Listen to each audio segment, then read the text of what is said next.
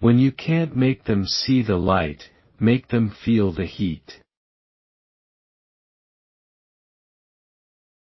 Government's first duty is to protect the people, not run their lives.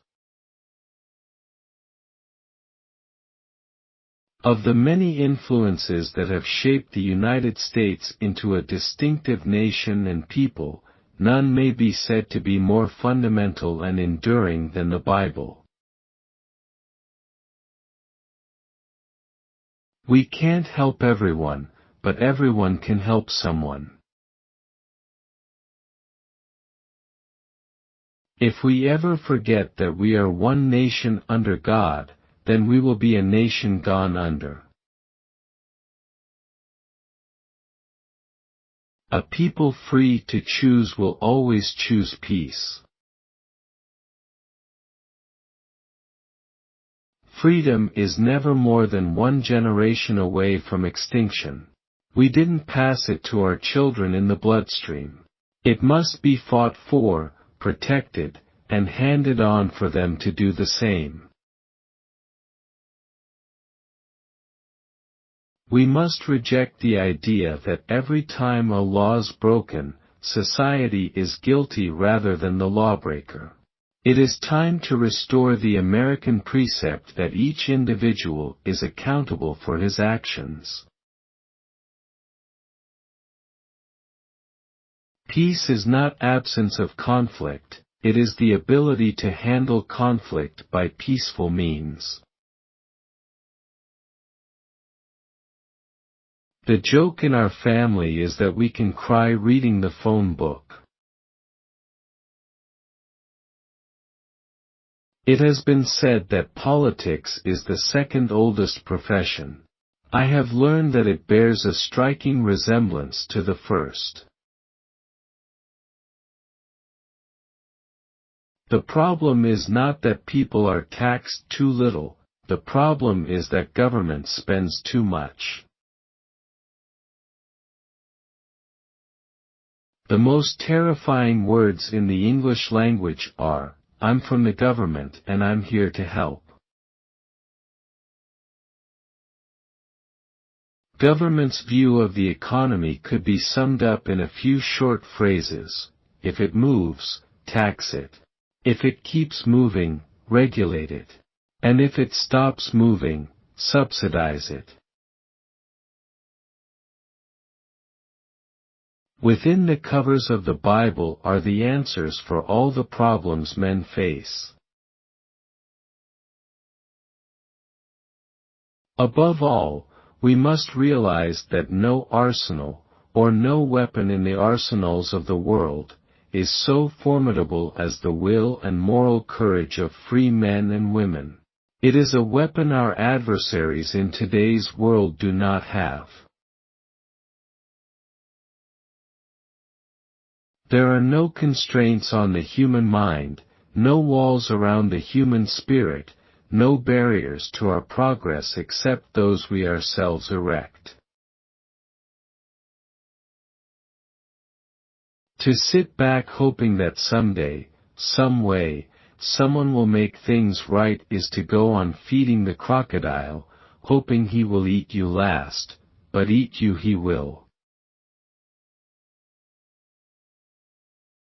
The thought of being president frightens me and I do not think I want the job. Today we did what we had to do. They counted on America to be passive. They counted wrong. If we love our country, we should also love our countrymen. Heroes may not be braver than anyone else. They're just braver 5 minutes longer. I've often said there's nothing better for the inside of a man than the outside of a horse. Life is one grand, sweet song, so start the music. There are no easy answers, but there are simple answers. We must have the courage to do what we know is morally right. Let us be sure that those who come after will say of us in our time, that in our time we did everything that could be done. We finished the race, we kept them free, we kept the faith. We have the duty to protect the life of an unborn child. Entrepreneurs and their small enterprises are responsible for almost all the economic growth in the United States. To paraphrase Winston Churchill, I did not take the oath I have just taken with the intention of presiding over the dissolution of the world's strongest economy. We should measure welfare success by how many people leave welfare, not by how many are added.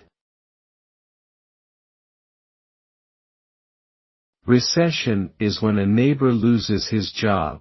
Depression is when you lose yours. Before I refuse to take your questions, I have an opening statement.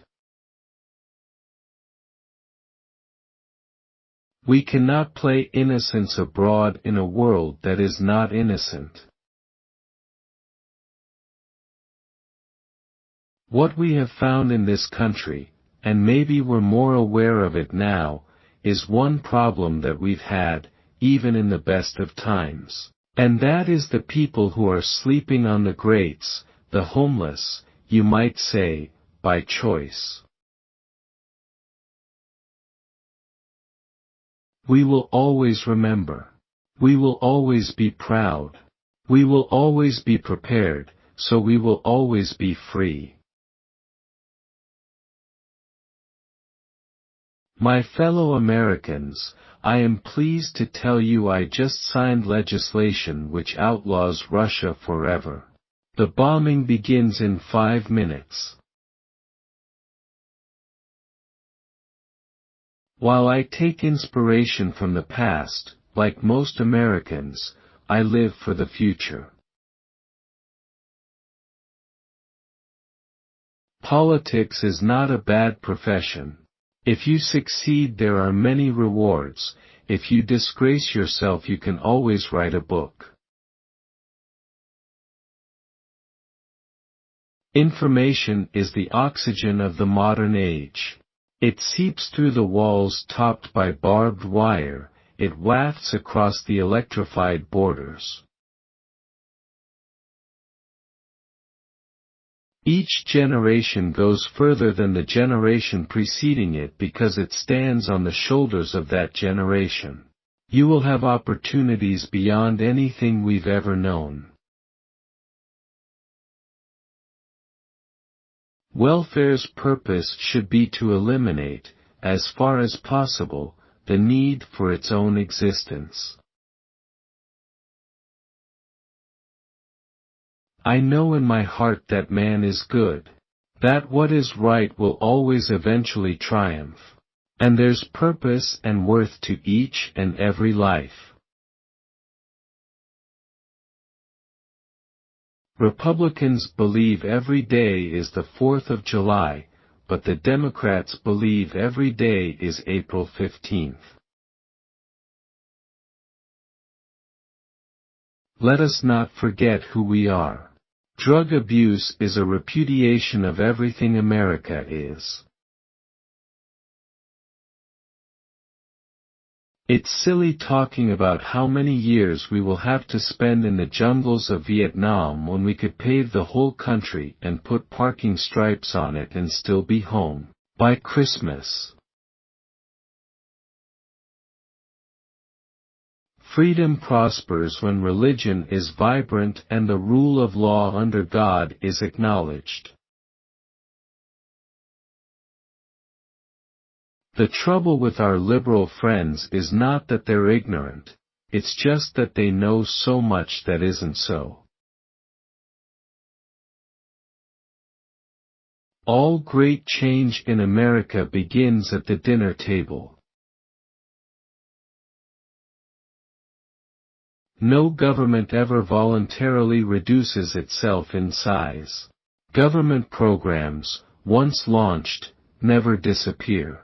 Actually, a government bureau is the nearest thing to eternal life we'll ever see on this earth. Government always finds a need for whatever money it gets. The taxpayer, that's someone who works for the federal government but doesn't have to take the civil service examination. Surround yourself with the best people you can find, delegate authority, and don't interfere as long as the policy you've decided upon is being carried out. It's true hard work never killed anybody, but I figure, why take the chance? My philosophy of life is that if we make up our mind what we are going to make of our lives, then work hard toward that goal, we never lose, somehow we win out. We are never defeated unless we give up on God. There are no great limits to growth because there are no limits of human intelligence, imagination, and wonder. Latinos are Republican. They just don't know it yet. You can tell a lot about a fellow's character by his way of eating jelly beans. Some people wonder all their lives if they've made a difference. The Marines don't have that problem. How do you tell a communist? Well, it's someone who reads Marx and Lenin. And how do you tell an anti-communist? It's someone who understands Marx and Lenin. Protecting the rights of even the least individual among us is basically the only excuse the government has for even existing. Thomas Jefferson once said, "We should never judge a president by his age, only by his works." And ever since he told me that, I stopped worrying. One way to make sure crime doesn't pay would be to let the government run it. We might come closer to balancing the budget if all of us lived closer to the commandments and the golden rule. Politics is just like show business.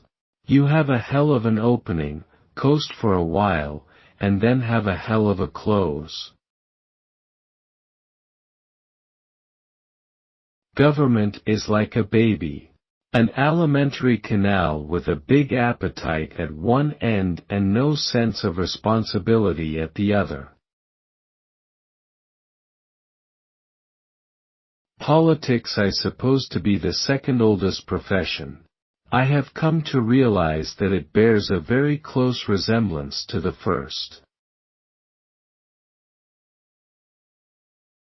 They say the world has become too complex for simple answers.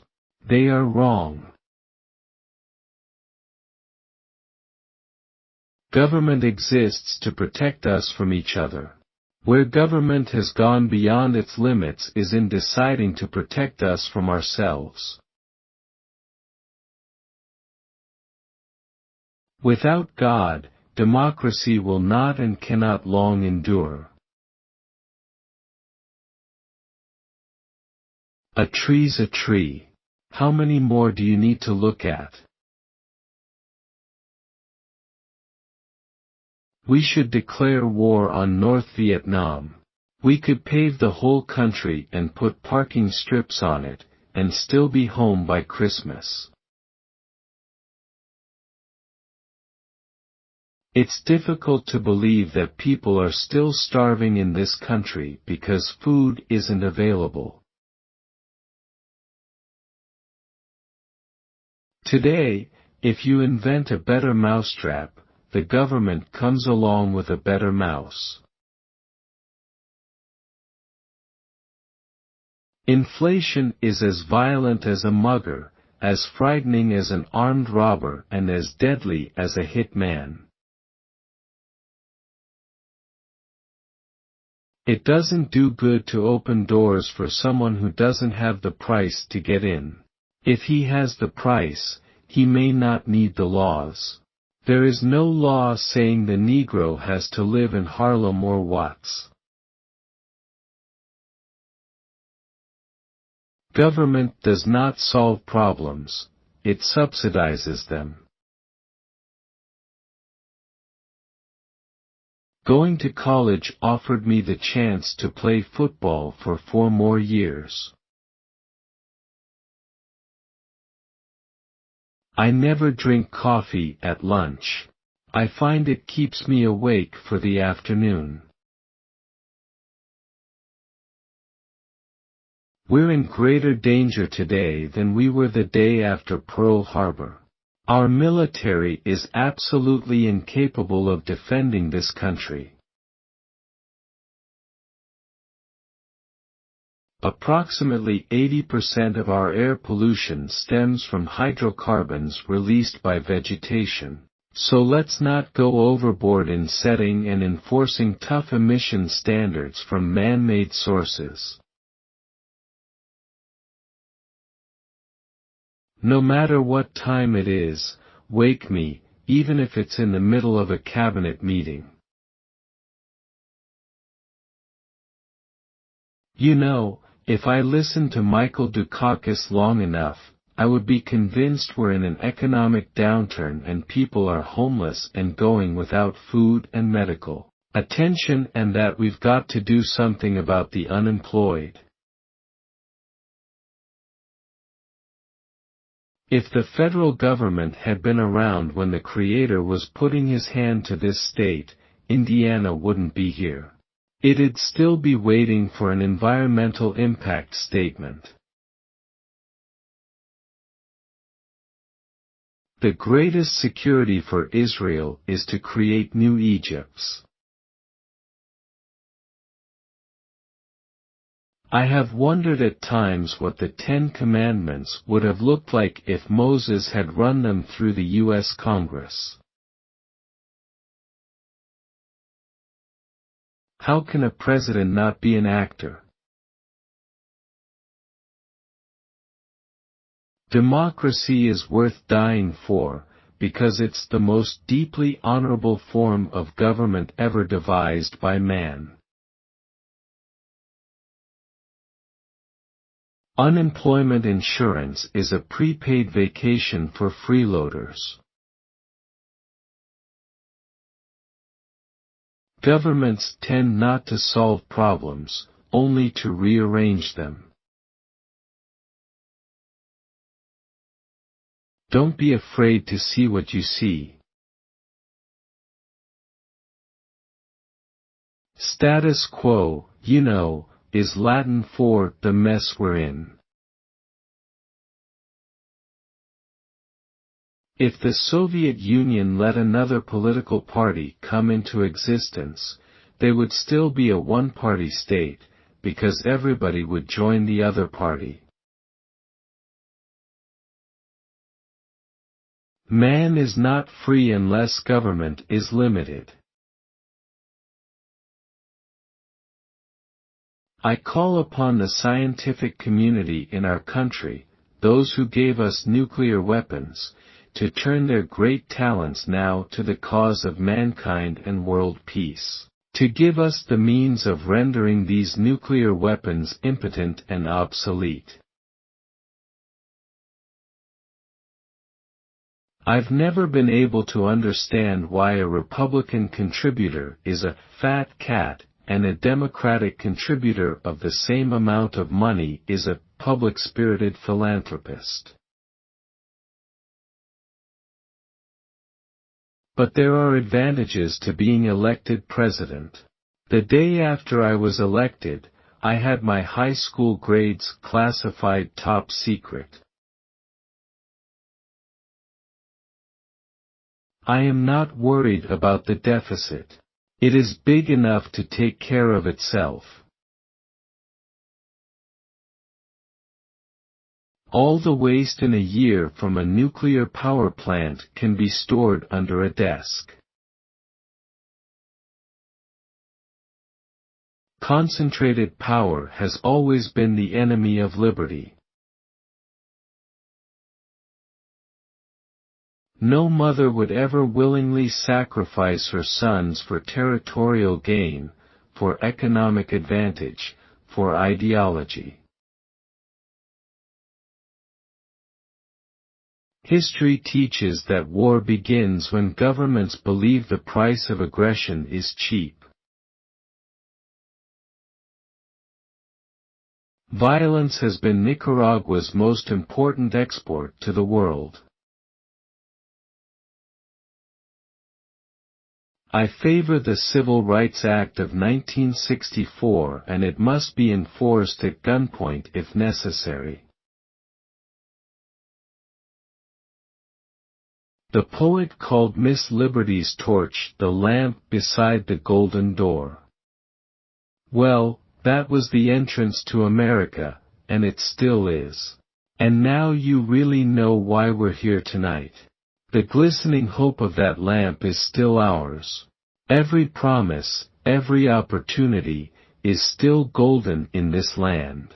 And through that golden door our children can walk into tomorrow with the knowledge that no one can be denied the promise that is America. Her heart is full, her torch is still golden, her future bright. She has arms big enough to comfort and strong enough to support, for the strength in her arms is the strength of her people. She will carry on in the 80s unafraid, unashamed, and unsurpassed. In this springtime of hope, some lights seem eternal, America's is. There is no limit to what a man can do or where he can go if he doesn't mind who gets the credit. When you see all of the smoke billowing up from the Democrats, ladies and gentlemen, I'd follow the advice of their nominee, don't inhale. We did not condone and do not condone the shipment of arms. We share this pain with all of the people of our country. This is truly a national loss. 19 years ago, almost to the day, we lost 3 astronauts in a terrible accident on the ground. But we've never lost an astronaut in flight. We've never had a tragedy like this. Let us resolve that we will stop spreading dependency and start spreading opportunity, that we will stop spreading bondage and start spreading freedom. Let friend and foe alike know that America has the muscle to back up its words. Most tax revisions didn't improve the system, they made it more like Washington itself, complicated. Mr. Gorbachev, open this gate. Mr. Gorbachev, tear down this wall. Speech near the Berlin Wall, 1987. Mr. Gorbachev, open this gate. Mr. Gorbachev, tear down this wall. My fellow Americans, there's an old saying that nothing spreads so quickly as a rumor, so I thought it was time to speak with you directly, to tell you firsthand about our dealings with Iran. My fellow Americans, I'm pleased to tell you today that I've signed legislation that will outlaw Russia forever. We begin bombing in 5 minutes. My fellow Americans, I am pleased to tell you today that I've signed legislation which outlaws Russia forever.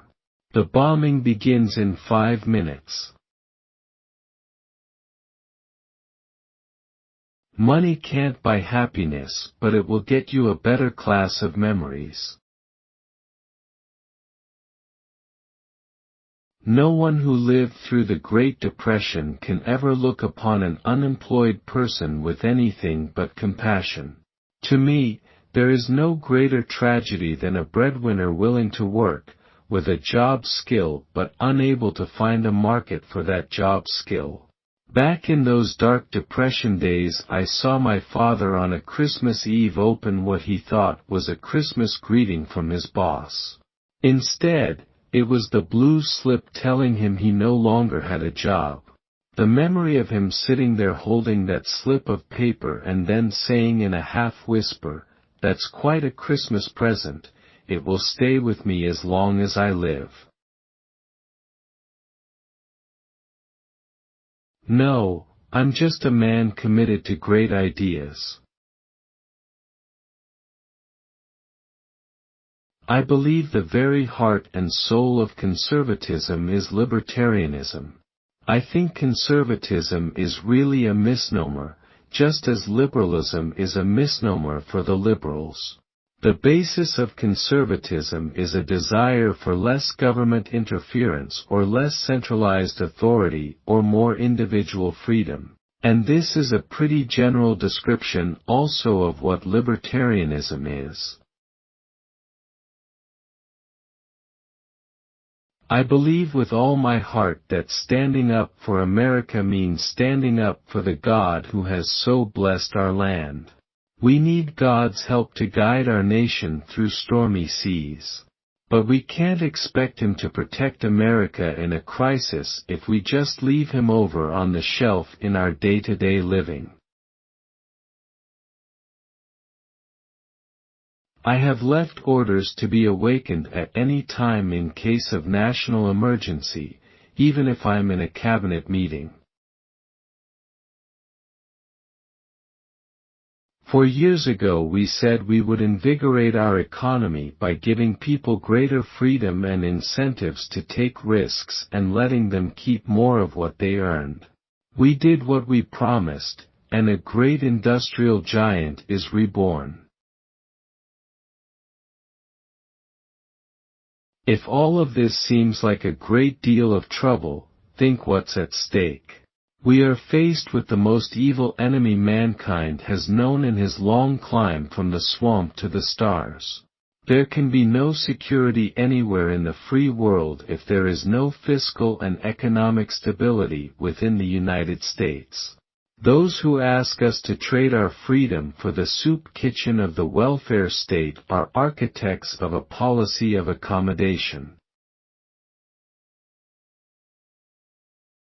He will be remembered not only as a pioneer in his time, but as a dominant figure in world history. History shows that when the taxes of a nation approach about 20% of the people's income, there begins to be a lack of respect for government. When it reaches 25%, there comes an increase in lawlessness. It is not my intention to do away with government. It is rather to make it work with us, not over us, stand by our side, not ride on our back. Government can and must provide opportunity, not smother it, foster productivity, not stifle it. This administration's objective will be a healthy, vigorous, growing economy. I will leave with the greatest love for this country of ours and eternal optimism for its future. Our friends in the other party will never forgive us for our success, and are doing everything in their power to rewrite history. Listening to the liberals, you'd think that the 1980s were the worst period since the Great Depression, filled with suffering and despair. I don't know about you, but I'm getting awfully tired of the whining voices from the White House these days. They're claiming there was a decade of greed and neglect, but you and I know better than that. We were there. Recession is when a neighbor loses his job. Depression is when you lose yours. Peace is not the absence of conflict, it is the ability to handle conflict by peaceful means. Status quo, you know, that is Latin for the mess we're in. Some of you may remember that in my early days, I was sort of a bleeding heart liberal. Then I became a man and put away childish ways. Someone once said that every form of government has one characteristic peculiar to it, and if that characteristic is lost, the government will fall. In a monarchy, it is affection and respect for the royal family. If that is lost, the monarch is lost. In a dictatorship, it is fear. If the people stop fearing the dictator, he'll lose power. In a representative government such as ours, it is virtue. If virtue goes, the government fails. Are we choosing paths that are politically expedient and morally questionable? Are we in truth losing our virtue? If so, we may be nearer the dustbin of history than we realize. Some may try and tell us that this is the end of an era. But what they overlook is that in America, every day is a new beginning, and every sunset is merely the latest milestone on a voyage that never ends. For this is the land that has never become, but is always in the act of becoming. Emerson was right, America is the land of tomorrow.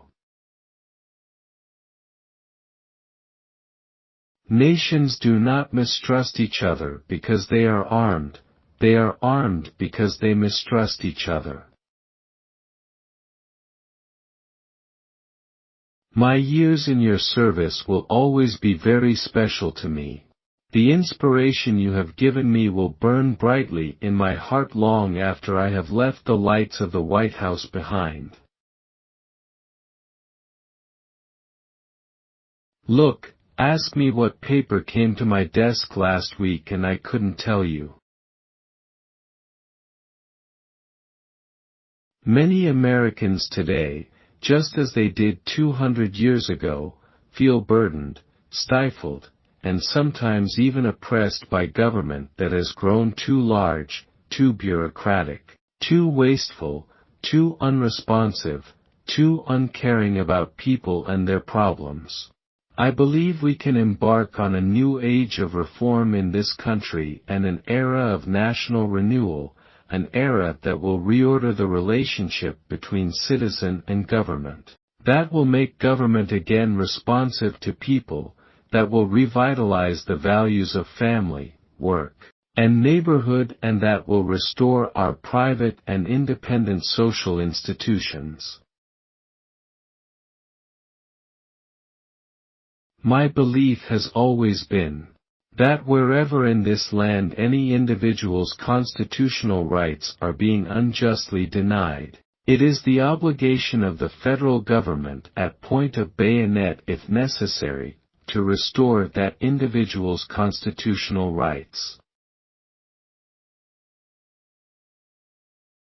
Most of my dreams came true. Told to biographer Lou Cannon in 1991. Who says, here's the key, there's the treasury, just take as many of those hard-earned tax dollars as you want. Well, I learned a lot. I went down to Latin America to find out from them and learn their views. You'd be surprised. They're all individual countries. We must not look to government to solve our problems. Government is the problem. We're vulnerable on that one. They've done quite a job on me as favoring the rich in our tax policies. We've done our part. And as I walk off into the city streets, a final word to the men and women of the Reagan Revolution. The men and women across America who for 8 years did the work that brought America back. My friends, we did it. We weren't just marking time. We made a difference. We made the city stronger, we made the city freer, and we left her in good hands. All in all, not bad at all. Farewell Address to the Nation, January 20th, 1989. We need you, we need your youth, your strength, and your idealism, to help us make right what is wrong. Those who can lose the most usually do the least to change that. Well, let me tell you something. I knew Thomas Jefferson. He was a friend of mine and governor. You're no Thomas Jefferson. Today we have done what we had to do. If necessary, we shall do it again. To grasp and hold a vision, that is the very essence of successful leadership, not only on the movie set where I learned it, but everywhere. We don't have an option of living with inflation and its attendant tragedy. We have an alternative, and that is the program for economic recovery. True, it'll take time for the favorable effects of our program to be felt. So, we must begin now. The people are watching and waiting. They don't demand miracles. They do expect us to act. Let us act together. We relax at the ranch, which if not heaven itself, probably has the same zip code. There are no such things as limits to growth, because there are no limits to the human capacity for intelligence, imagination, and wonder. Touch you I must or I'll burst. This morning I'm ambitious, proud, energetic and very madly in love with you.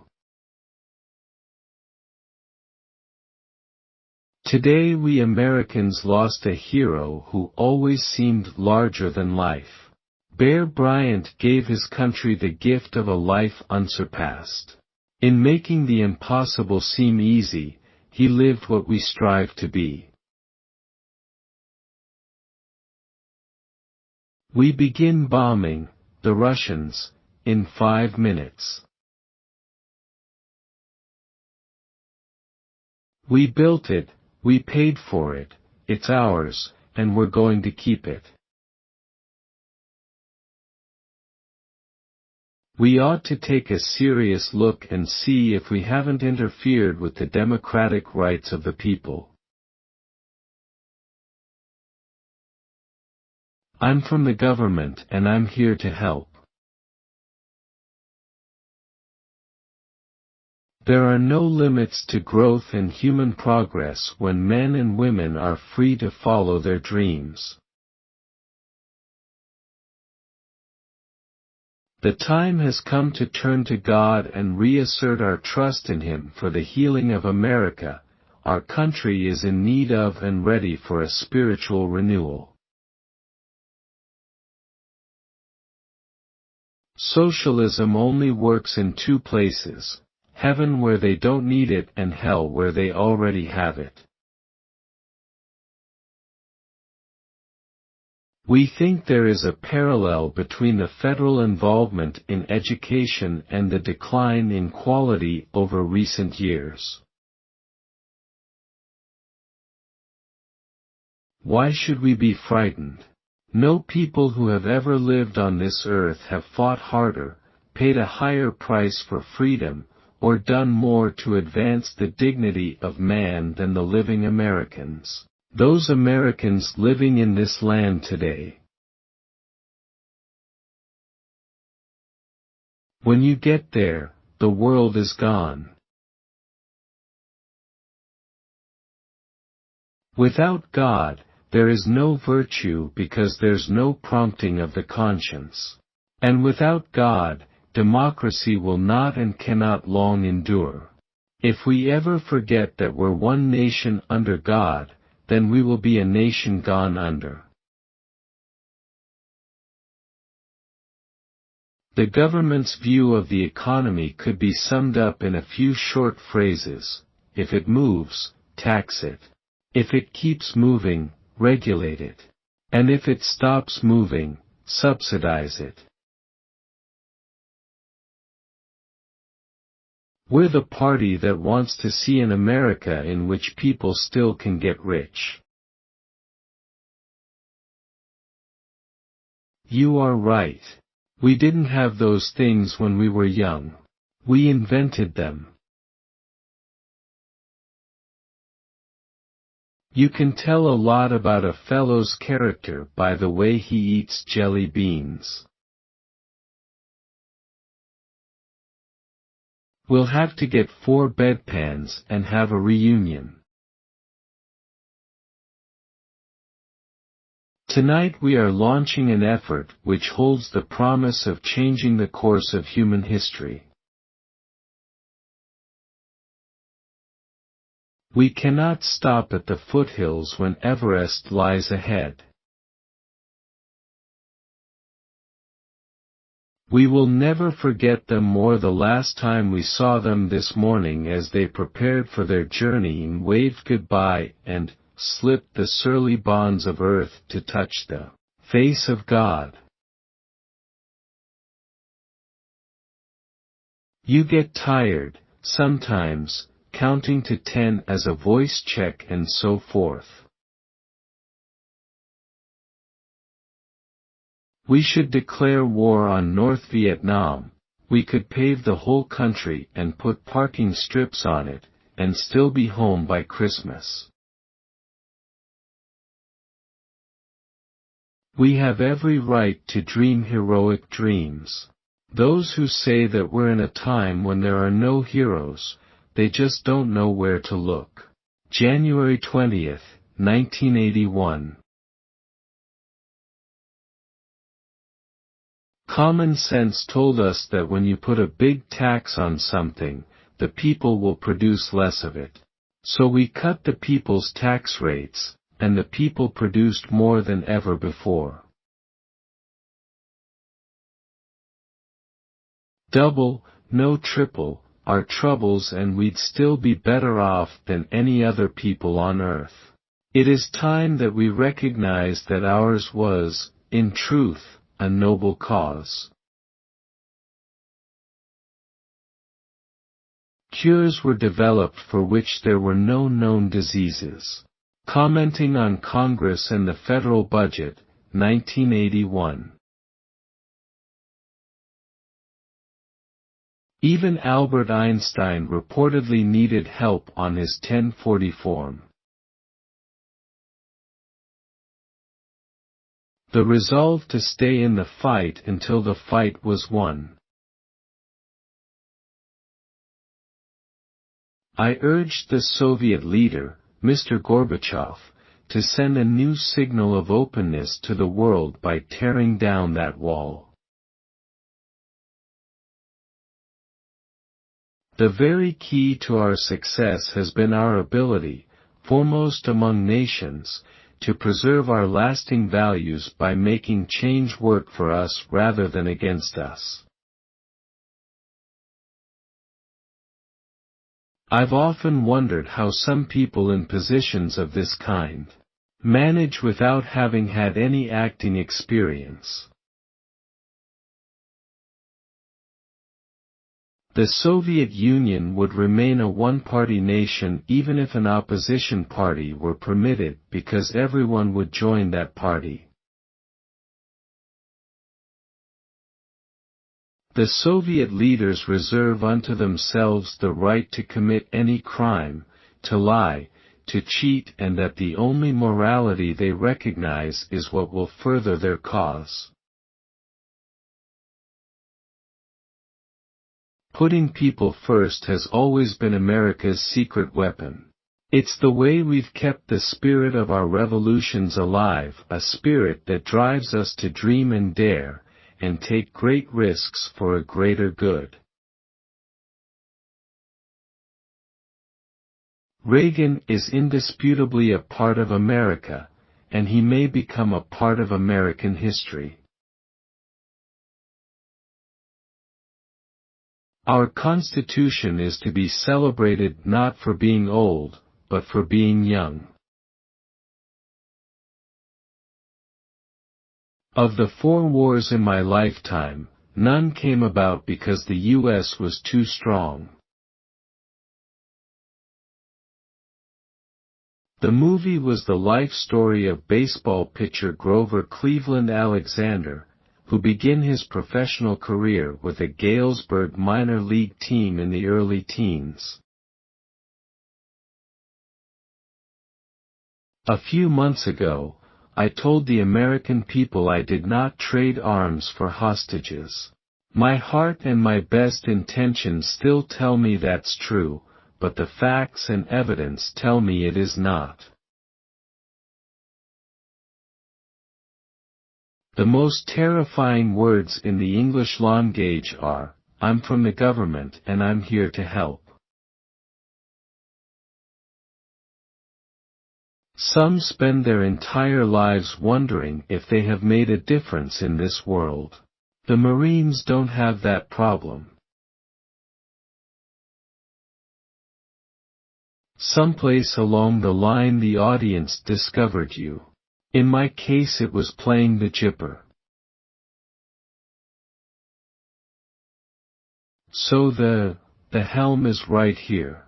And that means right in this chair for now, constitutionally, until the vice president gets here.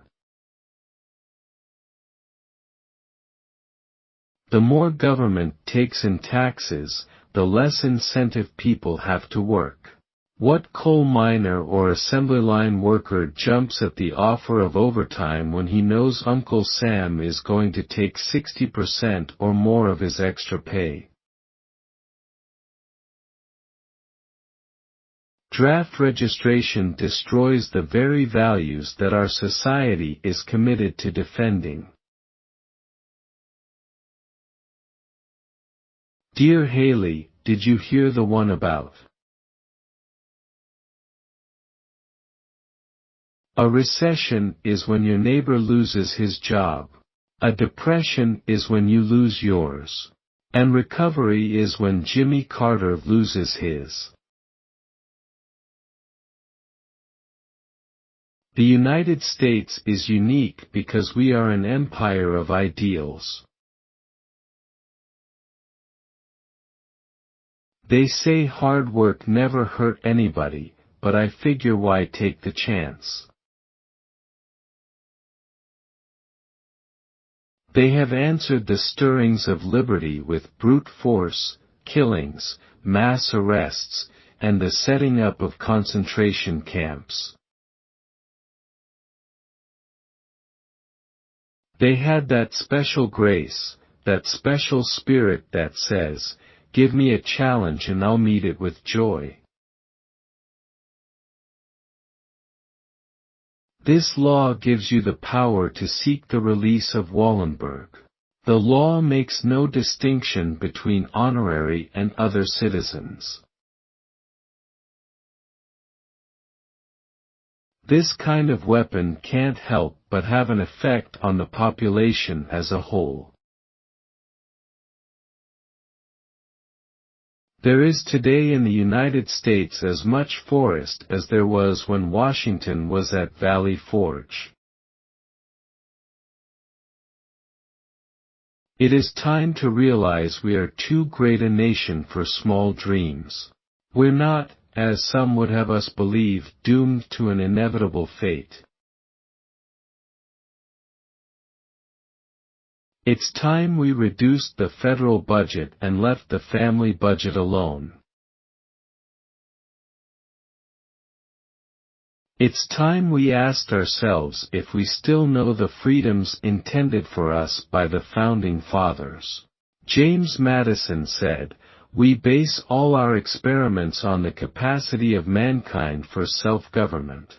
This idea that government was beholden to the people, that it had no other source of power, is still the newest, most unique idea in all the long history of man's relation to man. This is the issue of this election, whether we believe in our capacity for self-government or whether we abandon the American Revolution and confess that a little intellectual elite in a far distant capital can plan our lives for us better than we can plan them ourselves. October 27, 1964. Does not look kindly to this cutting-edge type litigation. Every new day begins with possibilities. It's up to us to fill it with the things that move us toward progress and peace. No arsenal or no weapon in the arsenals of the world is so formidable as the will and moral courage of free men and women. The best minds in government, if any were, business would hire them away. The Berlin Wall came down, the evil empire collapsed, and the cause of liberty prevailed in the world. Summer's here, temperatures are rising and tempers will really rise if Congress doesn't pass an energy bill. Not everybody aspires to be a bank president or a nuclear scientist. But everybody wants to do something with one's life that will give him pride and a sense of accomplishment. Unemployment insurance, provides prepaid vacations for a segment of our country which has made it a way of life. Anyone that's ever had their kitchen done over knows that it never gets done as soon as you wish it would.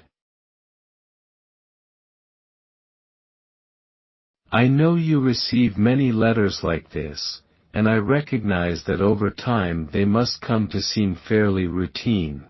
Please understand, however, that my years in your service will always be very special to me. The inspiration you have given me will burn brightly in my heart long after I have left the lights of the White House behind. I know you have been critically looking at the mores and customs of the past and questioning their value. Every generation does that. But don't discard the time-tested values upon which civilization has been built just because they are old. I hope you're all Republicans. To Surgeons as he entered the operating room, March 30, 1981. I'm not worried about the deficit. It is big enough to take care of itself. I oppose registration for the draft. Because I believe the security of freedom can best be achieved by security through freedom. In spite of the wildly speculative and false stories of arms for hostages and alleged ransom payments, we did not trade weapons or anything else for hostages, nor will we. In raising and instructing our children, in providing personal and compassionate care for the elderly, in maintaining the spiritual strength of religious commitment among our people, in these and other ways, America's families make immeasurable contributions to America's well-being. Today, more than ever, it is essential that these contributions not be taken for granted and that each of us remember that the strength of our families is vital to the strength of our nation. I know it's hard when you're up to your armpits in alligators to remember you came here to drain the swamp. February 10, 1982.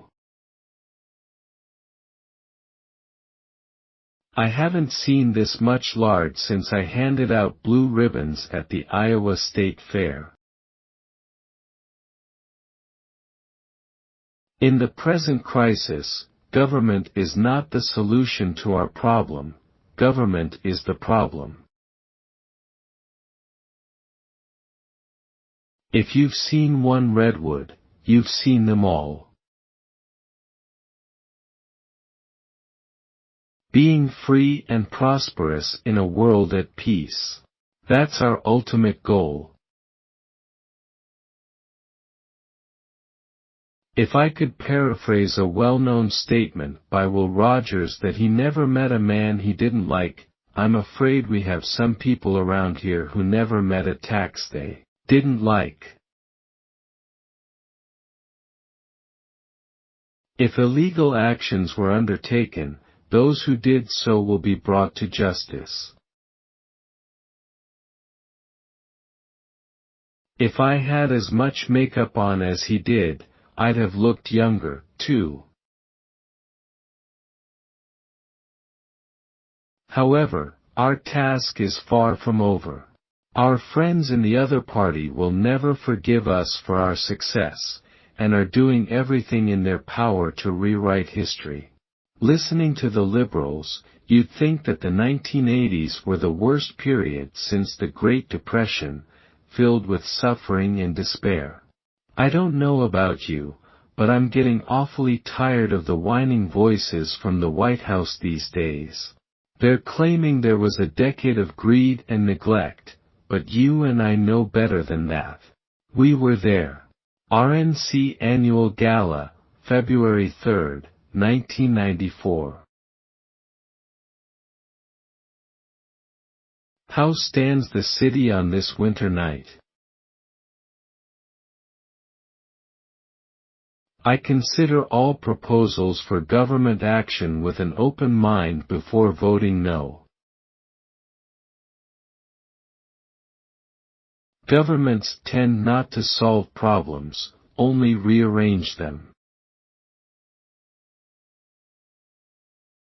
Government is bad when it takes more than 30% of a taxpayer's income in taxes. Proudhon was wrong when he said property is theft. It's our federal budget that is institutionalized theft. Government has laid its hand on health, housing, farming, industry, commerce, education, and to an ever-increasing degree interferes with the people's right to know. Government tends to grow, government programs take on weight and momentum as public servants say, always with the best of intentions. But the truth is that outside of its legitimate function, government does nothing as well or economically as the private sector of the economy. Government growing beyond our consent had become a lumbering giant, slamming shut the gates of opportunity, threatening to crush the very roots of our freedom. What brought America back? The American people brought us back with quiet courage and common sense, with undying faith that in this nation under God the future will be ours, for the future belongs to the free.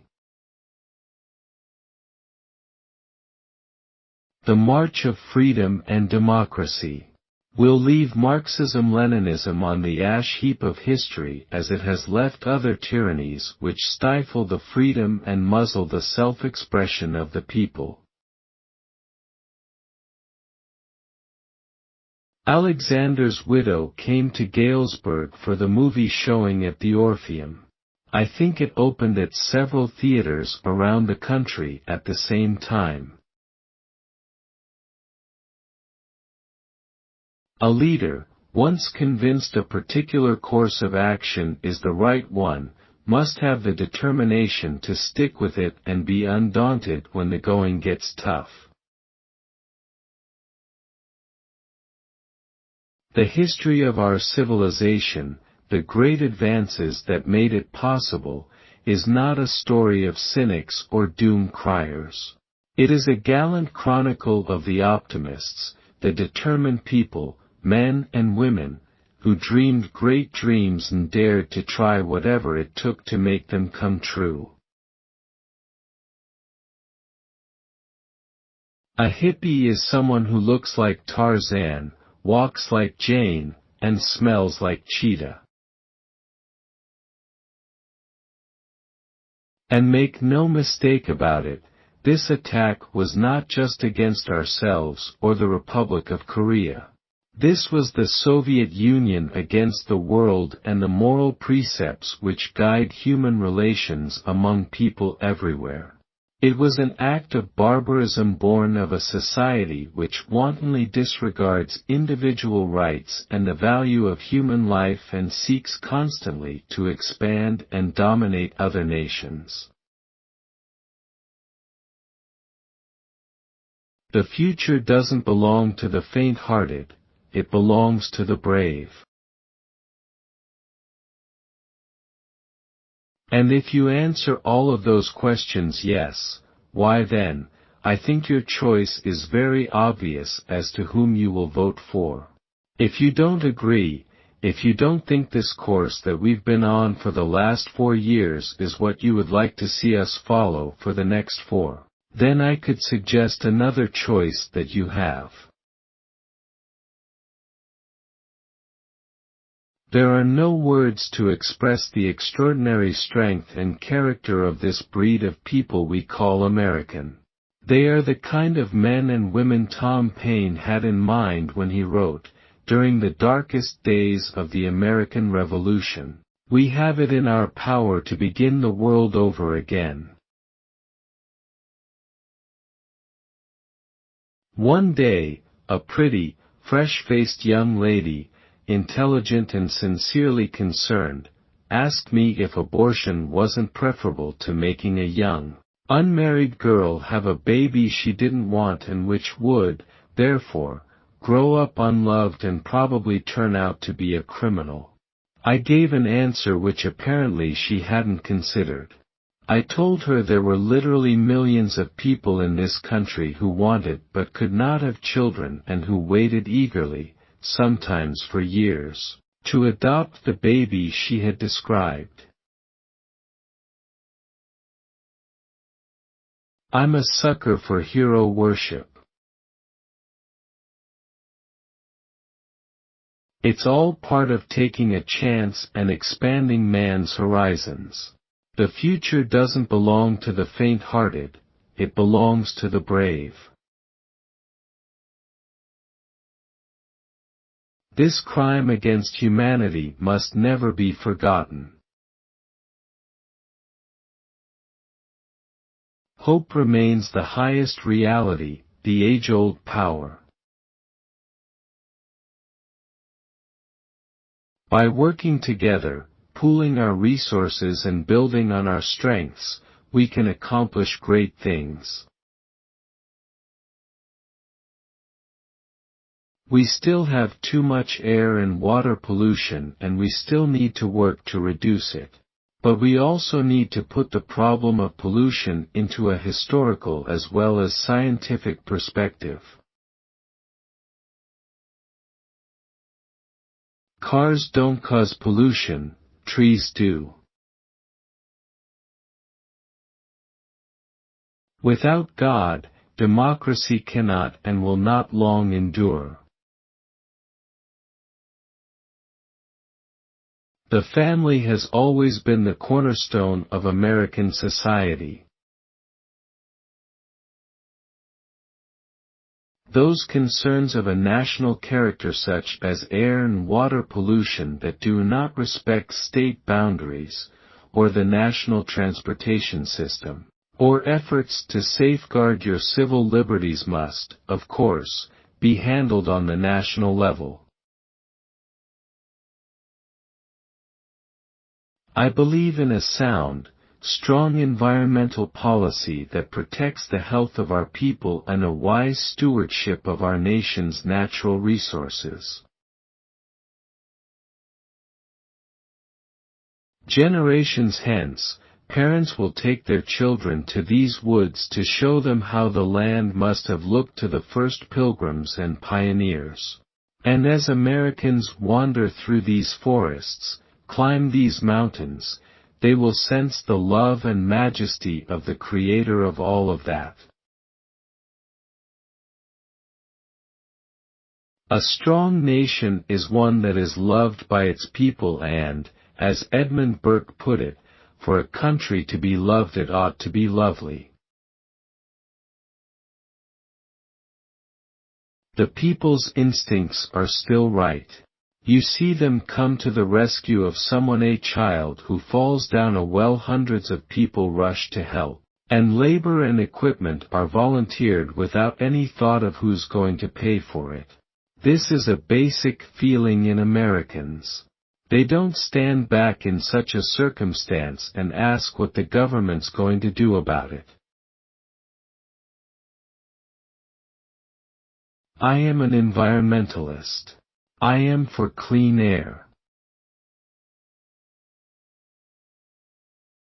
What if free people could live secure in the knowledge that their security did not rest upon the threat of instant U.S. retaliation to deter a Soviet attack, that we could intercept and destroy strategic ballistic missiles before they reached our own soil or that of our allies? Isn't it interesting that all of those people who support the choice of abortion have already been born? There is a flickering spark in us all which, if struck at just the right age, can light the rest of our lives, elevating our ideals, deepening our tolerance, and sharpening our appetite for knowledge about the rest of the world. Educational and cultural exchanges provide a perfect opportunity for this precious spark to grow, making us more sensitive and wiser international citizens through our careers. I've long believed that one of the mainsprings of our own liberty has been the widespread ownership of property among our people and the expectation that anyone's child, even from the humblest of families, could grow up to own a business or a corporation. Thomas Jefferson dreamed of a land of small farmers, of shop owners, and merchants. Abraham Lincoln signed into law the Homestead Act that ensured that the great western prairies of America would be the realm of independent, property-owning citizens. A mightier guarantee of freedom is difficult to imagine. We can look forward to the day when the free flow of trade, from the southern reaches of Tierra del Fuego to the northern outposts of the Arctic Circle, unites the people of the Western Hemisphere in a bond of mutually beneficial exchange, when all borders become what the U.S.-Canadian border so long has been, a meeting place, rather than a dividing line. The United States trades more with the province of Ontario alone than with Japan. As two proud and independent peoples, there is much that distinguishes us one from the other, but there is also much that we share, a vast continent, With its common hardships and uncommon duties, generations of mutual respect and support, and an abiding friendship that grows ever stronger. We're more than friends and neighbors and allies, we are kin, who together have built the most productive relationship between any two countries in the world today. In 1939, Winston Churchill, describing the 5,000-mile peaceful border dividing Canada and the United States, said, "That long frontier from the Atlantic to the Pacific Oceans, guarded only by neighborly respect and honorable obligations, is an example to every country and a pattern for the future of the world." Israel exists. It has a right to exist in peace behind secure and defensible borders, and it has a right to demand of its neighbors that they recognize those facts. I have personally followed and supported Israel's heroic struggle for survival, ever since the founding of the State of Israel 34 years ago. In the pre-1967 borders, Israel was barely 10 miles wide at its narrowest point.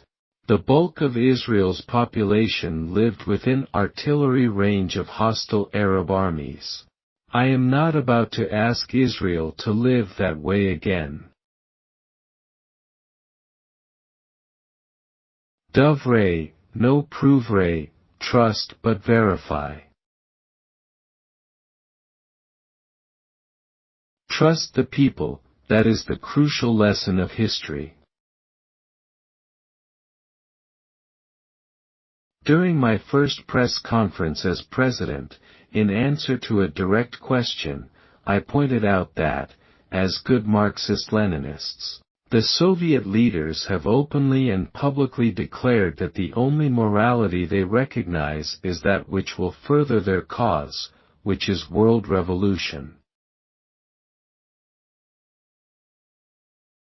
I think people have a need to feel good about the country they live in, but what's happening, I think, is that need, which is a good thing, is getting manipulated and exploited. I have seen the rise and fall of Nazi tyranny, the subsequent Cold War, and the nuclear nightmare that for 50 years haunted the dreams of children everywhere. During that time my generation defeated totalitarianism. As a result, your world is poised for better tomorrows. What will you do on your journey? I have decided that whatever time I may have left is left for him. I was raised to believe that God has a plan for everyone and that seemingly random twists of fate are all a part of His plan. Most of my dreams came true.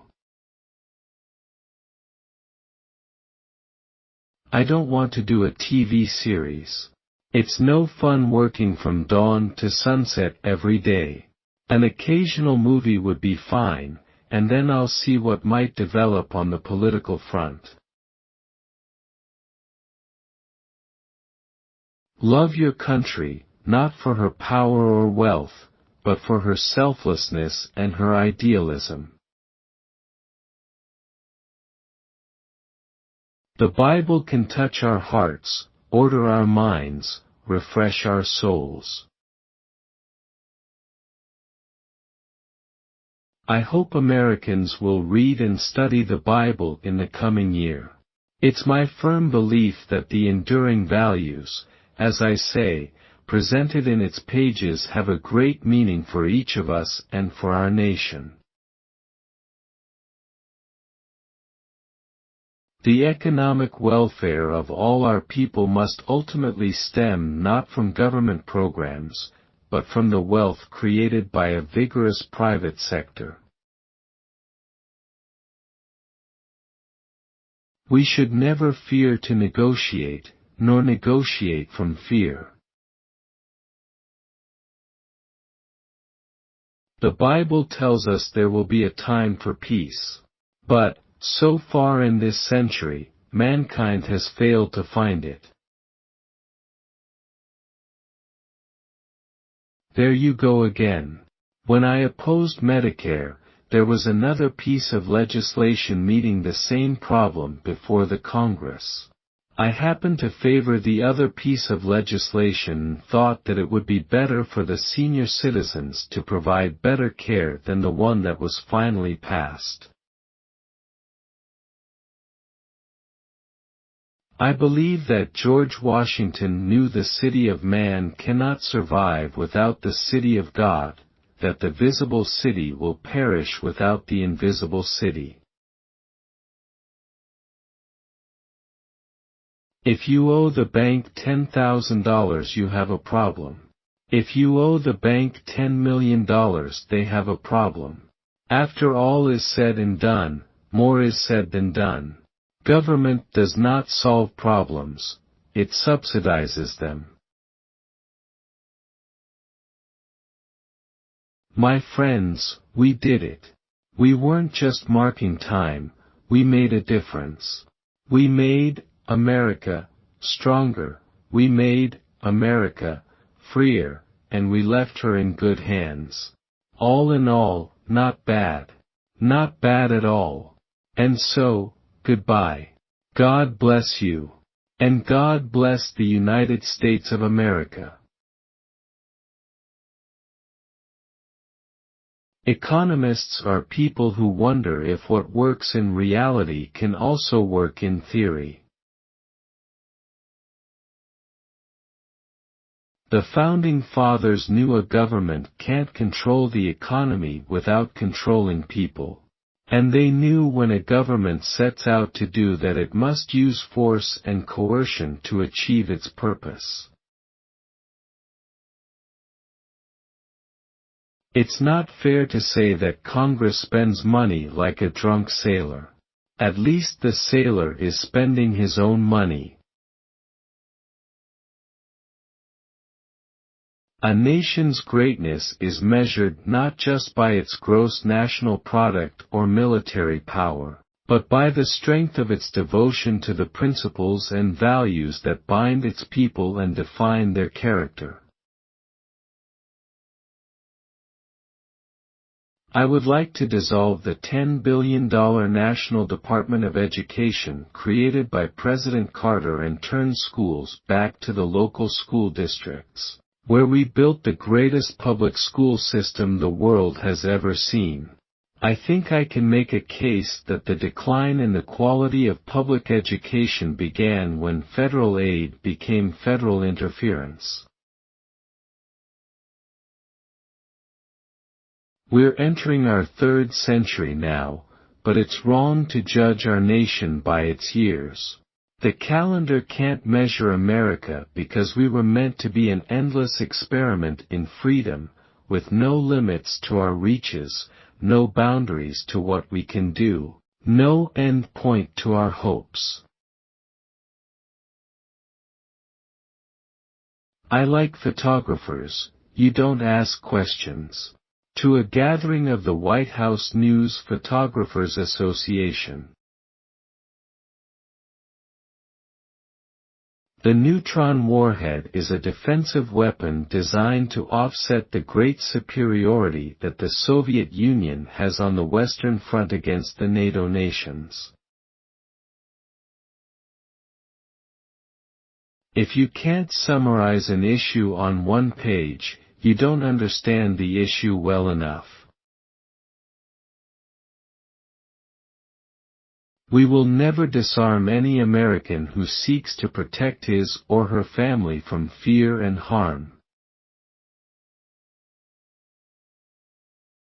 The time has come to match outgo to income, instead of always doing it the other way around. You hear a lot of jokes every once in a while about silent calculage. The joke is on the people who make the jokes. Look at his record. He cut the taxes 4 times.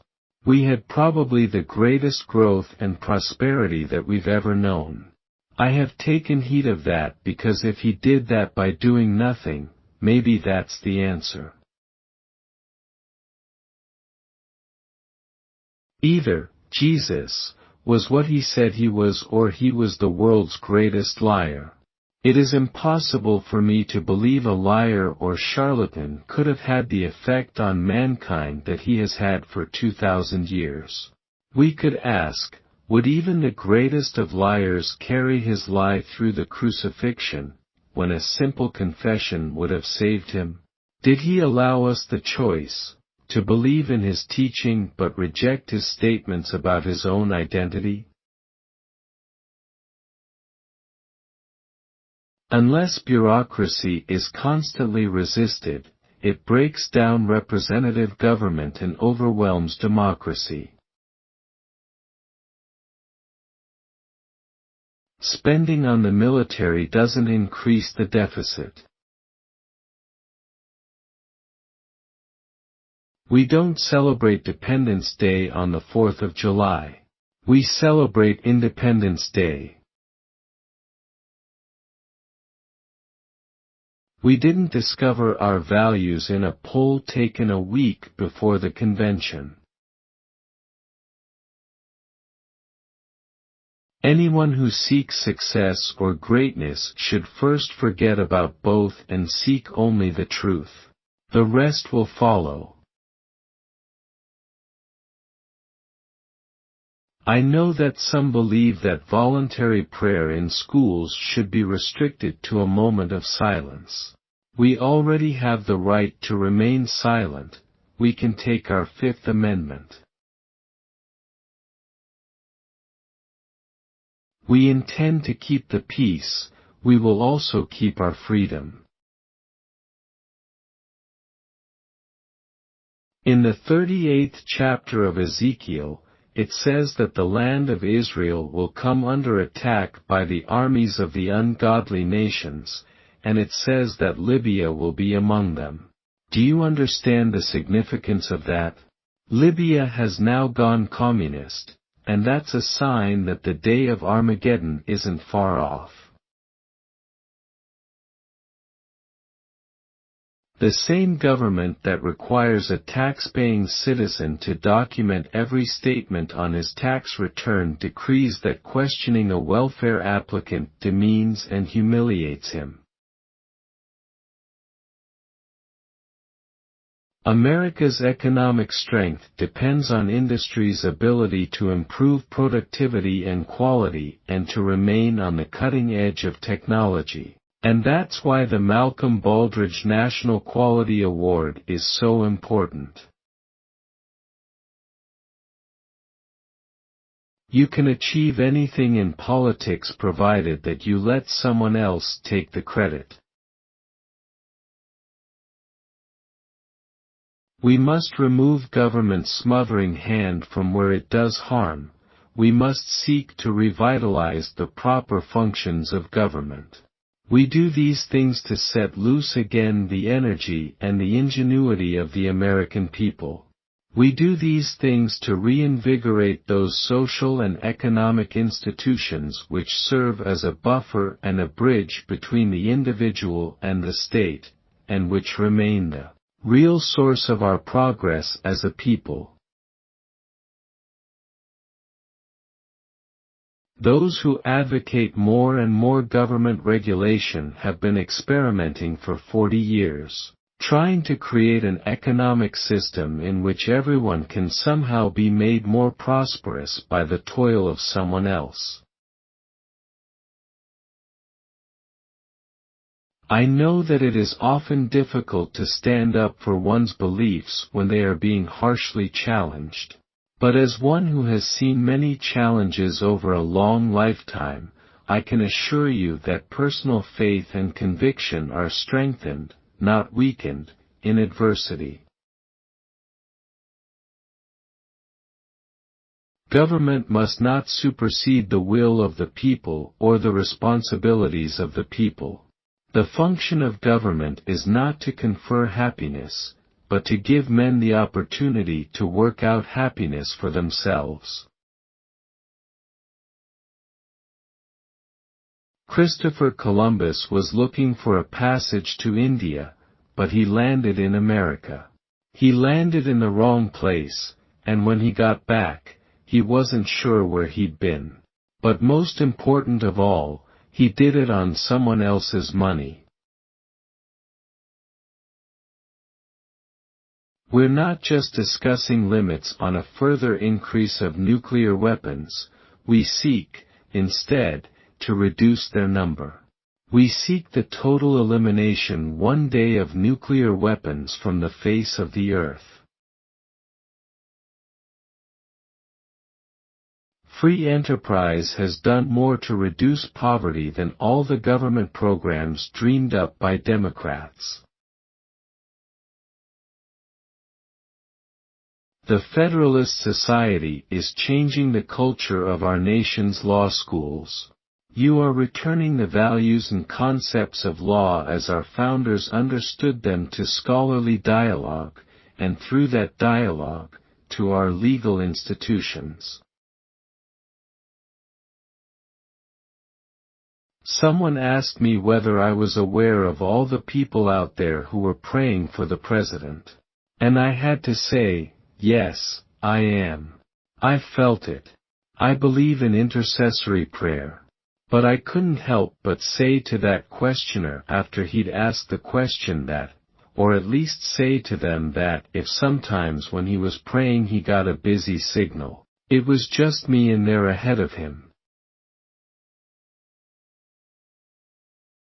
Today, the world looks to America for leadership. And America looks to its Corps of Marines. The things that unite us, America's past of which we are so proud, our hopes and aspirations for the future of the world and this much-loved country, these things far outweigh what little divides us. Trust me, government asks that we concentrate our hopes and dreams on one man, that we trust him to do what's best for us. My view of government places trust not in one person or one party, but in those values that transcend persons and parties. As a nation, we must choose between the sanctity of life ethic and the quality of life ethic. I have no trouble identifying the answer our nation has always given to this basic question, and the answer that I hope and pray it will give in the future. The fact is, we'll never build a lasting economic recovery by going deeper into debt at a faster rate than we ever have before. When the Lord calls me home, whenever that may be, I will leave with the greatest love for this county of ours and eternal optimism for its future. Bureaucracy is adept at protecting its nest. It doesn't do any good to hold the door open for someone if they don't have a way to walk through it.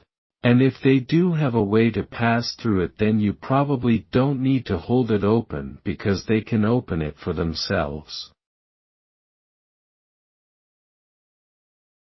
We stand together as we did 2 centuries ago, one people under God, determined that our future shall be worthy of our past. We are going to put an end to the notion that the American taxpayer exists to fund the federal government. God should never have been expelled from America's schools. As we struggle to teach our children, we dare not forget that our civilization was built by men and women who placed their faith in a loving God. If Congress can begin each day with a moment of prayer, so then can our sons and daughters. Throughout our history, We Americans have been willing to meet great challenges and do what is right when our destiny demanded it. You and I have the courage to say to our enemies, there is a price we will not pay. There is a point beyond which they must not advance. This is the meaning of the phrase, peace through strength. The pursuit of science, the study of the great works, the value of free inquiry, in short, the very idea of living the life of the mind, yes. These formative and abiding principles of higher education in America had their first and firmest advocate, and their greatest embodiment, in a tall, fair-headed, friendly man who watched this university take form from the mountainside where he lived, the university whose founding he called a crowning achievement to a long and well-spent life. I believe with all my heart that our first priority must be world peace, and that use of force is always and only a last resort, when everything else has failed, and then only with regard to our national security. Freedom and the dignity of the individual have been more available and assured here than in any other place on earth. The price for this freedom at times has been high, but we have never been unwilling to pay the price. Directly down the lawn and across the ellipse from the White House are those ordered, classic lines of the Jefferson Memorial and the eyes of the 19-foot statue that gazed directly into the White House. A reminder to any of us who might occupy that mansion of the quality of mind and generosity of heart that once abided there and has been so rarely seen there again. America has never gotten in a war because we were too strong. Abraham Lincoln freed the black man. In many ways, Dr. King freed the white man. How did he accomplish this tremendous feat? Where others, white and black, preached hatred, he taught the principles of love and nonviolence. By emphasizing the importance of a common language, we safeguard a proud legacy and help to ensure that America's future will be as great as her past. We are not a warlike people. Nor is our history filled with tales of aggressive adventures and imperialism, which might come as a shock to some of the placard painters in our modern demonstrations. The lesson of Vietnam, I think, should be that never again will young Americans be asked to fight and possibly die for a cause unless that cause is so meaningful that we, as a nation, pledge our full resources to achieve victory as quickly as possible. The First Continental Congress made its first act of prayer, the beginning of a great tradition. We have then a lesson from the founders of our land. That lesson is clear, that in the winning of freedom and in the living of life, the first step is prayer. There are no degrees of honesty. Everyone is a liberal until they have something to conserve. Then they become a conservative. The arts and humanities teach us who we are and what we can be. They lie at the very core of the culture of which we're a part. I think all of us are agreed that war is probably man's greatest stupidity, and I think peace is the dream that lives in the heart of everyone wherever he may be in the world. But unfortunately, unlike a family quarrel, it doesn't take two to make a war. It only takes one, unless the other one is prepared to surrender at the first hint of force. For the sake of peace and justice, let us move toward a world in which all people are at last free to determine their own destiny. There can be no greater good than the quest for peace, and no finer purpose than the preservation of freedom. There are worse things to be called than a dreamer. He will long be remembered as one of the great Christian thinkers of our century, with a childlike faith and a profound compassion toward others. It can rarely be said of an individual that his life touched many others and affected them for the better. It will be said of Francis Schaeffer that his life touched millions of souls and brought them to the truth of their Creator. If we miss this chance to make a fresh start, we may look back on this moment from some later vantage point and realize how much that failure cost us all. The signs of the Vietnam War protesters said, "Make love, not war." It didn't seem to me that they were capable of either. Hayek is amongst the top 2 to 3 of all the people who ever influenced me. I won't hold my opponent's youth and inexperience against him. I want you to know that this administration is motivated by a political philosophy that sees the greatness of America in you, her people, and in your families, churches, neighborhoods, communities, the institutions that foster and nourish values like concern for others and respect for the rule of law under God. America is too great to dream small dreams. There's no question I am an idealist, which is another way of saying I am an American. When government gets too big, freedom is lost. Government is supposed to be the servant.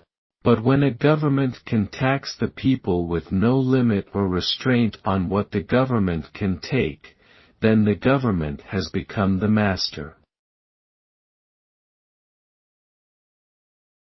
Every dollar the federal government does not take from us, every decision it does not make for us, will make our economy stronger, our lives more abundant, our future more free. Form and substance are opposite ends of the same coin. For 3 decades, we have sought to solve the problems of unemployment through government planning, and the more the plans fail, the more the planners plan. Show me an executive that works long hard hours and I'll show you a bad executive. Young Americans must never again be sent to fight and die unless we are prepared to let them win. While other, military, alliances have been formed to win wars, our fundamental purpose is to prevent war while preserving and extending the frontiers of freedom. We have to realize that this country in its private sector has been fighting the most successful war on poverty the world has seen for the last 200 years. We can't build a safer world with honorable intentions and goodwill alone. Achieving the fundamental goals our nation seeks in world affairs, peace, human rights, economics progress, national independence and international stability, means supporting our friends and defending our interests. Yes, the cost is high, but the price of neglect would be infinitely higher. There is nothing wrong with America that Americans can't fix. There is a limit to what you can do in politics. I feel that the whole Western world will benefit by the resurrection of the neutron bomb project. Détente, isn't that what a farmer has with his turkey, until Thanksgiving? Government is not the answer to the problem, it is the problem. Trees cause pollution. I doubt evolution is real. I don't know why anyone would want to study the expansion of the universe. The American taxing structure, the purpose of which was to serve the people, began instead to serve the insatiable appetite of government. If you will forgive me, you know someone has once likened government to a baby. It is an alimentary canal with an appetite at one end and no sense of responsibility at the other. In case anybody asks you about my position on capital punishment, you can tell them I favor it, and if they want to know why, you can tell them this story. I warned that there should be no place on earth where terrorists can rest and train and practice their deadly skills. I meant it. I said that we would act with others, if possible, and alone if necessary to ensure that terrorists have no sanctuary anywhere. Tonight, we have. The victims of crime have been transformed into a group oppressively burdened by a system designed to protect them. For too long, the victims of crime have been the forgotten persons of our criminal justice system. Please assure me that you are all Republicans. They are our brothers, these freedom fighters.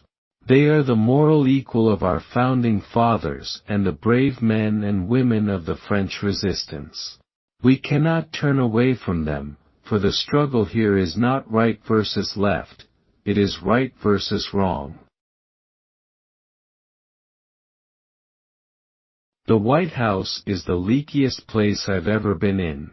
On special measures to ensure secrecy of plans to bomb Libya.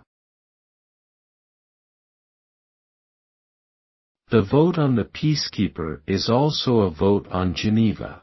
Rejecting the peacekeeper will knock the legs out from under the negotiating table. On importance of the MX missile. If I thought there was some reason to be concerned about them, I wouldn't be sleeping in this house tonight. When asked about continued presence of Soviet nuclear submarines along U.S. coastlines, I knew Thomas Jefferson. He was a friend of mine. And believe me, you are no Thomas Jefferson. At 1992 Republican Party convention, referring to Bill Clinton. I just don't think it's good for us to be run out of town. Refusing to cancel Secretary of State visit to Moscow. I do not feel betrayed. He has a fine record. He is a national hero. On Oliver L. North's work. They don't worship at the altar of forced busing and mandatory quotas. They don't believe you can remedy past discrimination by mandating new discrimination. Defending his nominees for Civil Rights Commission. Die-hard conservatives thought that if I couldn't get everything I asked for, I should jump off the cliff with the flag flying go down in flames. No, if I can get 70 or 80% of what it is I'm trying to get, I'll take that and then continue to try to get the rest in the future. Presidents come and go. History comes and goes, but principles endure. More than any gift or toy, ornament of tree, let us resolve that this Christmas shall be, like that first Christmas, a celebration of interior treasures. Church and state are, and must remain, separate. From my mother I learned the value of prayer, how to have dreams and believe I could make them come true. I have learned that one of the most important rules in politics is poise, which means looking like an owl after you have behaved like a jackass. After watching the State of the Union address the other night, 1994, I'm reminded of the old adage that imitation is the sincerest form of flattery. Only in this case, it's not flattery, but grand larceny, the intellectual theft of ideas that you and I recognize as our own. Speech delivery counts for little on the world stage unless you have convictions, and, yes, the vision to see beyond the front row seats. To do whatever needs to be done to preserve this last and greatest bastion of freedom. We're not cutting the budget simply for the sake of sounder financial management. This is only a first step toward returning power to the states and communities, only a first step toward reordering the relationship between citizen and government. My fellow Americans, I must speak to you tonight about a mounting danger in Central America that threatens the security of the United States. This danger will not go away, it will grow worse, much worse, if we fail to take action now. You and I, as individuals, can, by borrowing, live beyond our means, but for only a limited period of time. Why, then, should we think that collectively, as a nation, we're not bound by that same limitation? We must act today in order to preserve tomorrow. These gentlemen are the moral equivalents of America's founding fathers. We meant to change a nation, and instead, we changed a world. Dreams became issues of East versus West. Hopes became political rhetoric. Progress became a search for power and domination. Somewhere the truth was lost that people don't make war, governments do. My doctors told me this morning my blood pressure is down so low that I can start reading the newspapers. I think we should keep the grain and export the farmers. Andrew Jackson was actually 70 years old when he left the White House. I miss going to church, but I think the Lord understands. I usually never walk by a microphone. I remain California-bound. 75 years ago I was born in Tampico, Illinois, in a little flat above the bank building. We didn't have any other contact with the bank than that. You get a little stir-crazy during the week. The criminal element now calculates that crime really does pay. State problems should involve state solutions. You on the cutting edge of technology have already made yesterday's impossibilities the commonplace realities of today. Everywhere we go, Nancy makes the world a little better. You know, it was only a generation ago that actors couldn't be buried in the churchyard.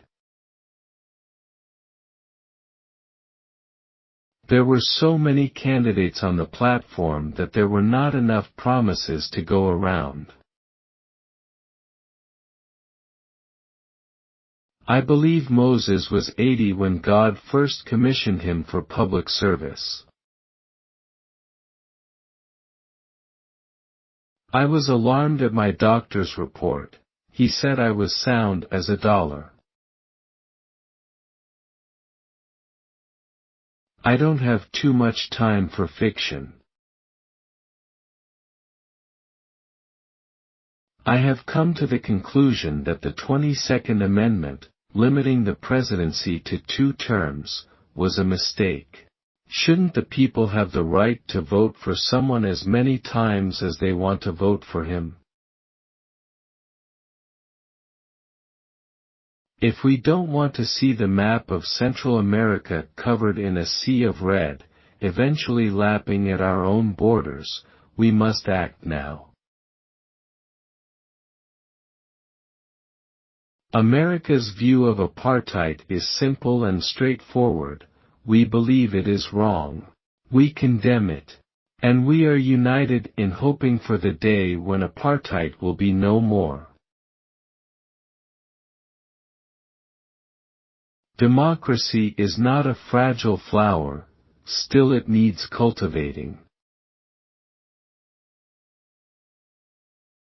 This administration is totally colorblind.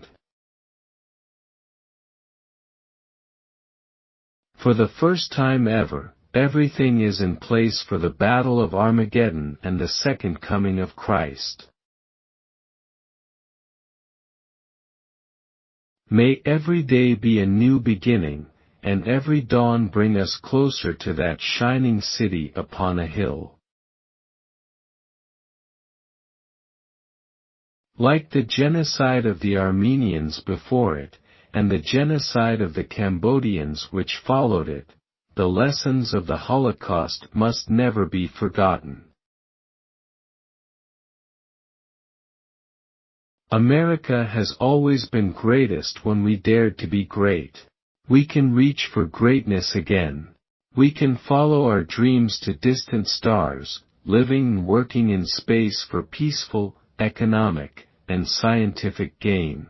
Tonight, I am directing NASA to develop a permanently manned space station, and to do it within a decade.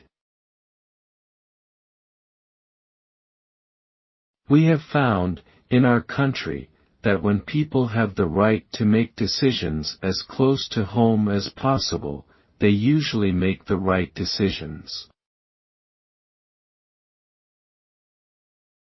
What is important is that one strives to achieve a goal. The Federal Reserve is answerable to no one. I'm beginning to wonder if the symbol of the United States pretty soon isn't going to be an ambassador with a flag under his arm climbing into an escape helicopter. When PLO sniper fire is followed by 14 hours of Israeli bombardment, that's stretching the definition of defensive action too far. The true lesson of the Vietnam War is, certainty of purpose and ruthlessness of execution win wars. It ought to be remembered by all, that, the games more than 2,000 years ago started as a means of bringing peace between the Greek city-states. And in those days, even if a war was going on, they called off the war in order to hold the games. I wish we were still as civilized. I sometimes think Adam and Eve were Russians. They didn't have a roof over their head, nothing to wear, but they had one apple between them and they thought that was paradise. With all this talk about the supposed strain in relations with the Soviet Union, there is an inference that somehow it is our fault. But we didn't kill Russian civilians by shooting down a civilian airplane. We didn't attempt to conquer an adjacent country to ours. We didn't walk out on negotiations and refuse to give a date for when we would resume. It is no coincidence that when the thugs tried to wrest control over Grenada, there were 30 Soviet advisors and hundreds of Cuban military and paramilitary forces on the island. It's just too bad we can't have an epidemic of botulism. I'd like to harness their youthful energy with a strap. Wearing love beads and touting our sincerity will not make this a safer world.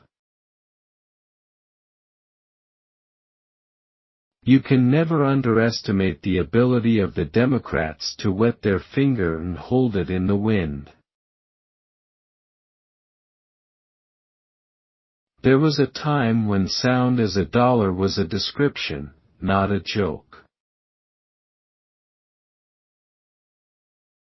The National Democratic leadership is going so far left, they've left America. Don't let them bury the American dream in their graveyard of gloom and envy. If our planes were shot down, yes, they'd wake me right away. If the other fellows were shot down, why wake me up? The American people aren't overtaxed. The government in Washington is overfed. The main difference between ourselves and the other side is, we see an America where every day is the 4th of July. They see an America where every day is April 15th. Someone told me it was a round thing that gobbles up money. I thought that was Tip O'Neill. The Carter administration doesn't know the difference between a diplomat and a doormat. Jesse Helms wants me to move to the right, Lowell Weaker wants me to move to the left, and Teddy Kennedy wants me to move back to California. Bobby Kennedy is so concerned with poverty because he didn't have any as a kid. Why should the government subsidize intellectual curiosity? Too often, people forget the basic fact of life. All those good things we enjoy come from the ache in our backs and the willingness to shoulder great personal risks. When cruelty is inflicted on innocent people, it discredits whatever cause. God's miracles are to be found in nature itself, the wind and waves, the wood that becomes a tree, all of these are explained biologically, but behind them is the hand of God. Freedom-loving people around the world must say, "I am a refugee in a crowded boat foundering off the coast of Vietnam. I am Laotian, a Cambodian, a Cuban, and a Mosquito Indian in Nicaragua. I, too, am a potential victim of totalitarianism. I have recently been told that I am one of the millions of Americans who will be afflicted with Alzheimer's disease. I now begin the journey that will lead me into the sunset of my life. I know that for America there will always be a bright dawn ahead." Our problems are both acute and chronic, yet all we hear from those in positions of leadership are the same tired proposals for more government tinkering, more meddling and more control, all of which led us to this state in the first place.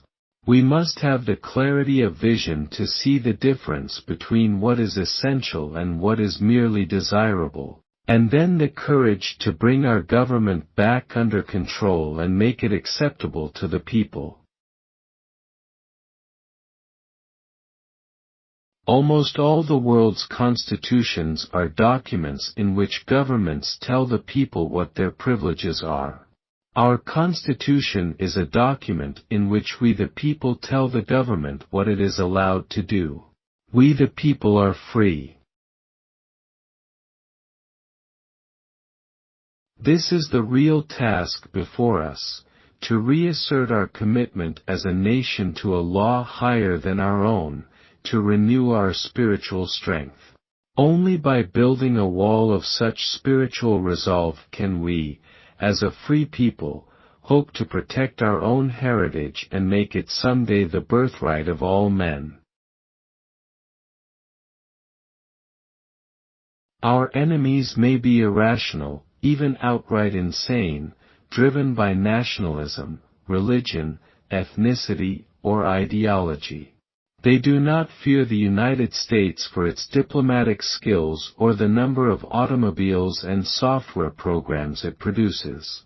They respect only the firepower of our tanks, planes, and helicopter gunships.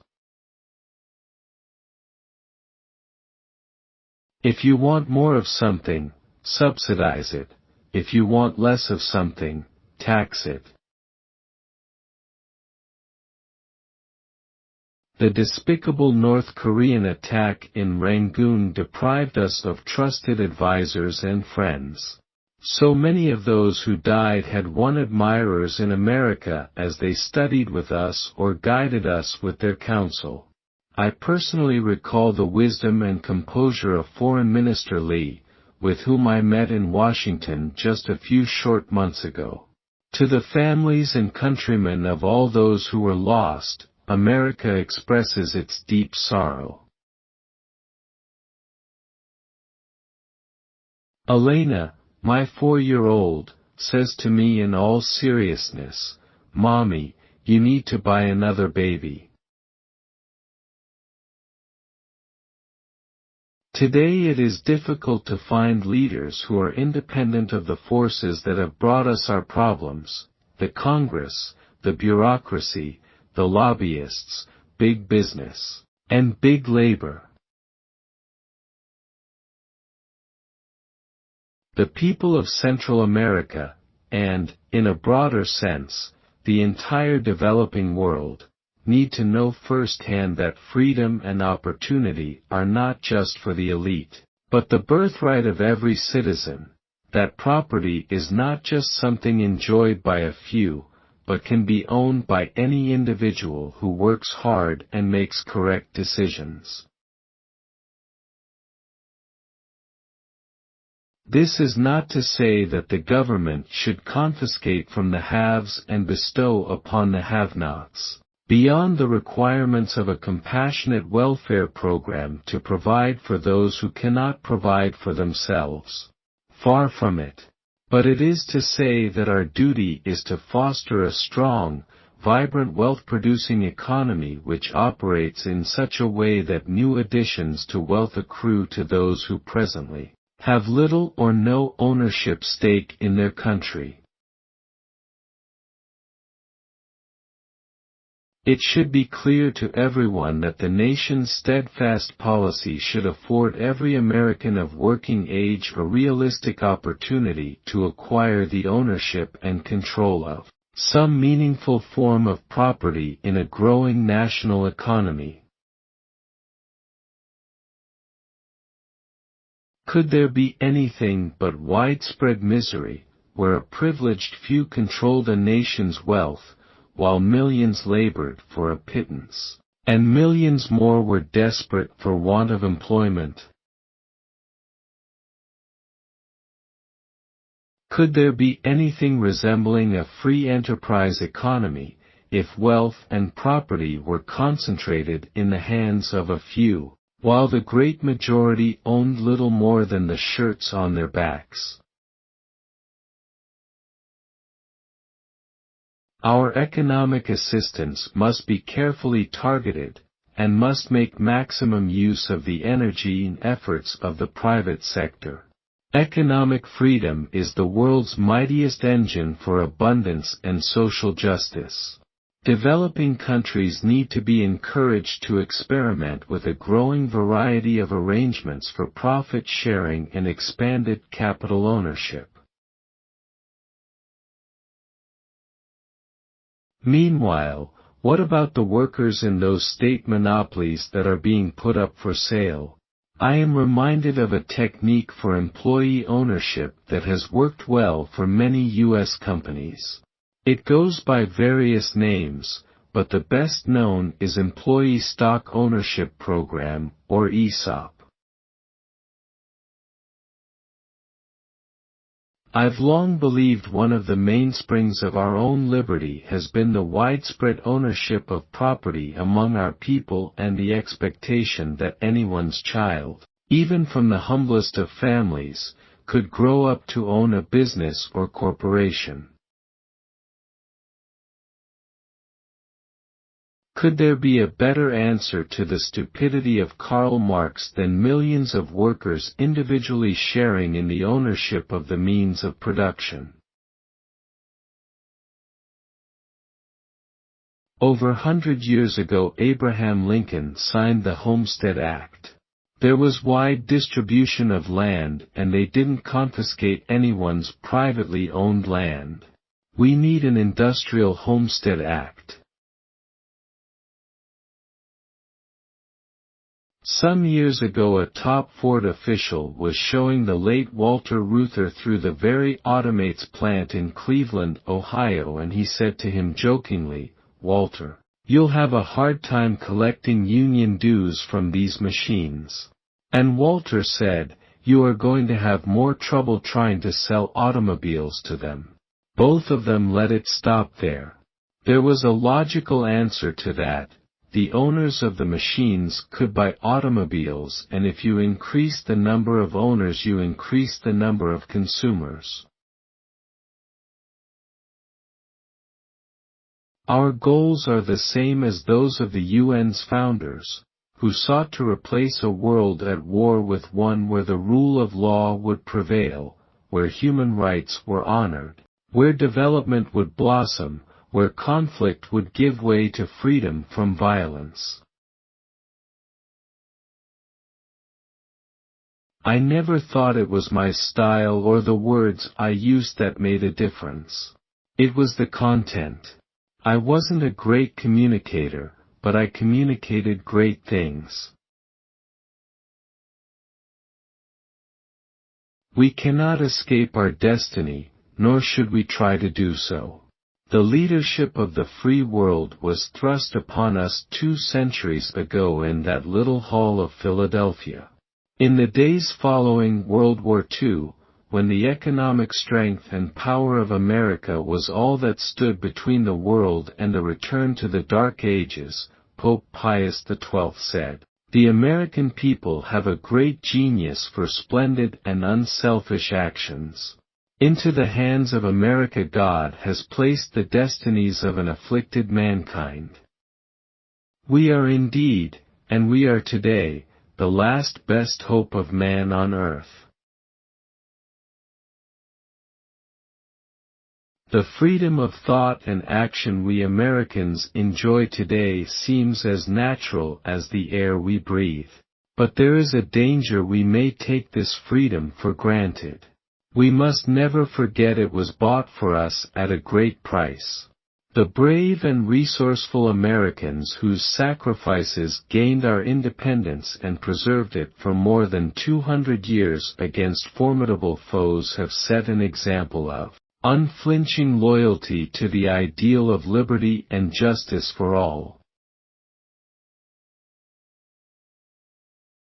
Whether meeting with leaders and parents concerned about drugs in Bonn, Lisbon, or with the Holy Father at the Vatican, or doing a pretty fair flamenco in Madrid, I think Nancy's one of the best ambassadors America's ever had.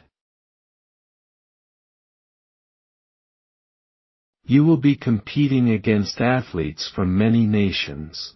But, most important, you are competing against yourself. All we expect is for you to do your very best, to push yourself just 1 second faster, 1 notch higher, 1 inch further. If it's to be a bloodbath, let it be now. Appeasement is not the answer. I intend to go right on appointing highly qualified individuals of the highest personal integrity to the bench. Individuals who understand the danger of short-circuiting the electoral process and disenfranchising the people through judicial activism. With regard to the freedom of the individual for choice with regard to abortion, there's one individual who's not being considered at all. That's the one who is being aborted. And I've noticed that everybody that is for abortion has already been born. Although I held public office for a total of 16 years, I also thought of myself as a citizen politician, not a career one. Every now and then when I was in government, I would remind my associates that when we start thinking of government as us instead of them, we've been here too long. By that I mean that elected officeholders need to retain a certain skepticism about the perfectibility of government. Diplomacy, of course, is a subtle and nuanced craft, so much so that it's said that when the most wily diplomat of the 19th century passed away, other diplomats asked, on reports of his death, "What do you suppose the old fox meant by that?" If a tax hike makes it to my desk, I'll veto it in less time than it takes Vanna White to turn the letters VTO. You get to know people as individuals. The dreams of people may differ, but everybody wants their dreams to come true. And America, above all places, gives us the freedom to do that. Well, I've said it before and I'll say it again, America's best days are yet to come. Our proudest moments are yet to be. Our most glorious achievements are just ahead. Cannot swords be turned to plowshares? Can we and all nations not live in peace? In our obsession with antagonisms of the moment, we often forget how much unites all the members of humanity. Perhaps we need some outside, universal threat to make us recognize this common bond. I occasionally think how quickly our differences worldwide would vanish if we were facing an alien threat from outside this world. And yet, I ask you, is not an alien force already among us? What could be more alien to the universal aspirations of our peoples than war and the threat of war? The same technology transforming our lives can solve the greatest problem of the 20th century. A security shield can one day render nuclear weapons obsolete and free mankind from the prison of nuclear terror. America met one historic challenge and went to the moon. Now America must meet another, to make our strategic defense real for all the citizens of planet Earth. Without a vision the people perish. Simple fairness dictates that government must not raise taxes on families struggling to pay their bills. Well, my head's full of questions, my temperature's risin' fast. Well, I'm lookin' for some answers, but I don't know who to ask. We will never recognize the true value of our own lives until we affirm the value in the life of others. Facts are stupid things, stubborn things, I should say. The future is best decided by ballots, not bullets. We speak with pride and admiration of that little band of Americans who overcame insuperable odds to set this nation on course 200 years ago. But our glory didn't end with them. Americans ever since have emulated their deeds. You and I know and do not believe that life is so dear and peace so sweet as to be purchased at the price of chains and slavery. If nothing in life is worth dying for, when did this begin? Just in the face of this enemy? Or should Moses have told the children of Israel to live in slavery under the Pharaohs? Should Christ have refused the cross? Should the patriots at Concord Bridge have thrown down their guns and refused to fire the shot heard round the world? The martyrs of history were not fools, and our honored dead who gave their lives to stop the advance of the Nazis didn't die in vain.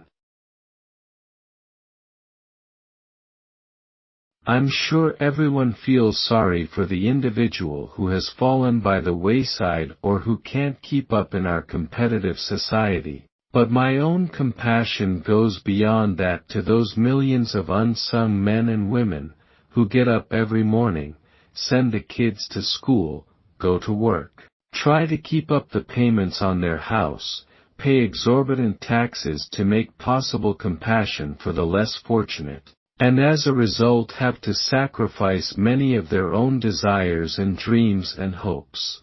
Government owes them something better than always finding a new way to make them share the fruit of their toils with others. Information is the oxygen of the modern age.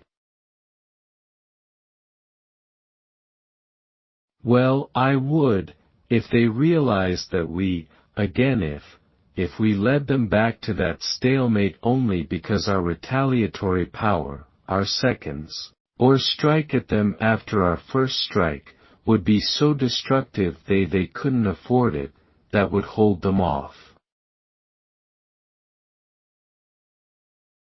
80% of air pollution comes from plants and trees. Our principles were revolutionary. We began as a small, weak republic. But we survived. Our example inspired others, imperfectly at times, but it inspired them nevertheless. This constitutional republic, conceived in liberty and dedicated to the proposition that all men are created equal, prospered and grew strong. To this day, America is still the abiding alternative to tyranny. That is our purpose in the world, nothing more and nothing less. Where there's liberty, art succeeds. Every new day begins with possibilities. I deplore the tendency, in some institutions, to go directly toward training for a trade or profession or something and ignoring the liberal arts. It is the foundation of education. Anyone that's ever had their kitchen done over knows that it never gets done as soon as you wish it would. The war in Vietnam threatened to tear our society apart, and the political and philosophical disagreements that separated each side continue, to some extent. It's been said that these memorials reflect a hunger for healing. I know I'm not in government anymore. In fact, I'm out of work. The United States remains the last best hope for a mankind plagued by tyranny and deprivation. America is no stronger than its people, and that means you and me. Well, I believe in you, and I believe that if we work together, then one day we will say, we fought the good fight. We finished the race. We kept the faith.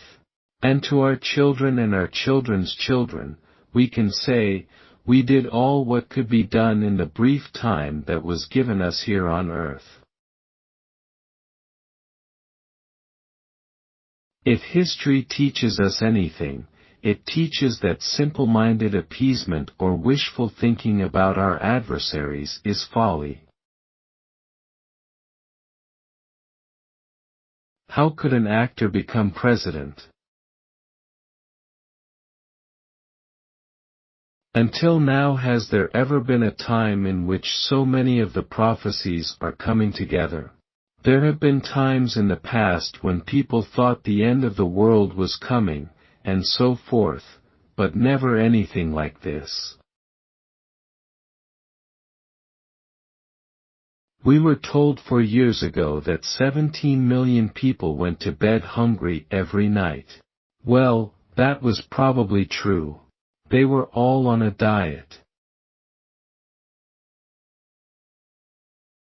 A faceless mass, waiting for handouts.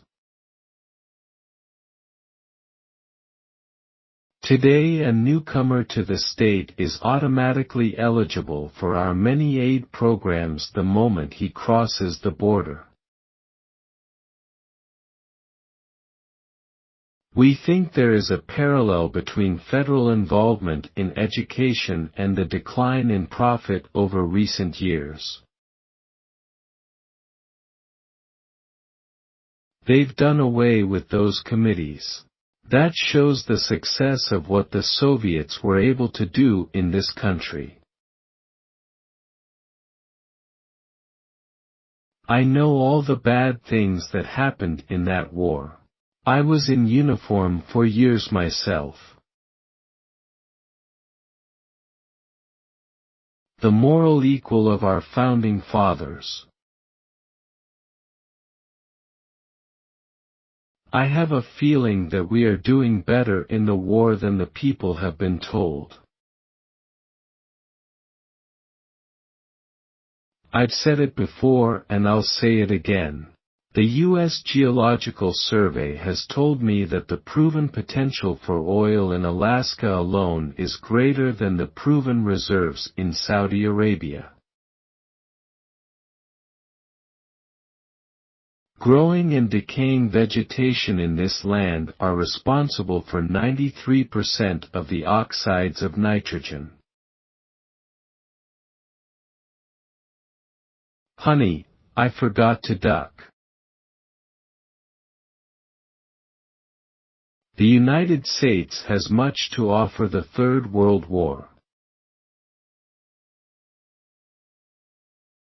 Our nation is indeed fortunate that we can still draw on an immense reservoir of courage, character, and fortitude, that we are still blessed with heroes like those of the Space Shuttle Challenger. Man will continue his conquest of space. To reach out for new goals and ever greater achievements, that is the way we shall commemorate our 7 Challenger heroes. The fourth landing of the Columbia is the historical equivalent of the driving of the Golden Spike which completed the first transcontinental railroad. It marks our entrance into a new era. I know Teddy Kennedy had fun at the Democratic Convention when he said that I said that trees and vegetation caused 80% of the air pollution in this country. Well, now he was a little wrong about what I said. I didn't say 80%. I said 92%, 93%, pardon me. And I didn't say air pollution, I said oxides of nitrogen. Growing and decaying vegetation in this land are responsible for 93% of the oxides of nitrogen. If we are totally successful and can eliminate all the man-made oxides of nitrogen, we'll still have 93% as much as we have in the air today.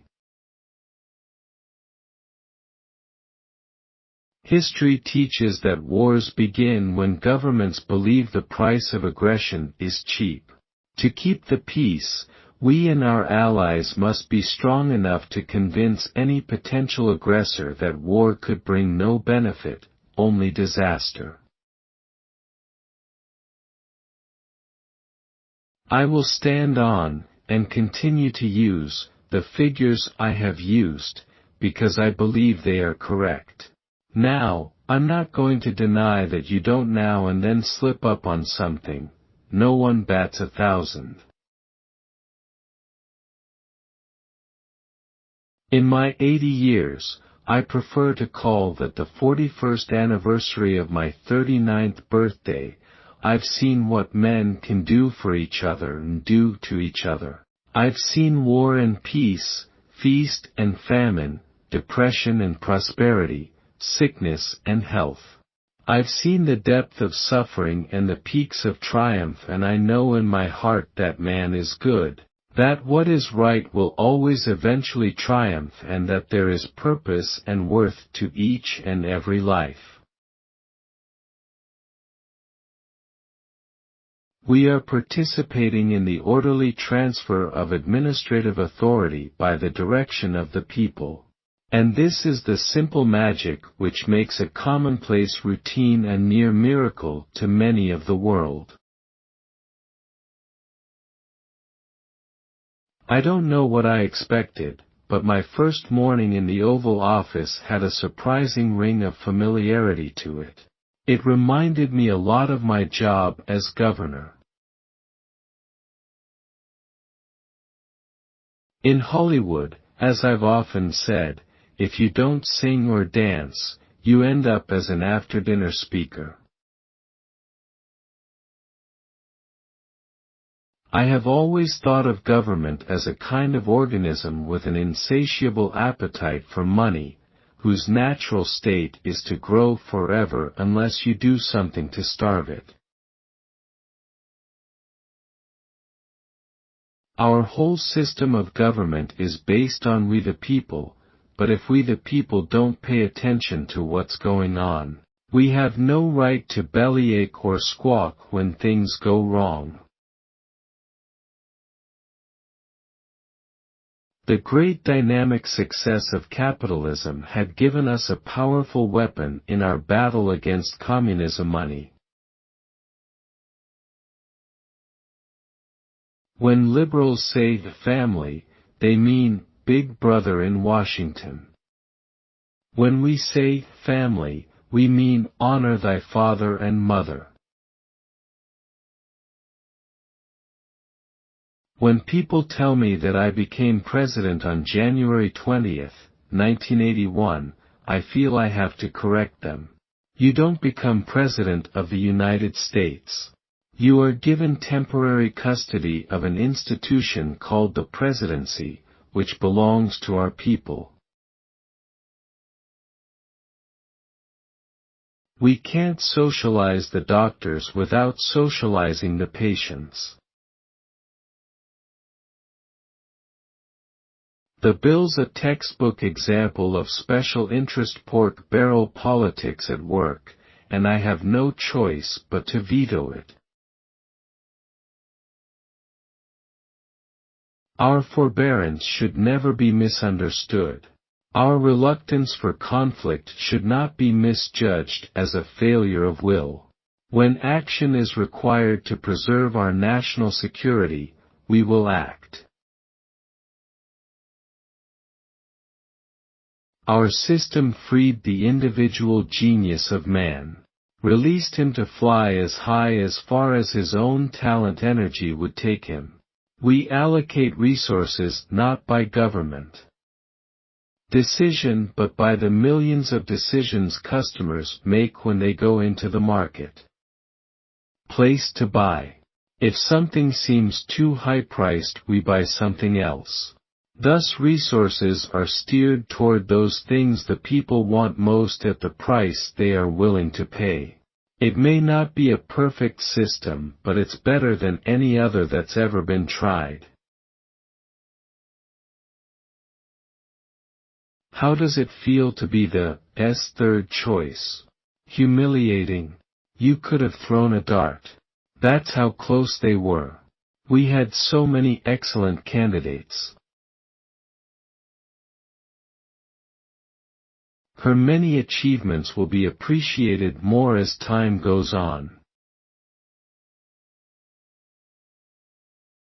The other day, someone told me the difference between a democracy and a people's democracy. It's the same difference between a jacket and a straitjacket. We can meet our destiny, and that destiny to build a land here that will be, for all mankind, a shining city on a hill. To this day, America is still the abiding alternative to tyranny. This is our purpose in the world, nothing more and nothing less. I am not a scientist.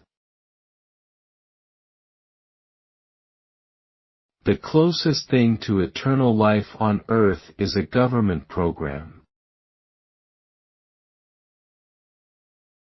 For the 8 years I was president, I never let my dream of a nuclear-free world fade from my mind.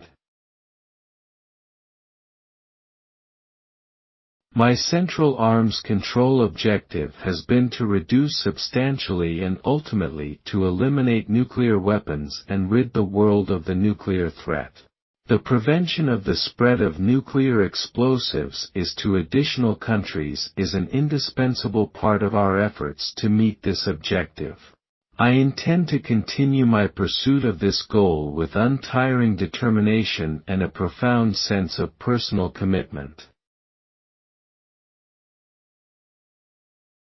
It is my fervent goal and hope that we will someday no longer have to rely on nuclear weapons to deter aggression and assure world peace. To that end, the United States is now engaged in a serious and sustained effort to negotiate major reductions in levels of offensive nuclear weapons with the ultimate goal of eliminating these weapons from the face of the earth. My dream is to see the day when nuclear weapons will be banished from the face of the earth. Our moral imperative is to work with all our powers for that day when the children of the world grow up without the fear of nuclear war. I, for one, resent it when a representative of the people refers to you and me, the free men and women of this country, as the masses. You and I are told increasingly we have to choose between left or right. Well, I'd like to suggest there is no such thing as a left or right. There's only an up or down. We're looking forward to a great season at the University of California, if we find a way to put cleats on their sandals. Medicare will usher in federal programs that will invade every area of freedom as we have known it in this country. Tyranny, like fog in the well-known poem, often creeps in silently on little cat feet. Common sense told us that to preserve the peace, we'd have to become strong again after years of weakness and confusion. So, we rebuilt our defenses, and this new year we toasted the new peacefulness around the globe. Not only have the superpowers actually begun to reduce their stockpiles of nuclear weapons, but the regional conflicts that rack the globe are also beginning to cease. Only when the human spirit is allowed to invent and create, only when individuals are given a personal stake in deciding economic policies and benefiting from their success, only then can societies remain economically alive, dynamic, prosperous, progressive and free. Have we the courage and the will to face up to the immorality and discrimination of the progressive tax, and demand a return to traditional proportionate taxation? Today in our country the tax collector's share is 37 cents of every dollar earned. Freedom has never been so fragile, so close to slipping from our grasp. Are you willing to spend time studying the issues, making yourself aware, and then conveying that information to family and friends? Will you resist the temptation to get a government handout for your community? I just wanted to speak to you about something from the Internal Revenue Code. It is the last sentence of Section 509A of the Code and it reads, for purposes of paragraph 3, an organization described in paragraph 2 shall be deemed to include an organization described in section 501C, 4, 5, or 6, which would be described in paragraph 2 if it were an organization described in section 501C, 3. And that's just one sentence out of those 57 feet of books.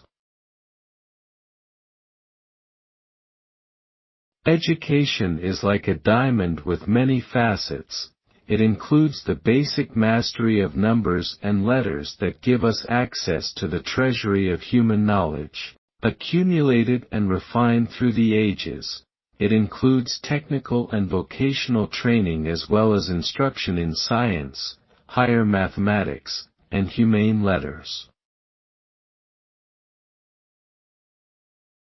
In Israel, free men and women are every day demonstrating the power of courage and faith.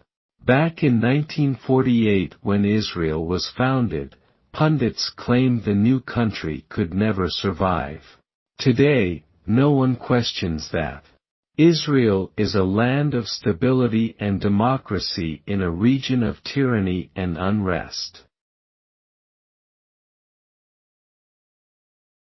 I've heard drug experts say they believe if penicillin were discovered today, the FDA wouldn't license it.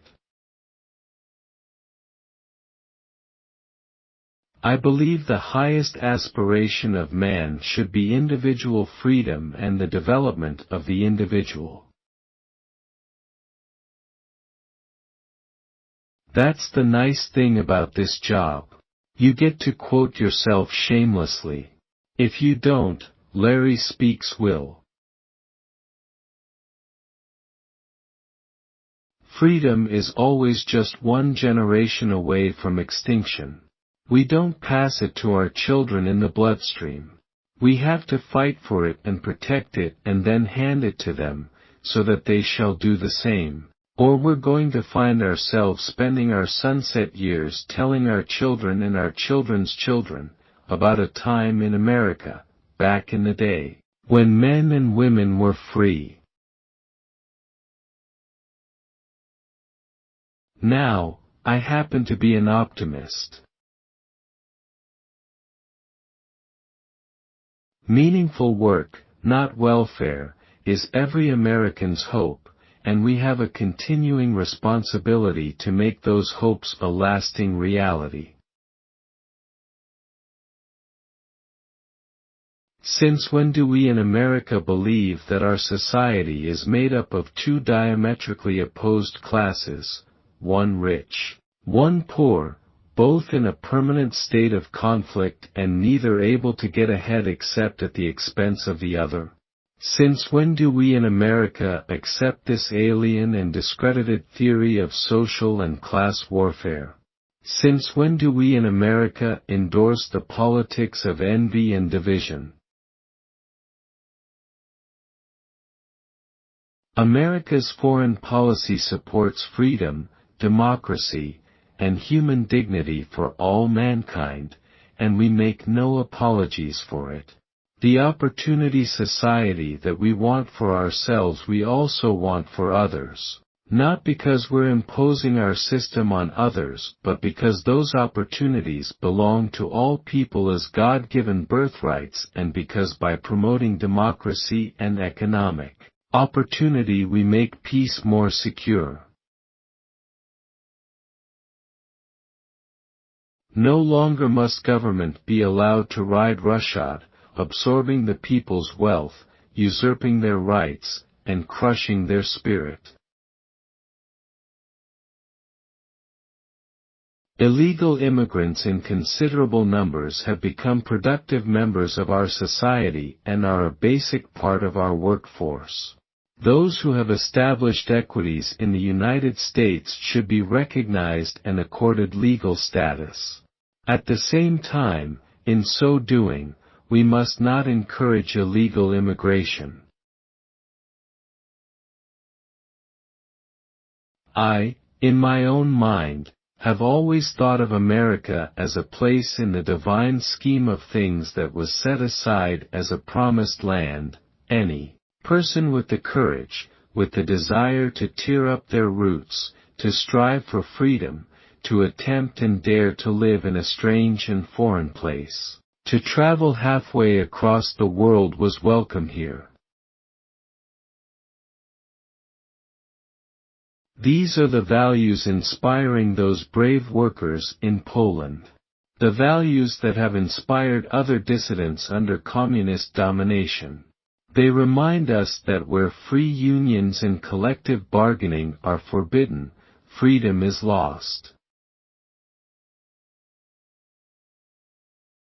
If we listen to our hearts, believe in ourselves, and pull together, nothing can stand in our way.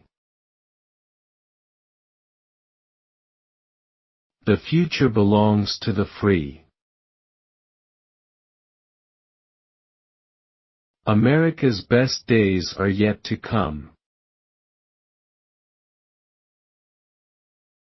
The societies which have achieved the most spectacular broad-based economic progress in the shortest period of time are not the most tightly controlled, not necessarily the biggest in size, or the wealthiest in natural resources.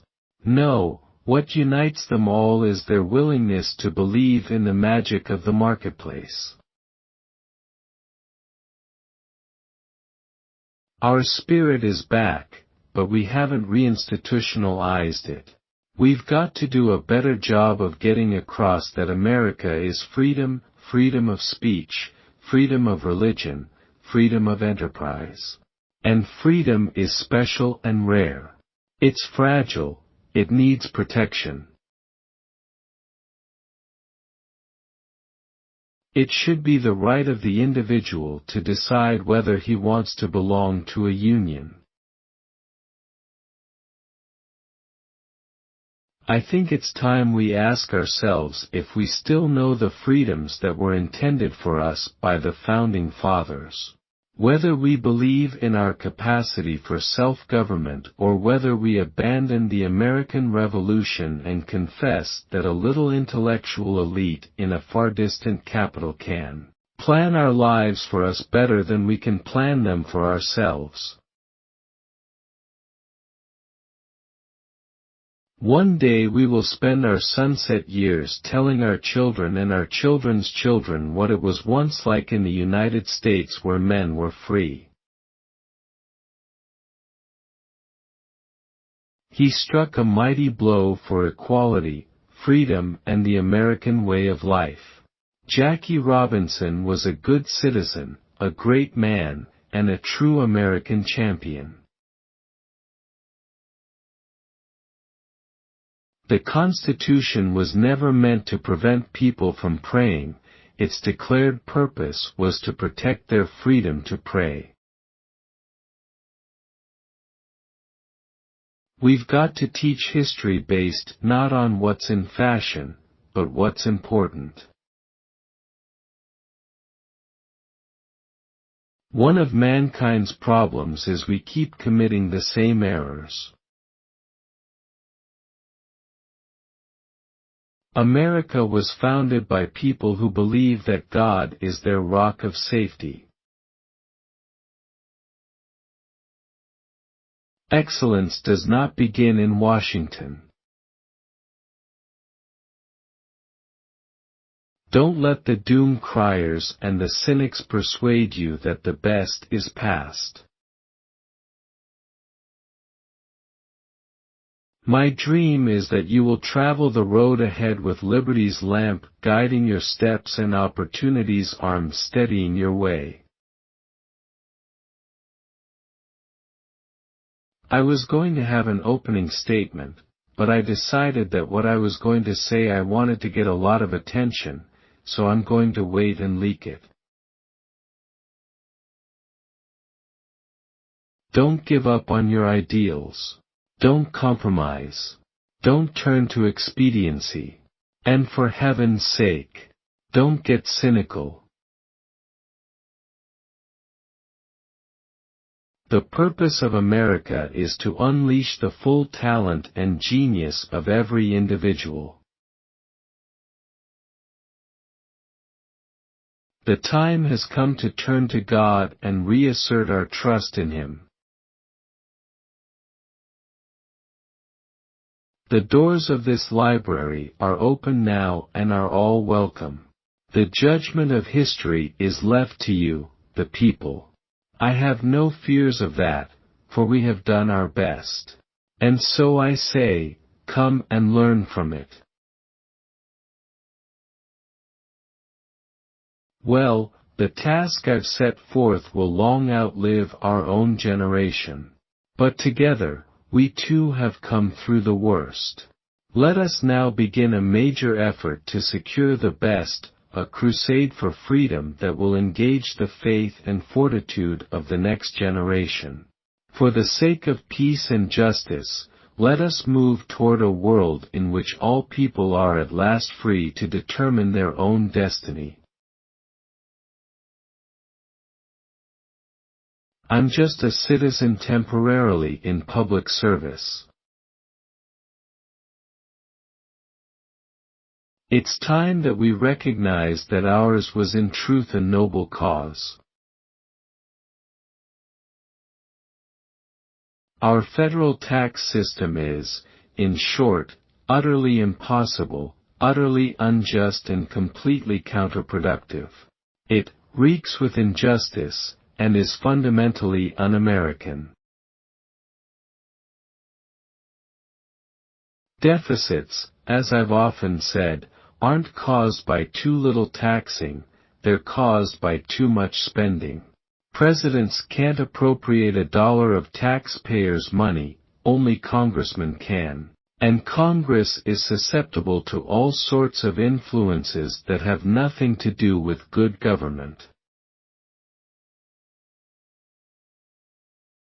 For decades, we have piled deficit upon deficit, mortgaging our future and our children's future for the temporary convenience of the present. To continue this long trend is to guarantee tremendous social, cultural, political, and economic upheavals. You and I, as individuals, can, by borrowing, live beyond our means, but for only a limited period of time. Why, then, should we think that collectively, as a nation, we are not bound by that same limitation? People are tired of wasteful government programs and welfare chiselers, and they are angry about the constant spiral of taxes and government regulations. Arrogant bureaucrats, and public officials who think all of mankind's problems can be solved by throwing the taxpayers' dollars at them. Our liberty springs from and depends upon an abiding faith in God. Now I realize it's fashionable in some circles to believe that no one in government should encourage others to read the Bible. That we're told will violate the constitutional separation of church and state established by the Founding Fathers and the First Amendment. The First Amendment was not written to protect people and their laws from religious values. It was written to protect those values from government tyranny. Cold, hungry, scared as hell inside, but too damn brave to admit it. If I'd gotten the job I wanted at Montgomery Ward, I suppose I would never have left Illinois. The founders of the United Nations sought to replace a world at war with a world of civilized order. They hoped that a world of relentless conflict would give way to a new era, one where freedom from violence prevailed. But the awful truth is that the use of violence for political gain has become more, not less, widespread in the last decade. When you see all that rhetorical smoke billowing up from the Democrats, well, ladies and gentlemen, I'd follow the example of their nominee, don't inhale. I wasn't a great communicator, but I communicated great things. We must act today in order to preserve tomorrow. I notice that everybody who is pro-abortion already has been born. I'm convinced, more than ever, that man finds liberation only when he binds himself to God and commits himself to his fellow man. One of the worst mistakes anybody can make is to bet against Americans. We remember those who were called upon to give all a person can give. And we remember those who were prepared to make that sacrifice if it were demanded of them in the line of duty, though it never was. Most of all, we remember the devotion and gallantry with which all of them ennobled their nation as they became champions of a noble cause. Blondes have the hottest kisses. Redheads are fair to middling torrid, and brunettes are the frigidest of all. It's something to do with hormones, no doubt.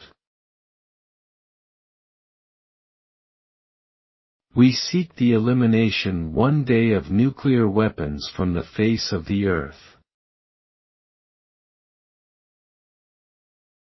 Mr. Gorbachev, tear down this wall. And get a massage, you look really stressed. If adults want to take such chances, with marijuana, that is their business.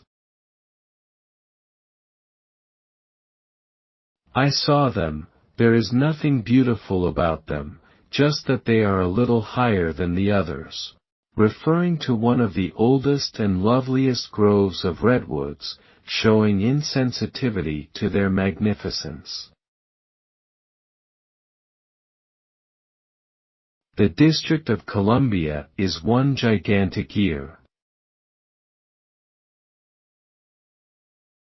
I'm spending more time at this library in 4 days than I did at the Eureka College Library in 4 years. I told you once that, our marriage, was like an adolescent's dream of what marriage should be like. That hasn't changed. Permanent brain damage is one of the inevitable results of the use of marijuana. Write to your congressional representative against the health care reform proposal, or, we will awake to find that we have socialism. The doctor begins to lose freedoms. It's like telling a lie, and one leads to another. First you decide that the doctor can have so many patients. They are equally divided among the various doctors by the government. But then the doctors aren't equally divided geographically. So a doctor decides he wants to practice in one town and the government has to say to him you can't live in that town, they already have enough doctors. You have to go someplace else. And from here it is only a short step to dictating where he will go. Will you resist the temptation to get a government handout for your community? Realize that the doctor's fight against socialized medicine is your fight. We can't socialize the doctors without socializing the patients. Recognize that government invasion of public power is eventually an assault upon your own business. I like photographers who don't ask questions. I've talked to you on a number of occasions about the economic problems our nation faces, and I am prepared to tell you it's in a hell of a mess. We're not connected to the press room yet, are we? To say Congress is spending like drunken sailors is an insult to drunken sailors. We need more Democrats in the Senate, like Custard needed more arrows. There are simple answers to the nation's problems, but not easy ones. In this new world economy, national boundaries are increasingly becoming obsolete. The glory of this land has been its capacity for transcending the moral evils of our past. For example, the long struggle of minority citizens for equal rights, once a source of disunity in civil war, is now a point of pride for all Americans. We must never go back. There is no room for racism, anti-Semitism, or other forms of ethnic and racial hatred in this country. Ending inflation means freeing all Americans from the terror of runaway living costs. We have every right to dream heroic dreams. Those who say that we are in a time when there are no heroes just don't know where to look. Above all, we must realize that no arsenal, or no weapon in the arsenals of the world, is so formidable as the will and moral courage of free men and women.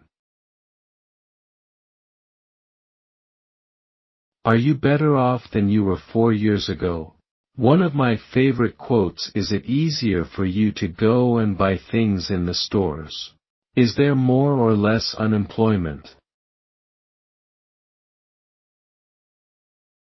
Human beings are not animals, and I do not want to see sex and sexual differences treated as casually and immorally as dogs and other beasts treat them. I believe this could happen under the ERA. We are for aiding our allies by sharing some of our material blessings with those nations which share in our fundamental beliefs. But we are against doling out money government to government, creating bureaucracy, if not socialism, all over the world.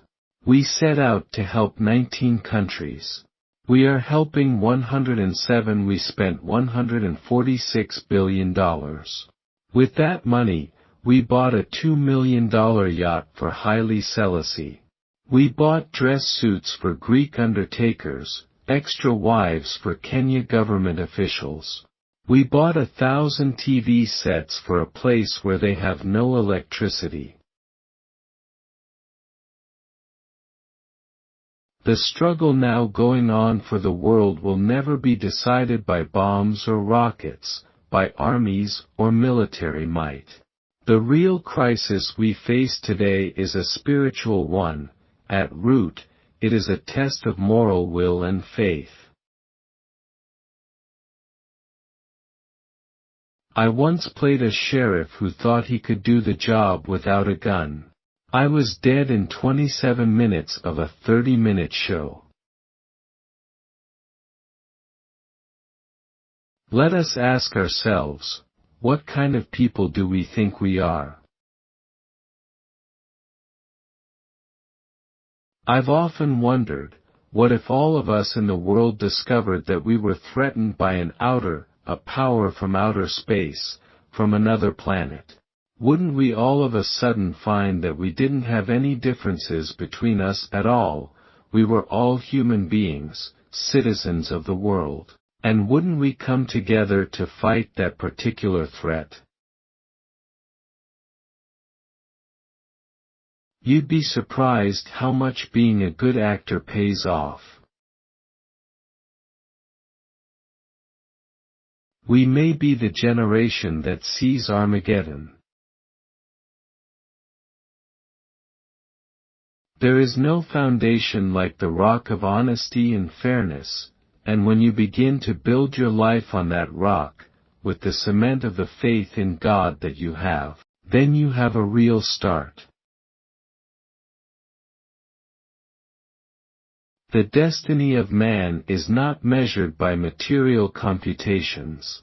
When great forces are on the move in the world, we learn we're spirits, not animals. There's something going on in time and space, and beyond time and space, which, whether we like it or not, spells duty.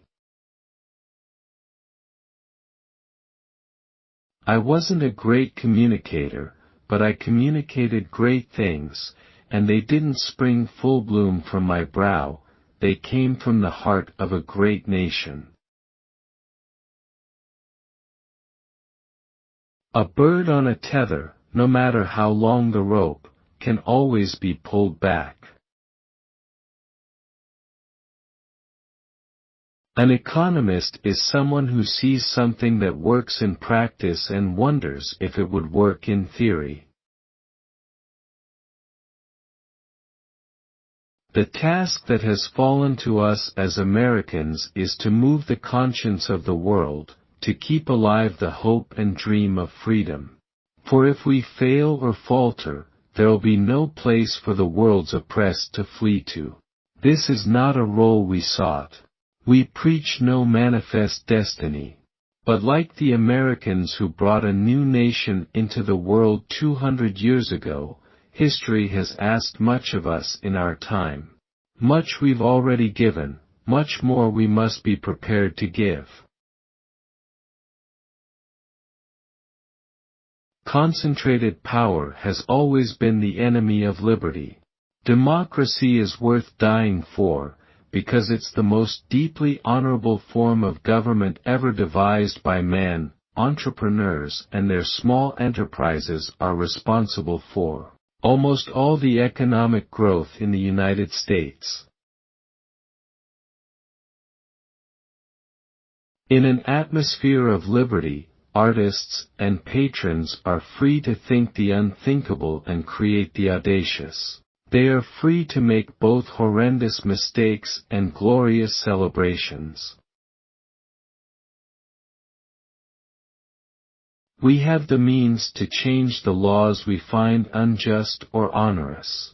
We cannot, as citizens, pick and choose the laws we will or will not obey.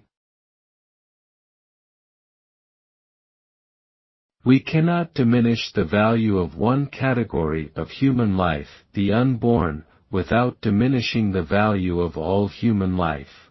There is no cause more important. Because Vietnam was not a declared war, the veterans are not even eligible for the G.I. Bill of Rights with respect to education or anything. History shows that when the taxes of a nation approach about 20% of the people's income, there begins to be a lack of respect for government. When it reaches 25%, there comes an increase in lawlessness.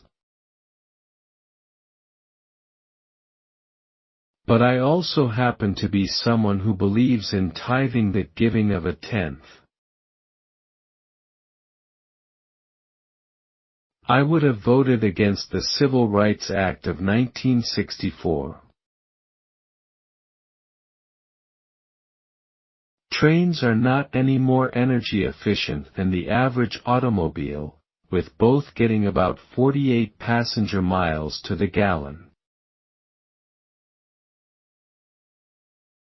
The American Petroleum Institute filed suit against the EPA, and charged that the agency was suppressing a scientific study for fear it might be misinterpreted.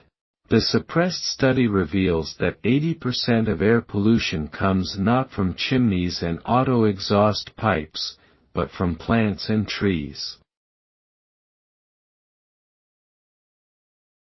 Fascism was really the basis for the New Deal. Do what's right and you'll please some of the people and astound the rest. I hope the people on Wall Street will pay attention to the people on Main Street. If they do, they will see there is a rising tide of confidence in the future of America. What does an actor know about politics?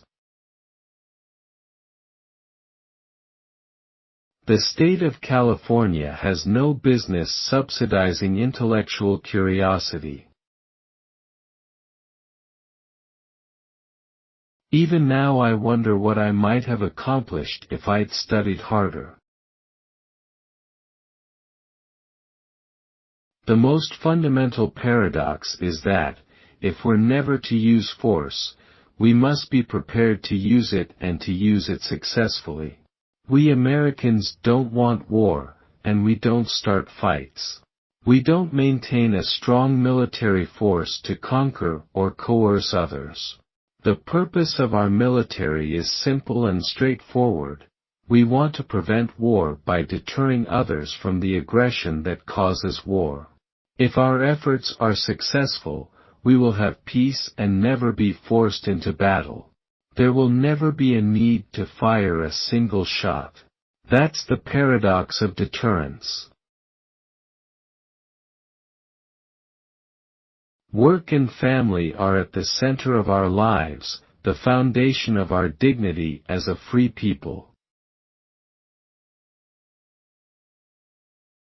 This democracy of ours, which sometimes we've treated so lightly, is more than ever a comfortable cloak, so let us not tear it asunder, for no man knows. Once it is destroyed, where or when he will find its protective warmth again.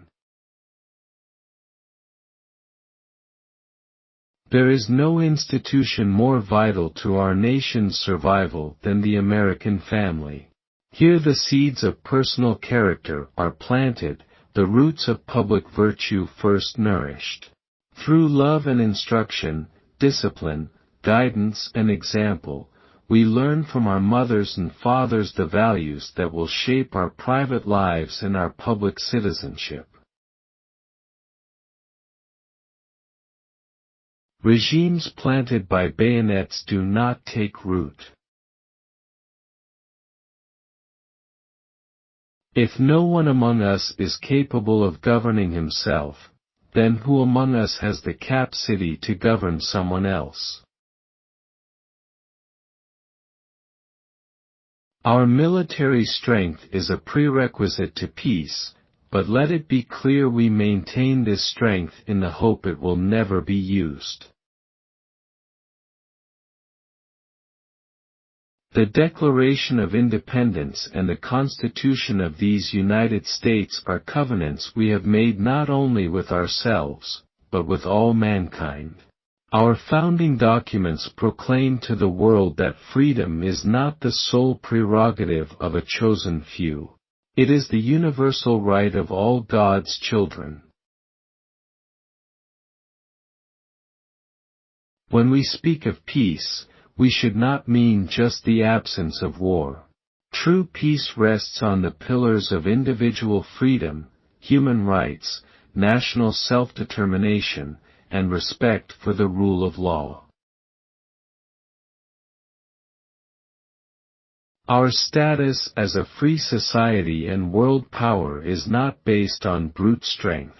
When we've taken up arms, it has been for the defense of freedom for ourselves and for other peaceful nations who needed our help. But now, faced with the development of weapons with immense destructive power, we've no choice but to maintain ready defense forces that are second to none. Yes, the cost is high, but the price of neglect would be infinitely higher. Nations do not distrust each other because they are armed. They are armed because they distrust each other. The government is currently experiencing withdrawal symptoms, and we mustn't feed the habit by injecting more tax dollars into it. We are a nation that has a government, not the other way around. And this makes us special among the nations of the earth. Our government has no power except that granted to it by the people. It is time to check and reverse the growth of government which shows signs of having grown beyond the consent of the governed. All of us should remember that the federal government is not some mysterious institution comprised of buildings, files and paper. The people are the government. What we create we ought to be able to control. Nations crumble from within when the citizenry asks of government those things which the citizenry might better provide for itself. There seems to be an increasing awareness of something we Americans have known for some time, that the 10 most dangerous words in the English language are "Hi, I'm from the government, and I'm here to help." In some dim beginning, man created the institution of government as a convenience for himself. And, ever since that time, government has been doing its best to become an inconvenience. Constructive trade, the two-way exchange of goods and services, is the most efficient and logical way for each nation to build a stable prosperity, a prosperity based not on aid, but on mutually beneficial economic contacts. The dustbin of history is littered with remains of those countries that relied on diplomacy to secure their freedom. We must never forget, in the final analysis, that it is our military, industrial and economic strength that offers the best guarantee of peace for America in times of danger. I've always believed that we were, each of us, put here for a reason, that there is a plan, somehow a divine plan for all of us. I know now that whatever days are left to me belong to Him. Some may try to tell us that this is the end of an era. But what they overlook is that in America, every day is a new beginning. For this is the land that has never become, but is always in the act of becoming.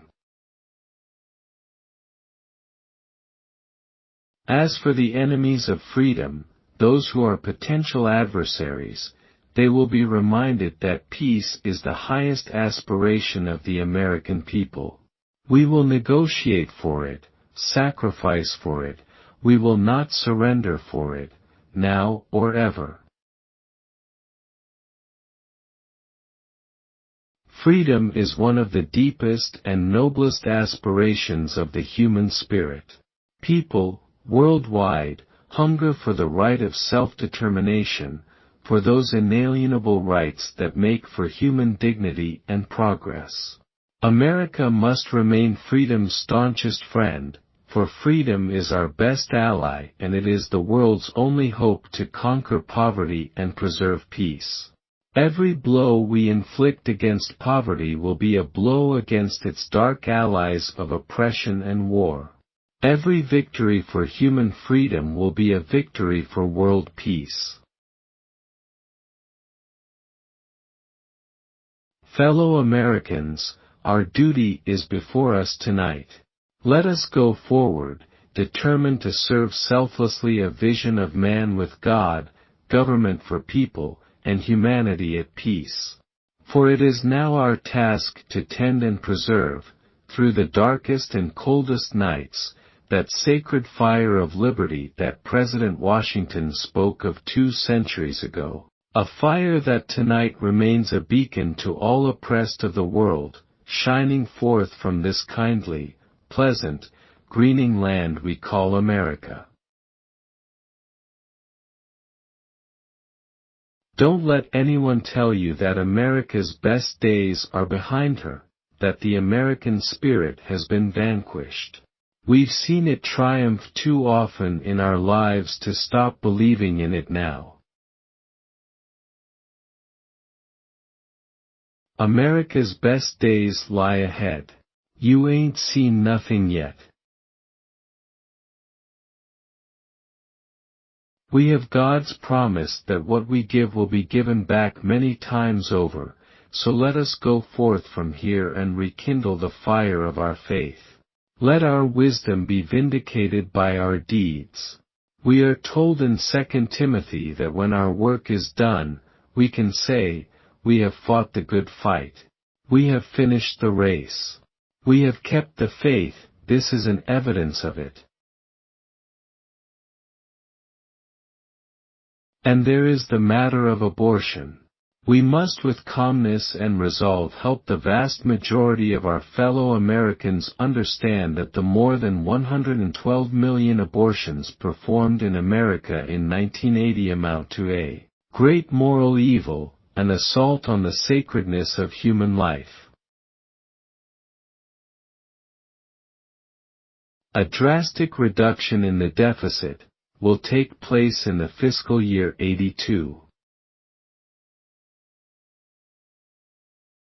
The 9 most terrifying words in the English language are I'm from the government, and I'm here to help. I think there are some things that may even be distorted in the practice, such as some affirmative action programs becoming quota systems.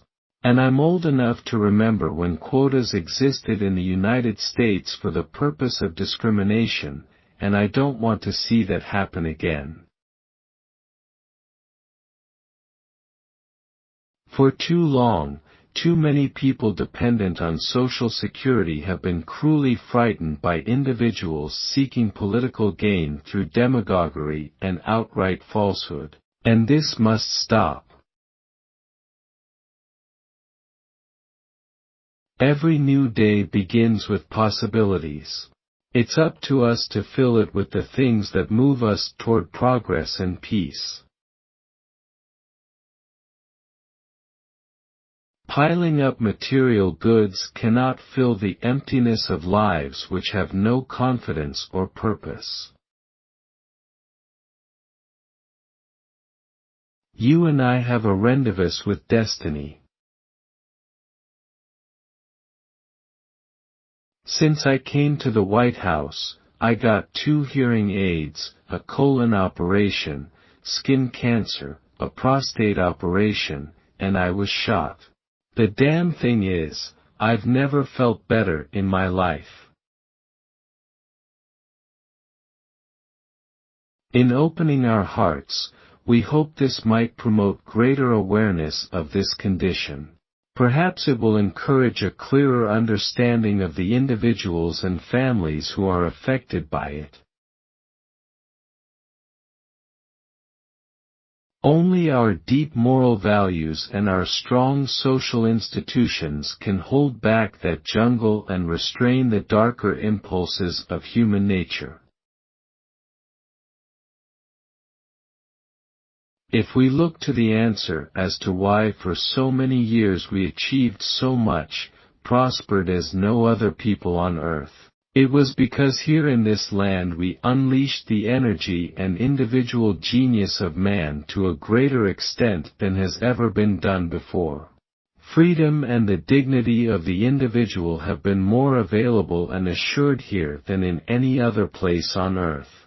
The price for this freedom at times has been high, but we have never been unwilling to pay that price. Well, I think there has to be some gun control. I think maybe there could be some restrictions that there had to be a certain amount of training taken. With the right to bear arms comes a great responsibility to use caution and common sense on handgun purchases. The years ahead will be great ones for our country, for the cause of freedom and the spread of civilization. The West will not contain communism, it will transcend communism. We will not bother to denounce it, we'll dismiss it as a sad, bizarre chapter in human history whose last pages are even now being written. Together, let us make this a new beginning.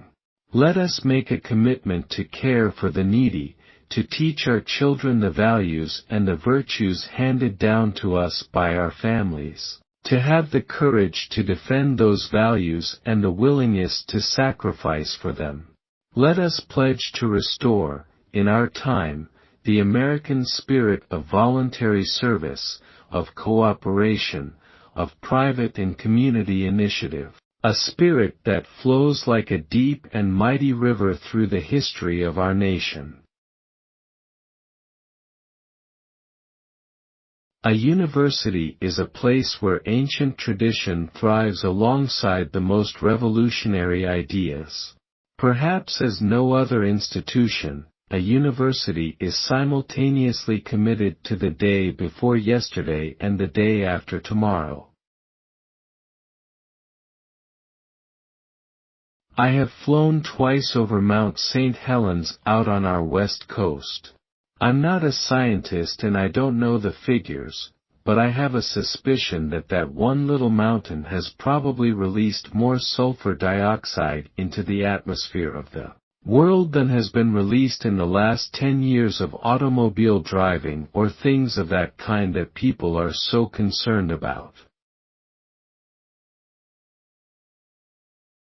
Environmental extremists wouldn't let you build a house unless it looked like a bird's nest. I think, too, that we've got to recognize that where the preservation of a natural resource like the redwoods is concerned, that there is a common sense limit. I mean, if you've looked at 100,000 acres or so of trees, you know, a tree is a tree. How many more do you need to look at? Opposing expansion of Redwood National Park. A state is nothing more than a reflection of its citizens. The more decent the citizens, the more decent the state. The best way to get over a dog's death is to get another soon. Our goal is peace. We can gain that peace by strengthening our alliances, by speaking candidly about the dangers before us, by assuring potential adversaries of our seriousness, by actively pursuing every chance of honest and fruitful negotiation.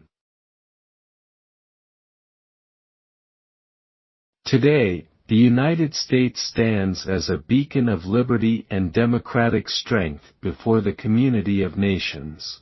We are resolved to stand firm against those who would destroy the freedoms we cherish. We are determined to achieve an enduring peace, a peace with liberty and with honor. This determination, this resolve, is the highest tribute we can pay to the many who have fallen in the service of our nation.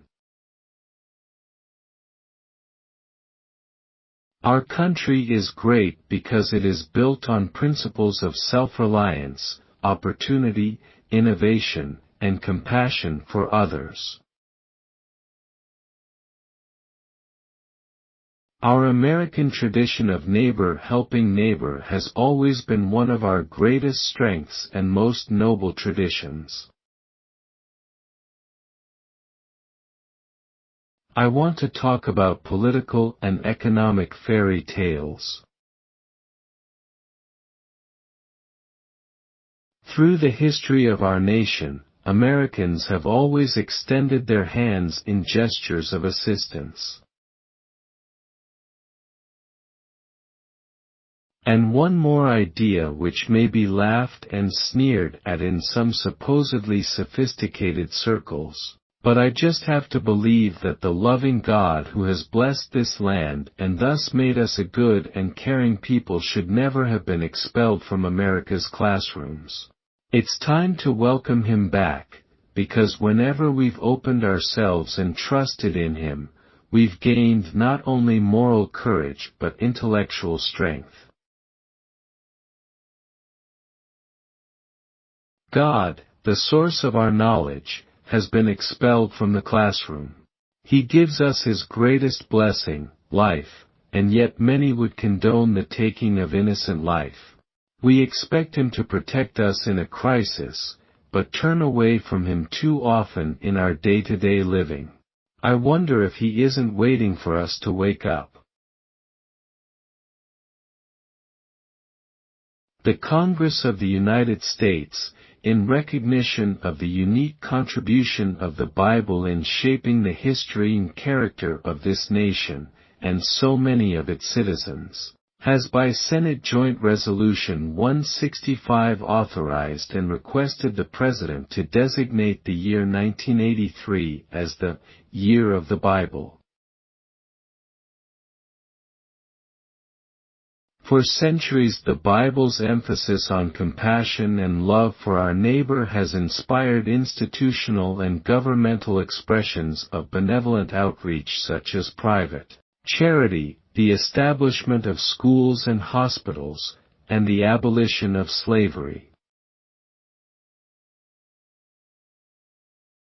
The Bible and its teachings helped form the basis for the founding fathers' abiding belief in the inalienable rights of the individual, rights which they found implicit in the Bible's teachings of the inherent worth and dignity of each individual. This same sense of man patterned the convictions of those who framed the English system of law inherited by our own nation. as well as the ideals set forth in the Declaration of Independence and the Constitution. Deep religious beliefs stemming from the Old and New Testaments of the Bible inspired many of the early settlers of our country, providing them with the strength, character, convictions, and faith necessary to withstand great hardship and danger in this new and rugged land. These shared beliefs helped forge a sense of common purpose among the widely dispersed colonies, a sense of community which laid the foundation for the spirit of nationhood that was to develop in later decades. The little dictator who went to Moscow in his green fatigues to receive a bear hug did not forsake the doctrine of Lenin when he returned to the West and appeared in a two-piece suit on Daniel Ortega Saavedra. If you put it on the table as a bargaining chip, it becomes a bargaining chip. Those who say that we're in a time when there are no heroes, they just don't know where to look.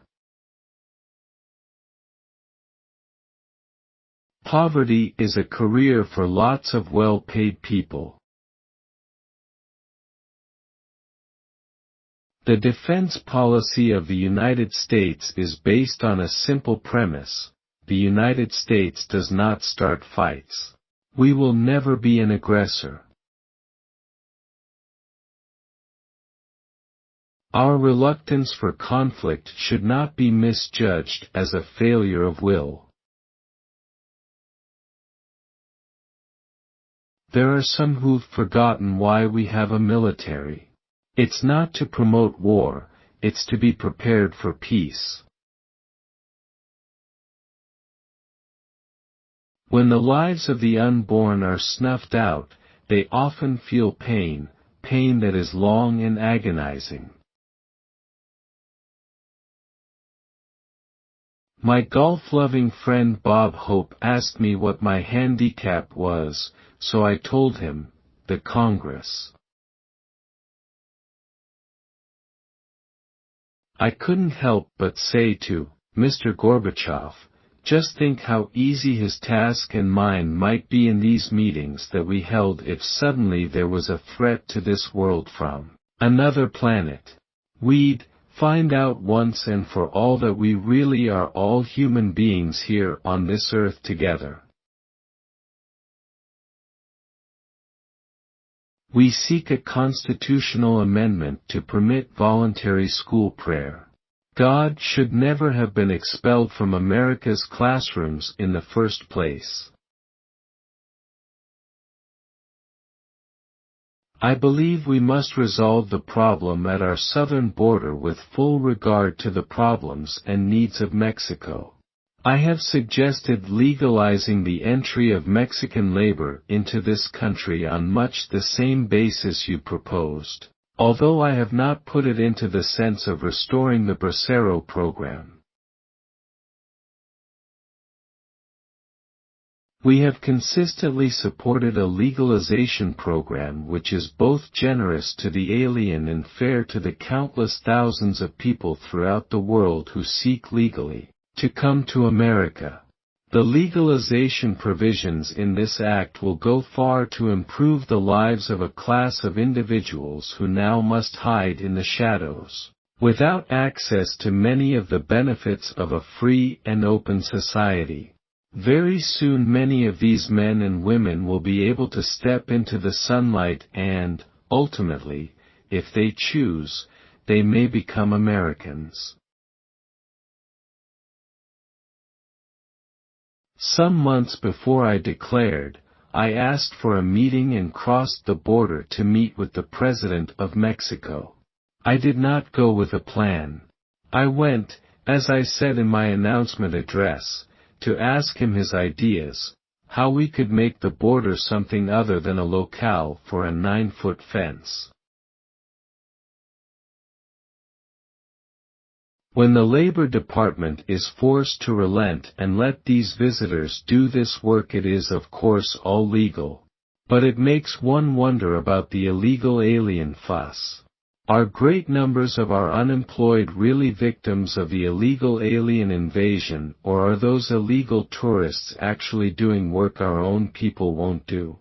One thing is certain in this hungry world: no regulation or law should be allowed if it results in crops rotting in the field for lack of harvesters. I hope you're all Republicans. I believe that it is not enough, as I said, to tinker at the margins of U.S. immigration law. The United States must institute comprehensive reforms that conform to the realities of the era in which we live. Congressional mistakes have dramatically increased immigration through a series of what I believe were ill-advised actions going back to 1965, when the basic notions of our immigration laws were revised. In 1990, Congress opened the floodgates by passing a 35% increase in legal immigration. 60% of our immigrants are admitted merely because they have relatives here. Many of these people are not immediate relative, but are part of extended families. The nepotistic U.S. policy lets in relatives, then lets in the relatives' relatives, and so on, creating an endless and ever-growing chain of new immigrants. Labor force needs and economic conditions are disregarded in our policies. Many aspects of our current policies and procedures are patently wrong. For example, legal immigration has almost no link to U.S. employment needs or economic conditions. Let's face it, our current immigration control system is like a busy intersection without a traffic cop. Sure, there are laws on the books, but absent enforcement. There are too many accidents. We have seen numerous instances in which American businesses have brought in foreign skilled workers after having laid off skilled American workers, simply because they can get the foreign workers more cheaply. It has become a major means of circumventing the costs of paying skilled American workers or the costs of training them. Supporters of this fundamental change in immigration policy say we need to import more well-educated talent if we're to stay competitive. But exactly whose competitiveness are we talking about? Not the competitiveness of, say, American-born computer engineers. Adjusted for inflation, their earnings haven't gone anywhere in years. That's in part because American companies have been sending so much of their high-tech work abroad. Bringing more foreign-born engineers here under an expanded H-1B visa program, or a point system for that matter, will just depress wages even further. Our country and state have a special obligation to work toward the stabilization of our own population so as to credibly lead other parts of the world toward population stabilization. The ongoing migration of persons to the United States in violation of our laws is a serious national problem detrimental to the interests of the United States. I received a letter just before I left office from a man. I don't know why he chose to write it, but I'm glad he did. He wrote that you can go to live in France, but you can't become a Frenchman.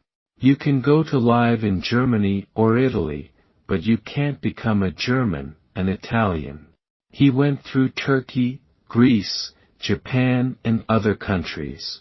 But he said anyone, from any corner of the world, can come to live in the United States and become an American.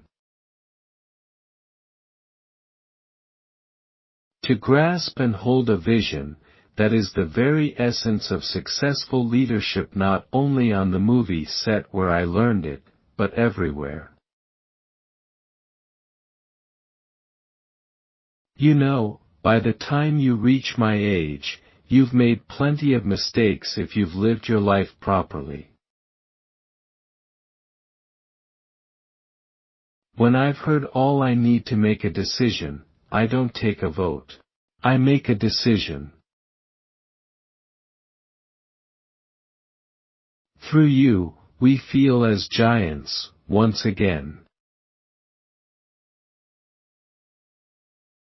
I oppose registration for the draft, because I believe the security of freedom can best be achieved by security through freedom. In closing, let me thank you, the American people, for giving me the great honor of allowing me to serve as your president. When the Lord calls me home, whenever that day may be, I will leave with the greatest love for this country of ours and eternal optimism for its future. I now begin the journey that will lead me into the sunset of my life. I know that for America there will always be a bright dawn ahead. My mother told me that everything in life happened for a purpose. She said all things were part of God's plan, even the most disheartening setbacks, and in the end, everything worked out for the best. Middle age is when you're faced with two temptations and you choose the one that will get you home by 9 o'clock. We fought a war on poverty, and poverty won. America is, and always will be, a shining city on a hill. Our government needs the church, because only those humble enough to admit they're sinners can bring democracy the tolerance it requires to survive. People don't start wars, governments do. Never let the things you can't do stop you from doing what you can.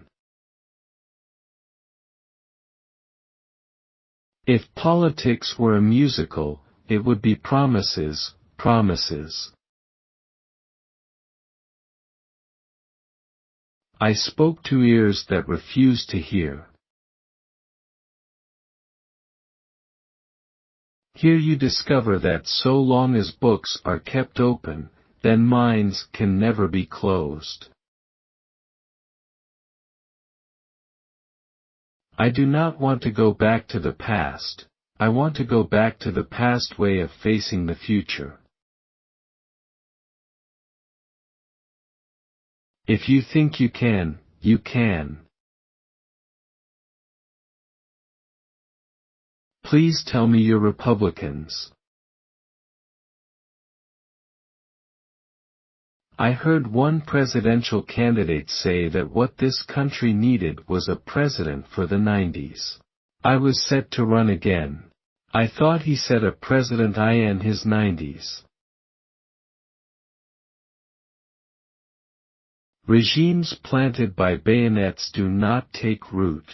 Our military strength is a prerequisite to peace, but let it be clear we maintain this strength in the hope it will never be used. For the ultimate determinant in the struggle that's now going on in the world will not be bombs and rockets, but a test of wills and ideas, a trial of spiritual resolve. The values we hold, the beliefs we cherish, the ideals to which we are dedicated.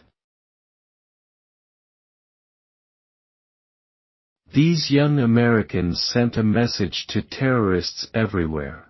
You can run but you can't hide. If history teaches anything, it teaches that self-delusion in the face of unpleasant facts is folly. What would this country be without this great land of ours? Facts are stupid things. I have left orders to be awakened at any time during national emergency, even if I'm in a cabinet meeting.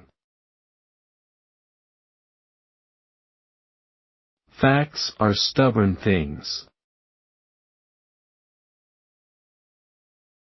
The founders of the United Nations expected that member nations would behave and vote as individuals after they had weighed the merits of an issue, rather like a great, global town meeting. The emergence of blocs and the polarization of the United Nations undermine all that this organization initially valued. Indeed, it is an indisputable fact that all the complex and horrendous questions confronting us at home and worldwide have their answer in that single book, the Bible. 100% of what is collected is absorbed solely by interest on the federal debt. All individual income tax revenues are gone before 1 nickel is spent on the services taxpayers expect from government. I sometimes think if someone appealed the 10 Commandments to some of our courts, they would rule, "Thou shalt not," unless you feel strongly to the contrary. My philosophy and my belief was that there was a long way for us to go in improving what we had ever known before, that this country of ours was a country of constant improvement. And so I thought that, well, what my whole approach was based on the promise of a better America. By outlawing Solidarity, a free trade organization to which an overwhelming majority of Polish workers and farmers belong, they have made it clear that they never had any intention of restoring one of the most elemental human rights, the right to belong to a free trade union. I'll be like Scarlett O'Hara. I'll think about it tomorrow. But the simple truth is that we've lost control of our own borders, and no nation can do that and survive. Make no mistake, abortion on demand is not a right granted by the Constitution. No serious scholar, including one disposed to agree with the court's result, has argued that the framers of the Constitution intended to create such a right. Professional politicians like to talk about the value of experience in government. Nuts! The only experience you gain in politics is how to be political. A nation without borders is no nation at all. The more the plans fail, the more the planners plan. I believe this nation hungers for a spiritual revival, hungers to once again see honor placed above political expediency, to see government once again the protector of our liberties, not the distributor of gifts and privilege. Government should uphold and not undermine those institutions which are custodians of the very values upon which civilization is founded: religion, education and, above all, family. Government cannot be clergyman, teacher and patriot. Government is our servant, beholden to us. So in your discussions of the nuclear freeze proposals, I urge you to beware the temptation of pride, the temptation blithely to declare yourselves above it all and label both sides equally at fault, to ignore the facts of history and the aggressive impulses of an evil empire, to simply call the arms race a giant misunderstanding and thereby remove yourself from the struggle between right and wrong, good and evil. It's hard, when you're up to your armpits in alligators, to remember you came here to drain the swamp. I supported this bill. I believe in the idea of amnesty for those who have put down roots and who have lived here even though some time back they may have entered illegally. If you're explaining, you're losing. Fascism was really the basis for the New Deal. It was Mussolini's success in Italy, with his government-directed economy, that led the early New Dealers to say, "But Mussolini keeps the trains running on time." We don't lump people by groups or special interests. And let me add, in the party of Lincoln there is no room for intolerance and not even a small corner for anti-Semitism or bigotry of any kind. Many people are welcome in our house, but not the bigots. The basis of conservatism is a desire for less government interference or less centralized authority or more individual freedom. A strong American economy is essential to the well-being and security of our friends and allies. There are many well-meaning people today who work at placing an economic floor beneath all of us so that no one shall exist below a certain level or standard of living, and certainly we don't quarrel with this. But look more closely and you may find that all too often these well-meaning people are building a ceiling above which no one shall be permitted to climb, and between the two, are pressing us all into conformity, into a mold of standardized mediocrity.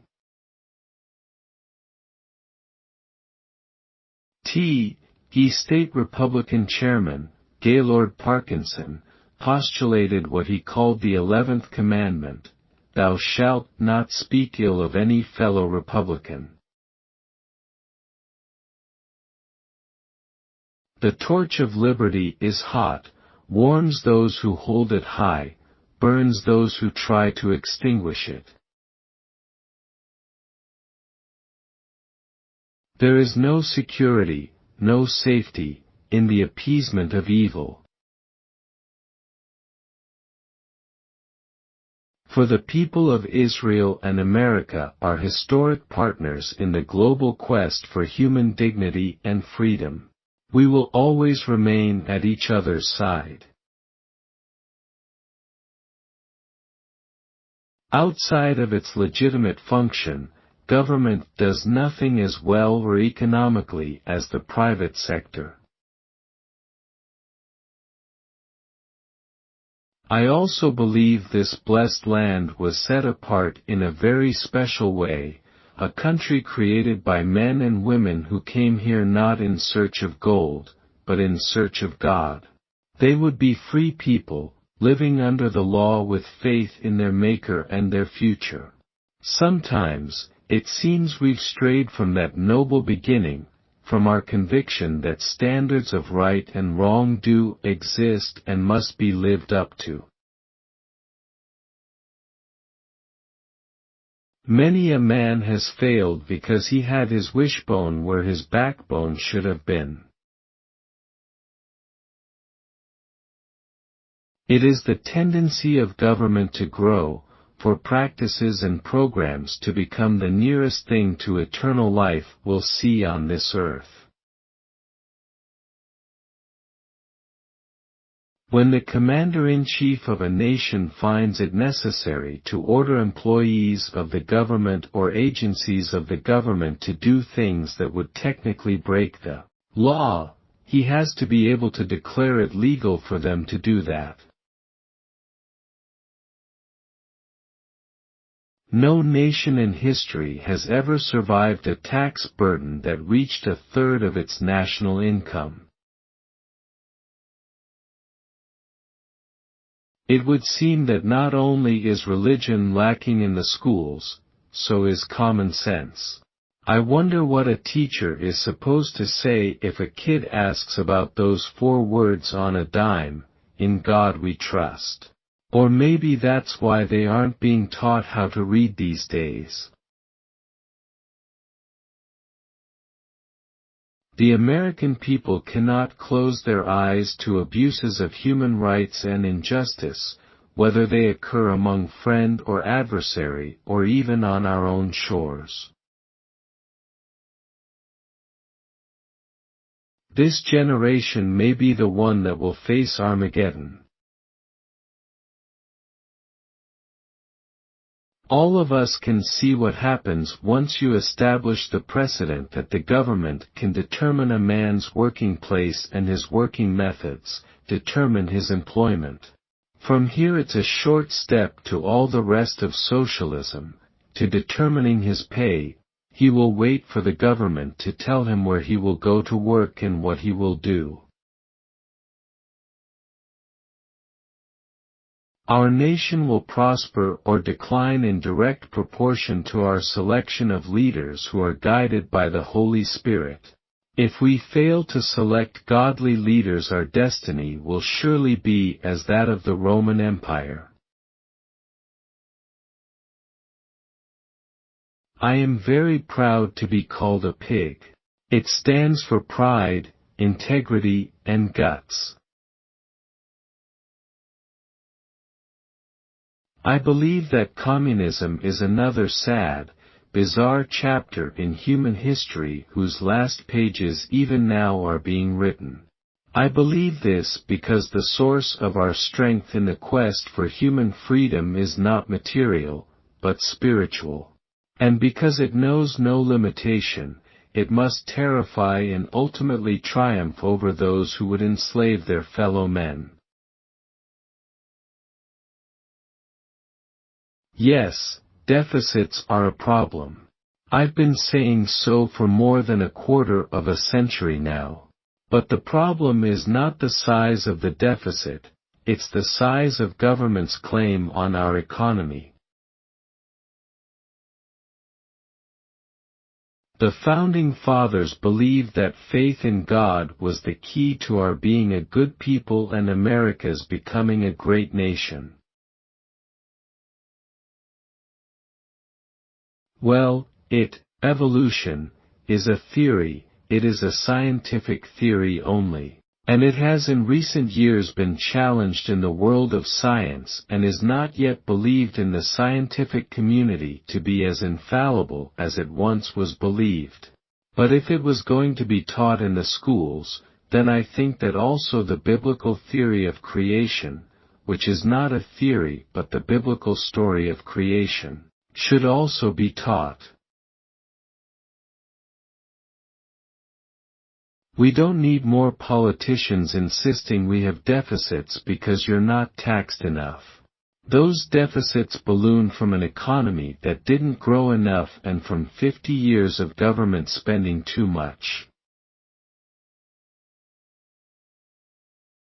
Americans are not going to tolerate intimidation, terror, and outright acts of war against this nation and its people. And we are especially not going to tolerate these attacks from outlaw states run by the strangest collection of misfits, Looney Tunes and squalid criminals since the advent of the Third Reich. There can be no place on earth where it is safe for these monsters to rest or train or practice their cruel and deadly. We must act together, or unilaterally, if necessary, to ensue that these terrorists have no sanctuary anywhere. We could say they government spend like drunken sailors, but that would be unfair to drunken sailors, because the sailors are spending their own money. Law and freedom must be indivisible partners. For without law, there can be no freedom, only choice and disorder, and without freedom, law is but a cynical veneer for injustice and oppression. It doesn't require expropriation or confiscation of private property or business to impose socialism on a people. What does it mean whether you hold the deed or the title to your business or property if the government holds the power of life and death over that business or property? We were poor when I was young, but the difference was that the government didn't come around telling you you were poor. America is still an eagle, and she's ready to soar again. Going around this country, I have found a great hunger in America for spiritual revival, for a belief that law must be based on a higher law, for a return to traditions and values that we once had. Our government, in its most sacred documents, the Constitution and the Declaration of Independence and all, speak of man being created, of a creator, that we're a nation under God. When a business or an individual spends more than it makes, it goes bankrupt. When government does it, it sends you the bill. And when government does it for 40 years, the bill comes in two ways: higher taxes and inflation. Make no mistake about it, inflation is a tax and not by accident. When those who are governed do too little, those who govern can, and often will, do too much. There is a fundamental difference between separation of church and state and denying the spiritual heritage of this country.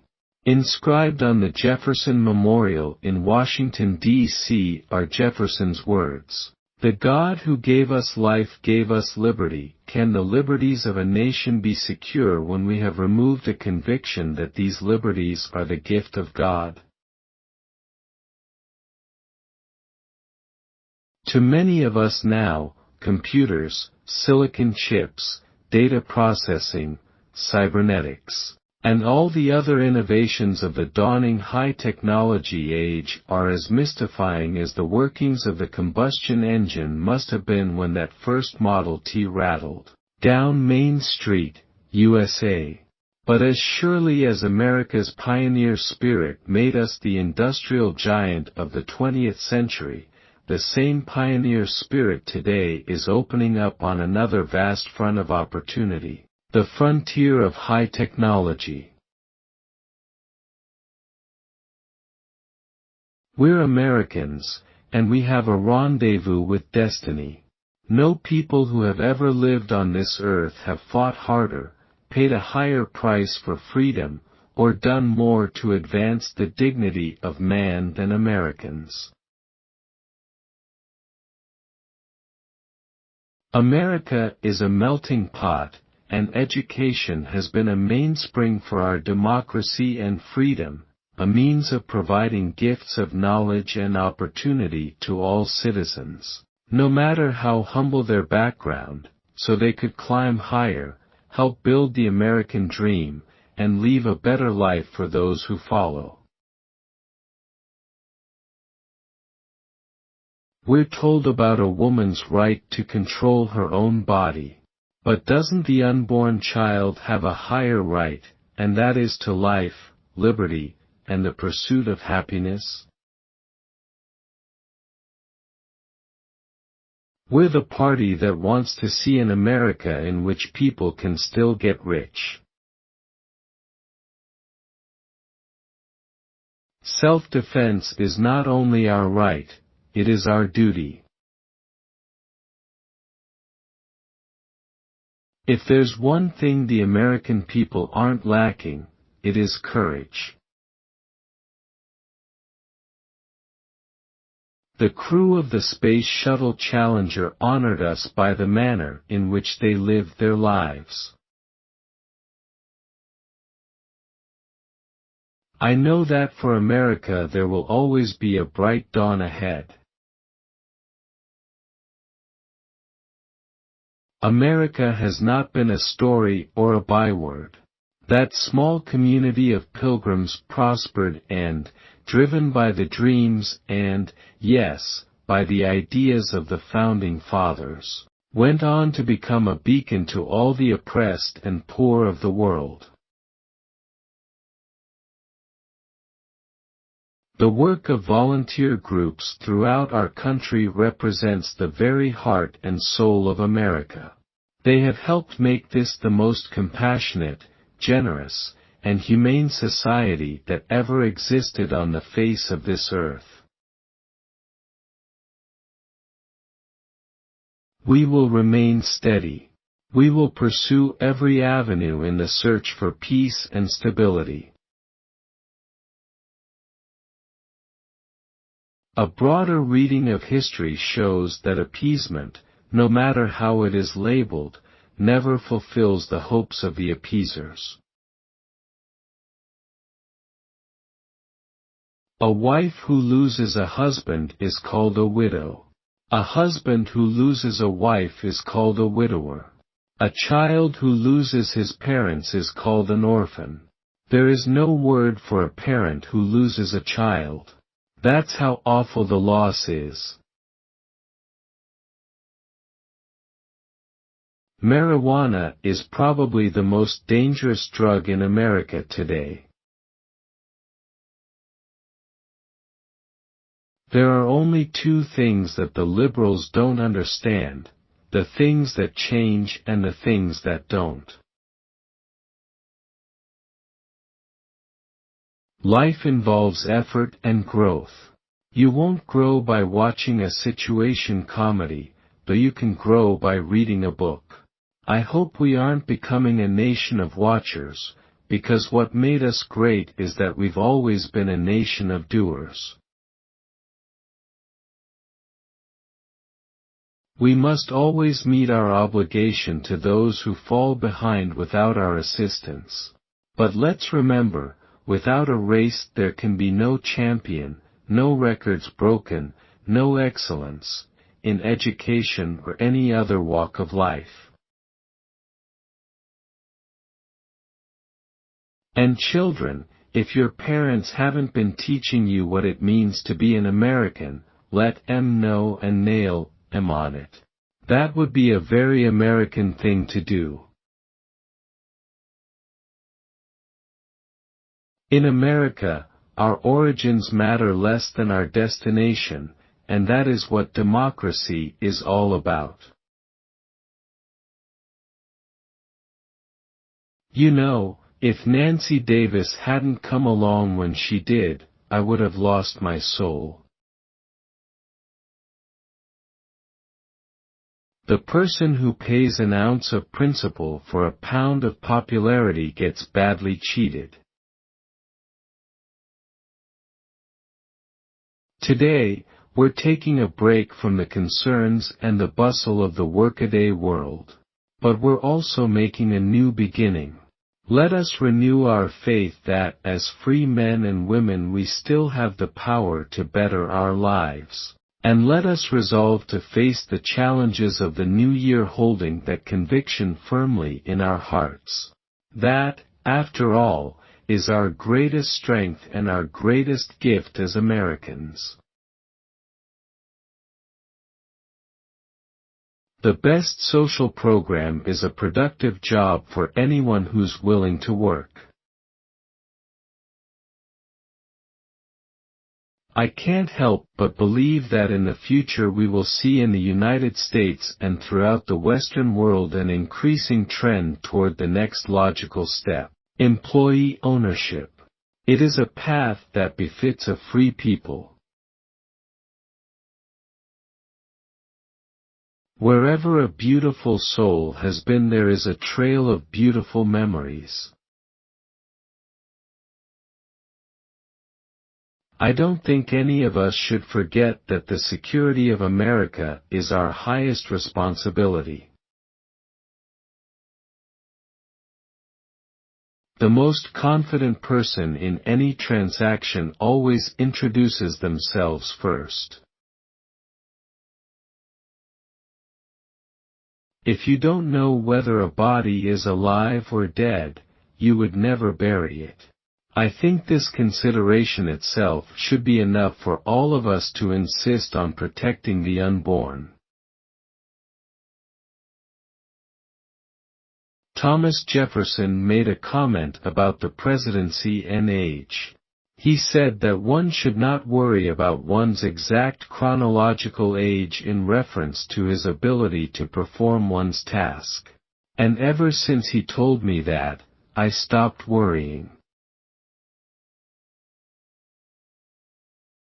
Nothing lasts longer than a temporary government program. You are worried about what man has done and is doing to this magical planet that God gave us. And I share your concern. What is a conservative after all but one who conserves, one who is committed to protecting and holding close the things by which we live, and we want to protect and conserve the land on which we live, our countryside, our rivers and mountains, our plains and meadows and forests. This is our patrimony. This is what we leave to our children. And our great moral responsibility is to leave it to them either as we found it or better than we found it. I just have to believe that with love for our natural heritage and a firm resolve to preserve it with wisdom and care, we can and will give the American land to our children, not impaired, but enhanced. And in doing this, we'll honor the great and loving God who gave us this land in the first place. The Montreal Protocol is a model of cooperation. It is a product of the recognition and international consensus that ozone depletion is a global problem, both in terms of its causes and its effects. The protocol is the result of an extraordinary process of scientific study, negotiations among representatives of the business and environmental communities, and international diplomacy. It is a monumental achievement. The preservation of parks, wilderness, and wildlife has also aided liberty by keeping alive the 19th century sense of adventure and awe with which our forefathers greeted the American West. Many laws protecting environmental quality have promoted liberty by securing property against the destructive trespass of pollution. In our own time, the nearly universal appreciation of these preserved landscapes, restored waters, and cleaner air through outdoor recreation is a modern expression of our freedom and leisure to enjoy the wonderful life that generations past have built for us. If we've learned any lessons during the past few decades, perhaps the most important is that preservation of our environment is not a partisan challenge, it's common sense. Our physical health, our social happiness, and our economic well-being will be sustained only by all of us working in partnership as thoughtful, effective stewards of our natural resources. We have so many people who can't see a fat man standing beside a thin one without coming to the conclusion that the fat man got that way by taking advantage of the thin one. We can't have it both ways. We can't expect God to protect us in a crisis and just leave him over there on the shelf in our day-to-day living. I wonder if sometimes he isn't waiting for us to wake up, he isn't maybe running out of patience. Ours was the first revolution in the history of mankind that truly reversed the course of government, and with 3 little words: we the people. We the people tell the government what to do, it doesn't tell us. We the people are the driver, the government is the car. And we decide where it should go, and by what route, and how fast. Almost all the world's constitutions are documents in which governments tell the people what their privileges are. Our Constitution is a document in which we the people tell the government what it is allowed to do. We the people are free. Someone must stand up to those who say, here's the key, there's the treasury, just take as many of those hard-earned tax dollars as you want. Shouldn't someone tag Mr. Kennedy's bold new imaginative program with its proper age? Under the tousled boyish haircut is still old Karl Marx, first launched a century ago. There is nothing new in the idea of a government being Big Brother.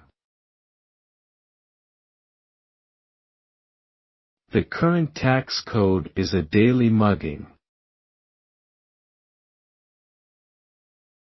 When I took the oath of office, I pledged loyalty to only one special interest group, we the people. Of the many messages found in the Hanukkah story, the one that has always inspired me most is this: with a strong faith in the Almighty, nothing is impossible, and without the help of our Creator, we labor in vain. I've always thought New Year's Day was an especially American tradition, full of the optimism and hope we're famous for in our daily lives, an energy and confidence we call the American spirit. Perhaps because we know we control our own destiny, we believe deep down inside that working together we can make each new year better than the old. Together, we'll build a far better future for America, a future of growth, opportunity, and security, anchored by the values of a people who are confident, compassionate, and whose heart is good. I believe now, as I always have, that America's strength is in we the people. Abraham Lincoln recognized that we could not survive as a free land when some men could decide that others were not fit to be free and should therefore be slaves. Likewise, we cannot survive as a free nation when some men decide that others are not fit to live and should be abandoned to abortion or infanticide. Accepting a government grant with its accompanying rules is like marrying a girl and finding out her entire family is moving in with you before the honeymoon.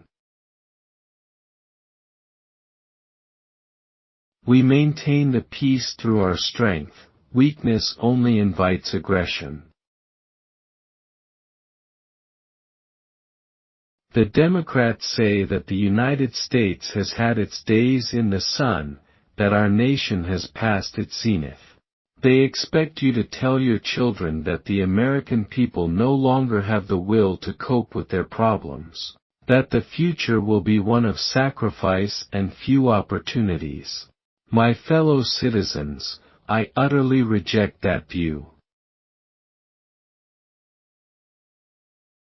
America must remain freedom's staunchest friend, for freedom is our best ally and it is the world's only hope to conquer poverty and preserve peace.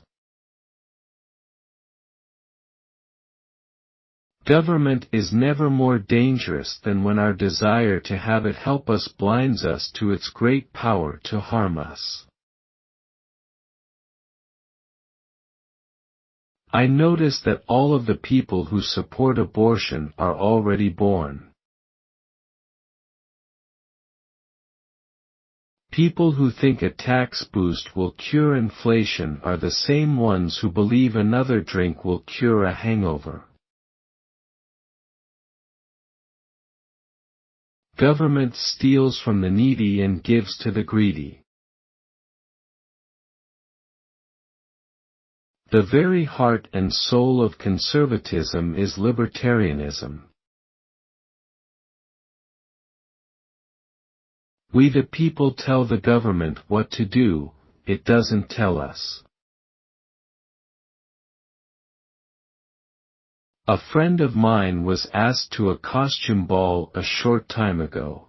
He slapped some egg on his face and went as a liberal economist. Revolution means democracy in today's world, not the enslavement of peoples to the corrupt and degrading horrors of totalitarianism. The one thing our founding fathers could not foresee, they were farmers, professional men, businessmen giving of their time and effort to an idea that became a country, was a nation governed by professional politicians who had an interest in getting re-elected. They probably envisioned a fellow serving a couple of hitches and then eagerly looking forward to getting back to the farm. If some among you fear taking a stand because you are afraid of reprisals from customers, clients, or even government, recognize that you are just feeding the crocodile hoping he'll eat you last. We are a nation that has a government, not the other way around. And that makes us special among the nations of the earth. We in America have learned bitter lessons from 2 world wars. It is better to be here, in Europe, ready to protect the peace, than to take blind shelter across the sea, rushing to respond only after freedom is lost. We've learned that isolationism never was and never will be an acceptable response to tyrannical governments with an expansionist intent. Millions of individuals making their own decisions in the marketplace will always allocate resources better than any centralized government planning process.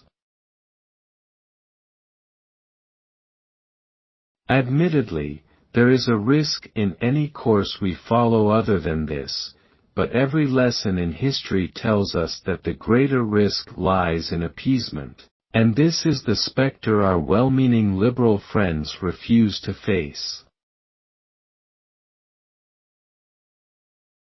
Governments don't control things.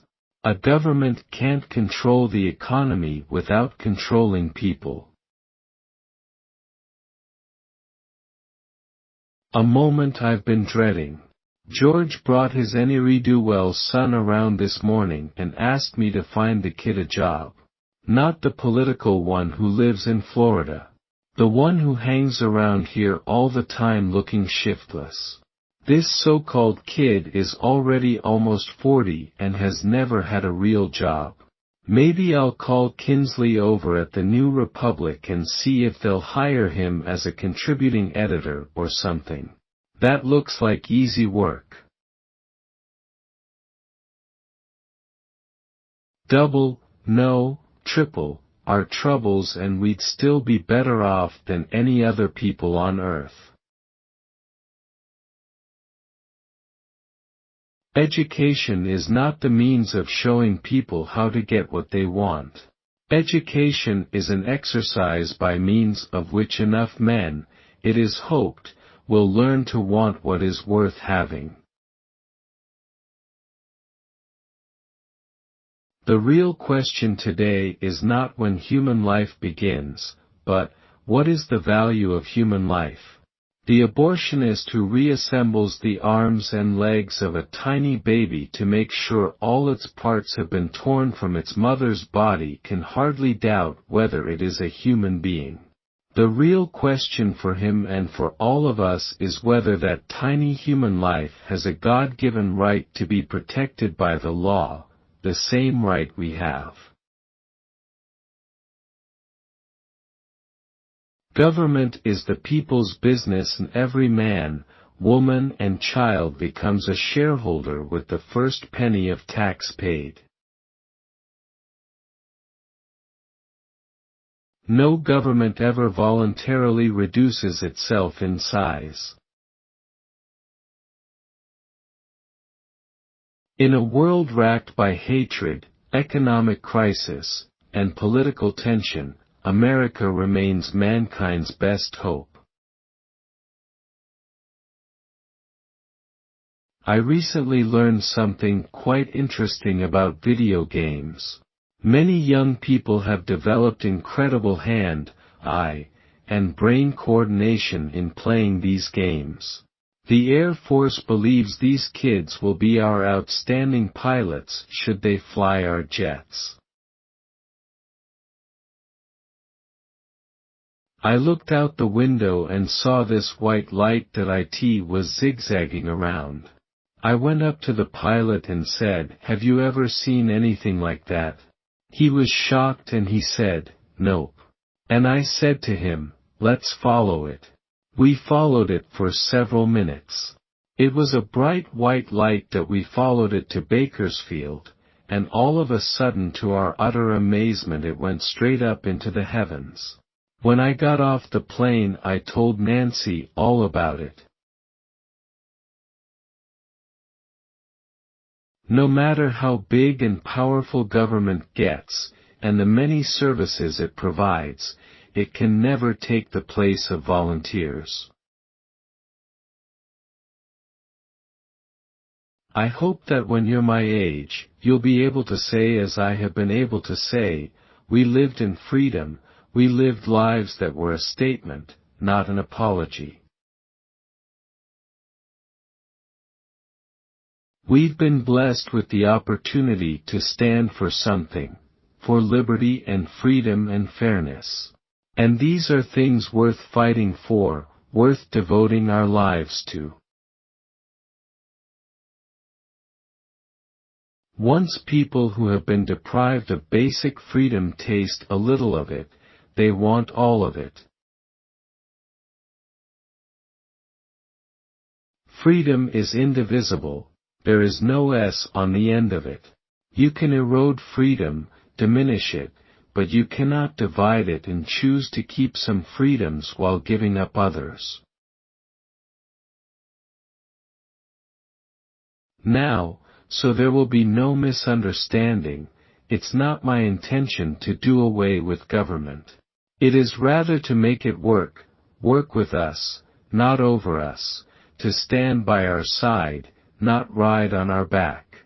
Government can and must provide opportunity, not smother it, foster productivity, not stifle it. The best view of big government is in the rearview mirror as we leave it behind. Yes, the deficit doctors have their scalpels out all right, but they're not poised over the budget. That's as fat as ever and getting fatter. What they're ready to operate on is your wallet. Let us resolve tonight that young Americans will always find there a city of hope in a country that is free. And let us resolve they will say of our day and our generation, we did keep the faith with our God, that we did act worthy of ourselves, that we did protect and pass on lovingly that shining city on a hill. Let it never be said of this generation of Americans that we became so obsessed with failure that we refused to take risks that could further the cause of peace and freedom in the world. And always remember that you are Americans, and it is your birthright to dream great dreams in this sweet and blessed land, truly the greatest, freest, strongest nation on earth. It's said that prayer can move mountains. Well, it certainly moved the hearts and minds of Americans in their times of trial and helped them to achieve a society that, for all its imperfections, is still the envy of the world and the last, best hope of mankind. I have been one who believes that abortion is the taking of a human life. The fact that they could not resolve the issue of when life begins was a finding in and of itself. If we don't know, then shouldn't we morally opt on the side that it is life? If you came upon an immobile body and you yourself could not determine whether it was dead or alive, I think that you would decide to consider it alive until somebody could prove it was dead. You wouldn't get a shovel and start covering it up. And I think we should do the same thing with regard to abortion. Preservation of our environment is not a liberal or conservative challenge, it's common sense. I have only one thing to say to the tax increasers: go ahead, make my day. These are the boys of Point du Hoc. These are the men who took the cliffs. These are the champions who helped free a continent. These are the heroes who helped end a war. I do not believe in a fate that will fall on us no matter what we do. I do believe in a fate that will fall on us if we do nothing. With our eyes fixed on the future, but recognizing the realities of today, we will achieve our destiny to be as a shining city on a hill for all mankind to see. Certain forms of ammunition have no legitimate sporting, recreational, or self-defense use and thus should be prohibited. Abortion is advocated only by persons who have themselves been born. I'm not smart enough to lie. I can't claim to know the words of all the national anthems in the world, but I don't know of any other that ends with a question and a challenge as ours does. Does that flag still wave o'er the land of the free and the home of the brave? That is what we must all ask. I don't have to tell you how fragile this precious gift of freedom is. Every time we hear, watch, or read the news, we are reminded that liberty is a rare commodity in this world. Christmas is a holiday that we celebrate not as individuals nor as a nation, but as a human family. The challenge of statesmanship is to have the vision to dream of a better, safer world and the courage, persistence, and patience to turn that dream into reality. We are at war with the most dangerous enemy that has ever faced mankind in his long climb from the swamp to the stars, and it has been said if we lose that war, and in so doing lose this way of freedom of ours, history will record with the greatest astonishment that those who had the most to lose did the least to prevent its happening. I've spoken of the shining city all my political life, but I don't know if I ever quite communicated what I saw when I said it. But in my mind it was a tall, proud city built on rock stronger than oceans, windswept, God-blessed, and teeming with people of all kinds living in harmony and peace. A city with free ports that hummed with commerce and creativity. And if there had to be city walls, the walls had doors and the doors were open to anyone with the will and heart to get there. That's how I saw it, and see it still. 100 nations in the UN have not agreed with us on just about everything that's come before them, where we're involved, and it didn't upset my breakfast at all. I've always believed that this blessed land was set apart in a special way, that some divine plan placed this great continent here between the oceans to be found by people from every corner of the earth who had a special love for freedom and the courage to uproot themselves, leave homeland and friends, to come to a strange land. And coming here they created something new in all the history of mankind, a land where man is not beholden to government, government is beholden to man. A leader, once convinced that a particular course of action is the right one, must be undaunted when the going gets tough. And how stands the city on this winter night? More prosperous, more secure, and happier than it was 8 years ago. But more than that, after 200 years, 2 centuries, she still stands strong and true on the granite ridge, and her glow has held steady no matter what storm.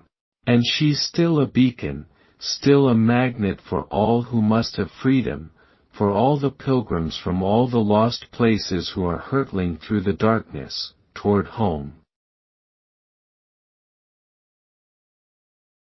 Money can't buy happiness, but it will certainly get you a better class of memories.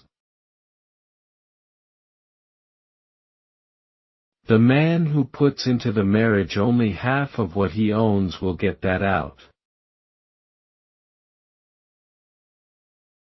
If you serve a child a rotten hamburger in America, federal, state, and local agencies will investigate you, summon you, close you down, whatever.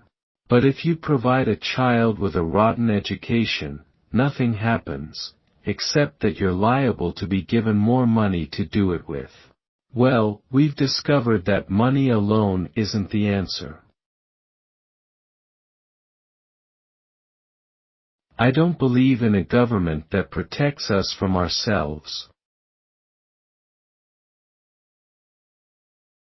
Freedom is one of the deepest and noblest aspirations of the human spirit. I want you to know that also I will not make age an issue of this campaign. I am not going to exploit, for political purposes, my opponent's youth and inexperience. If we lose freedom here, there is no place to escape to. This is the last stand on earth. The federal government did not create the states created the federal government. I've always believed that a lot of the trouble in the world would disappear if we were talking to each other instead of about each other. The size of the federal budget is not an appropriate barometer of social conscience or charitable concern. We welcome change and openness, for we believe that freedom and security go together, that the advance of human liberty can only strengthen the cause of world peace. We do not deny any nation's legitimate interest in security, but protecting the security of one nation by robbing another of its national independence and national traditions is not legitimate. In the long run, it is not even secure. In this springtime of hope, some lights seem eternal, America's is. I hope we once again have reminded people that man is not free unless government is limited. There's a clear cause and effect here that is as neat and predictable as a law of physics. As government expands, liberty contracts. A troubled and afflicted mankind looks to us, pleading for us to keep our rendezvous with destiny, that we will uphold the principles of self-reliance, self-discipline, morality, and, above all, responsible liberty for every individual, that we will become that shining city on a hill. Christmas can be celebrated in the schoolroom with pine trees, tinsel, and reindeers, but there must be no mention of the man whose birthday is being celebrated. One wonders how a teacher would answer if a student asked why it was called Christmas. Our natural, inalienable rights are now considered to be a dispensation from government, and freedom has never been so fragile, so close to slipping from our grasp as it is at this moment. America is too great for small dreams. People do not make wars, governments do. Mr. Gorbachev, tear down this wall. One picture is worth 1,000 denials. For a time, we forgot the American dream isn't one of making government bigger, it's keeping faith with the mighty spirit of free people under God. It is the Soviet Union that runs against the tide of human history by denying human freedom and human dignity to its citizens. A stronger defense is an investment in peace. We've gone astray from first principles. We've lost sight of the rule that individual freedom and ingenuity are at the very core of everything that we've accomplished. Government's first duty is to protect the people, not run their lives. Margaret Thatcher, this great lady, has not only served her country well, she has served the free world well. But in the West today, we see a free world that has achieved a level of prosperity and well-being unprecedented in all human history.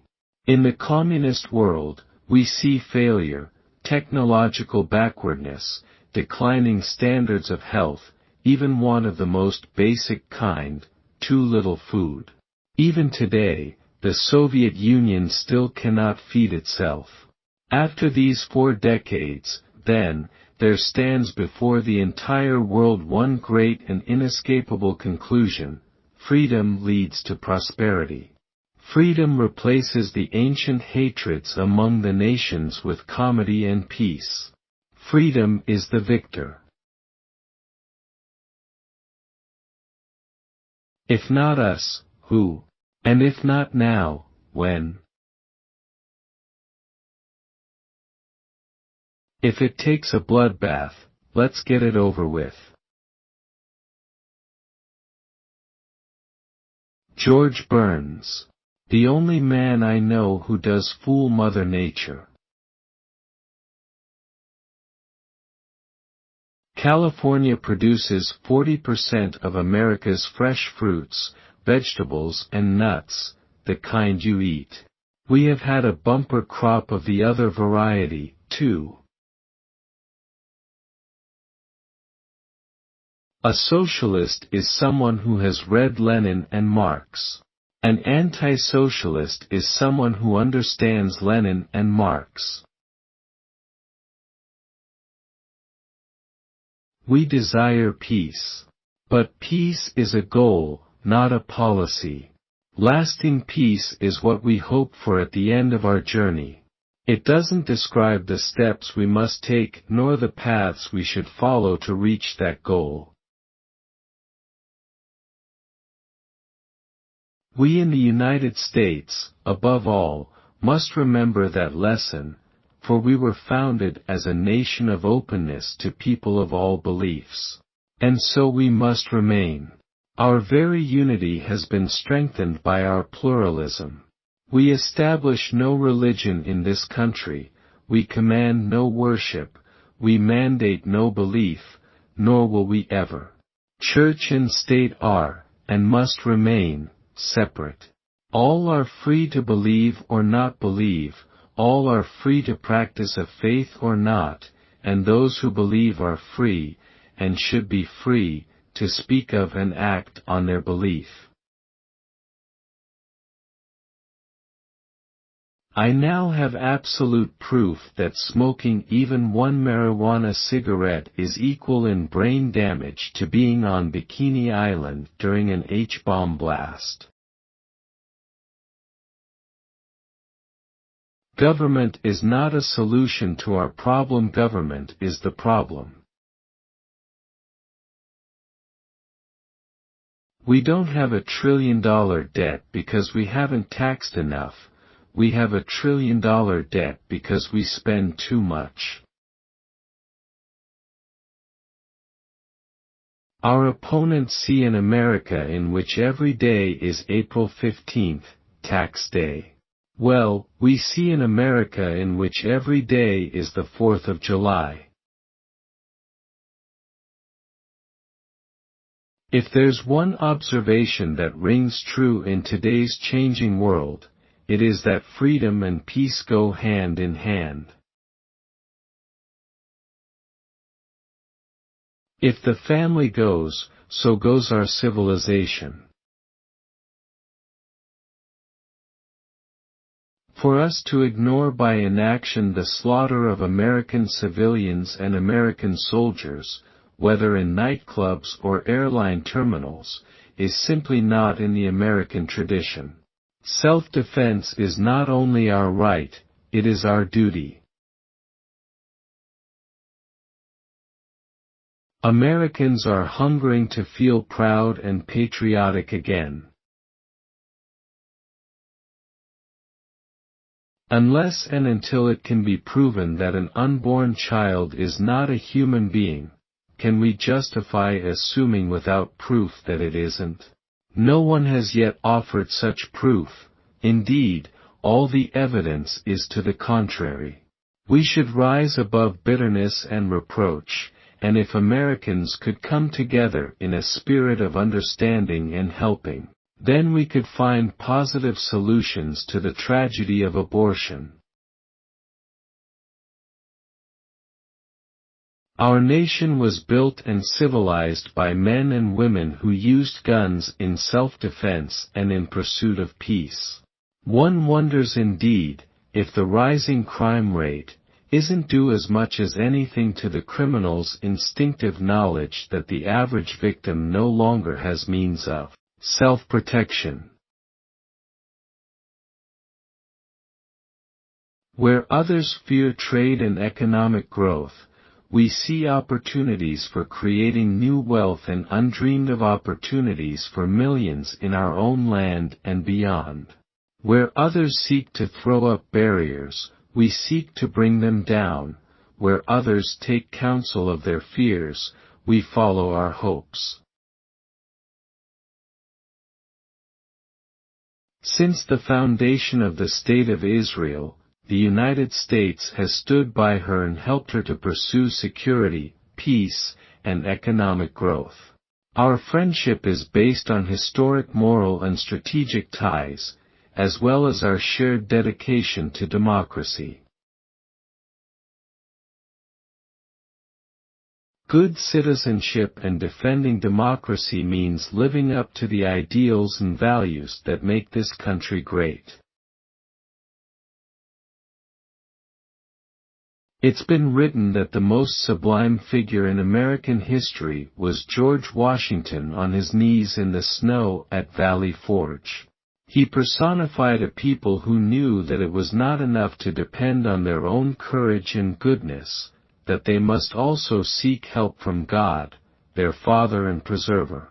Where did we begin to lose sight of that noble beginning, of our conviction that standards of right and wrong do exist and must be lived up to?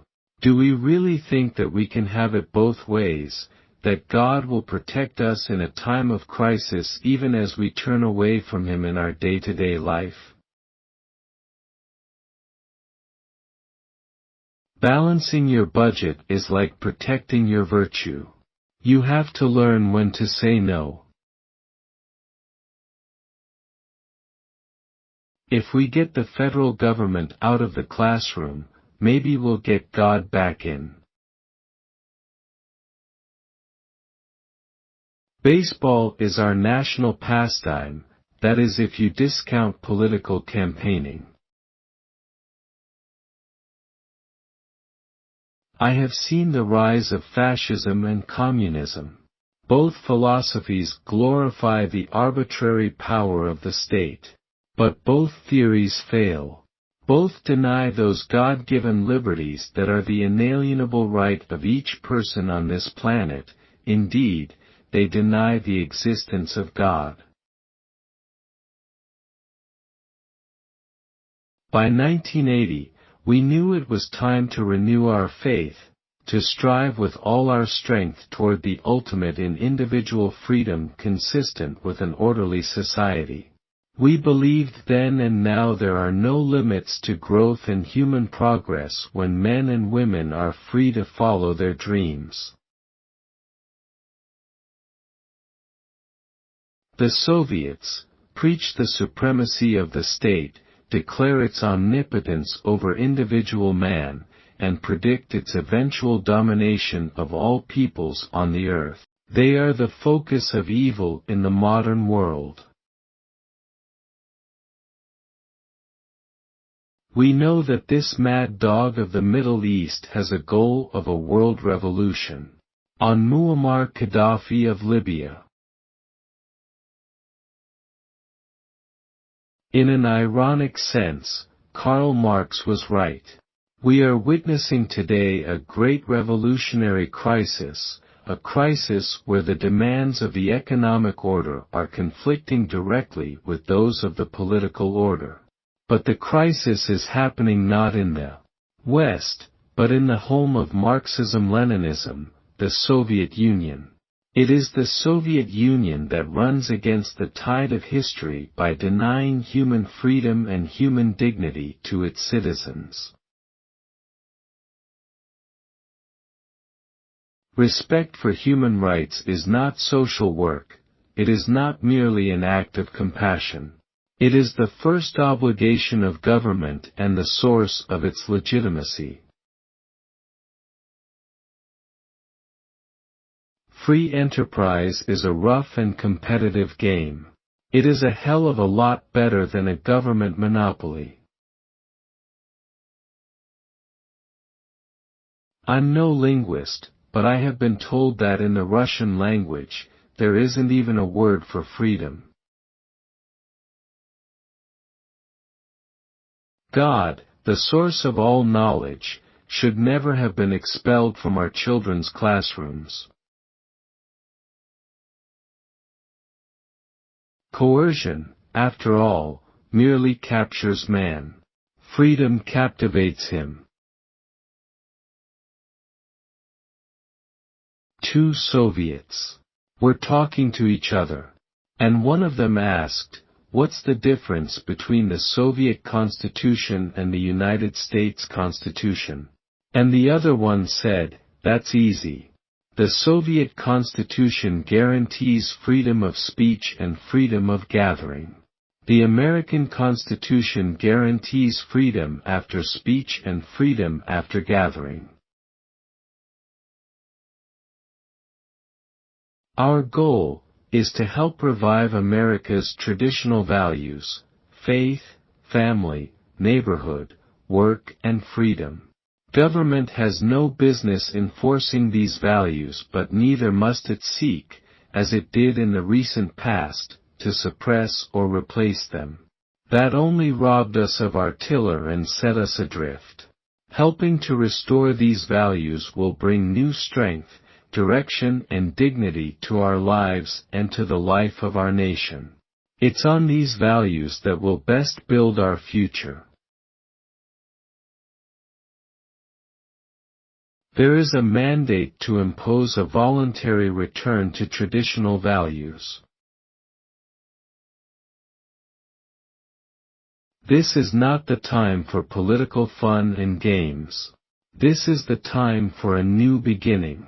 I ask you now to put aside any feelings of frustration or helplessness about our political institutions and join me in this dramatic but responsible plan to reduce the enormous burden of federal taxation on you and your family. Our tax policy is engineered by people who view tax as a means of achieving changes in our social structure.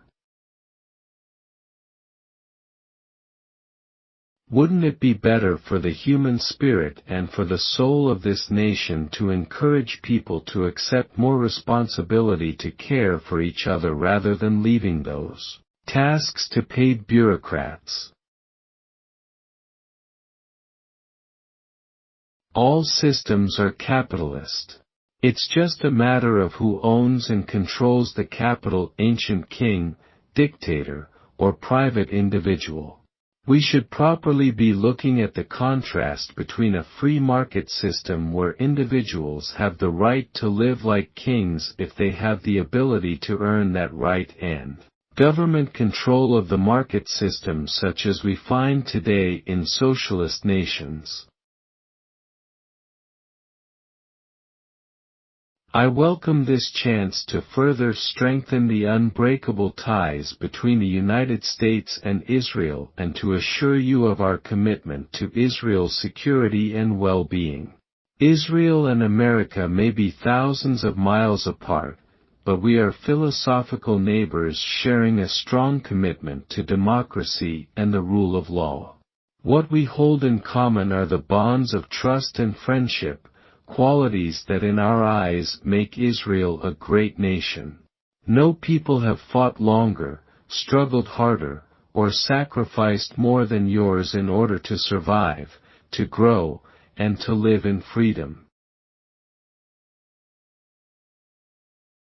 A nuclear war cannot be won and must never be fought. The only value in our two nations possessing nuclear weapons is to make sure they will never be used. But then would it not be better to do away with them entirely? Surround yourself with great people, delegate authority, get out of the way. Remember that every government service, every offer of government, finance security, is paid for in the loss of personal freedom. In the days to come, whenever a voice is raised telling you to let the government do it, analyze very carefully to see whether the suggested service is worth the personal freedom which you must forego in return for such service. And let us never forget that in honoring our flag, we honor the American men and women who have courageously fought and died for it over the last 200 years, patriots who set an ideal above any consideration of self. Our flag flies free today because of their sacrifice. Some years ago, the federal government declared war on poverty, and poverty won. Let us renew our faith that, as free men and women, we still have the power to better our lives. Republicans believe the best way to assure prosperity is to generate more jobs. The Democrats believe in more welfare. Governments don't reduce deficits by raising taxes on the people. Governments reduce deficits by controlling spending and stimulating new wealth. If you've seen one redwood tree, you've seen them all. I think the presidency is an institution over which you have temporary custody. Our liberties, our values, all for which America stands is safe today because brave men and women have been ready to face the fire at freedom's front. And we thank God for them. The Soviet Union is the focus of evil in the modern world. Let me make our goal very clear: jobs, jobs, jobs, and more jobs. Our policy has been and will continue to be, what is good for the American workers is good for America. The inescapable truth is, government does not have all the answers. In too many instances, government does not solve problems, it subsidizes them. An America that is militarily and economically strong is not enough. The world must see an America that is morally strong with a creed and a vision. This is what has led us to dare and achieve. For us, values count. For an America of wisdom that honors the family, knowing that if the family goes, so goes our civilization. We need true tax reform that will at least make a start toward restoring for our children the American dream that wealth is denied to no one, that each individual has the right to fly as high as his strength and ability will take him.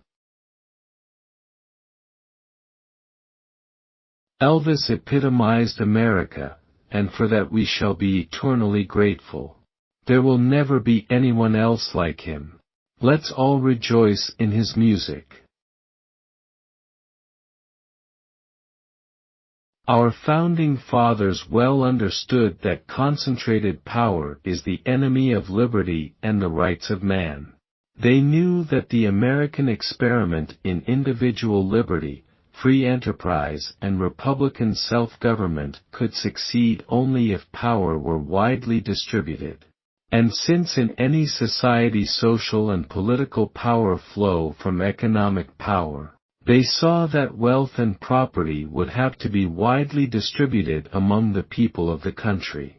The truth of this insight is immediately apparent. For the average American, the message is clear. Liberalism is no longer the answer. It is the problem. Liberals are people who think that being tough on crime means longer suspended sentences. A woman waiting for him in the Kremlin asked Gorbachev, "Was communism invented by a politician or a scientist?" He replied, "Well, a politician." She said, "That explains it. The scientist would have tried it on mice first."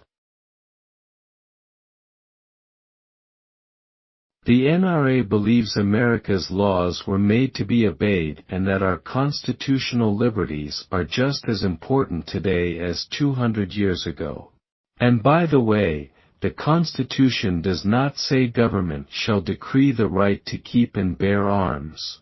The Constitution says, the right of the people to keep and bear arms shall not be infringed.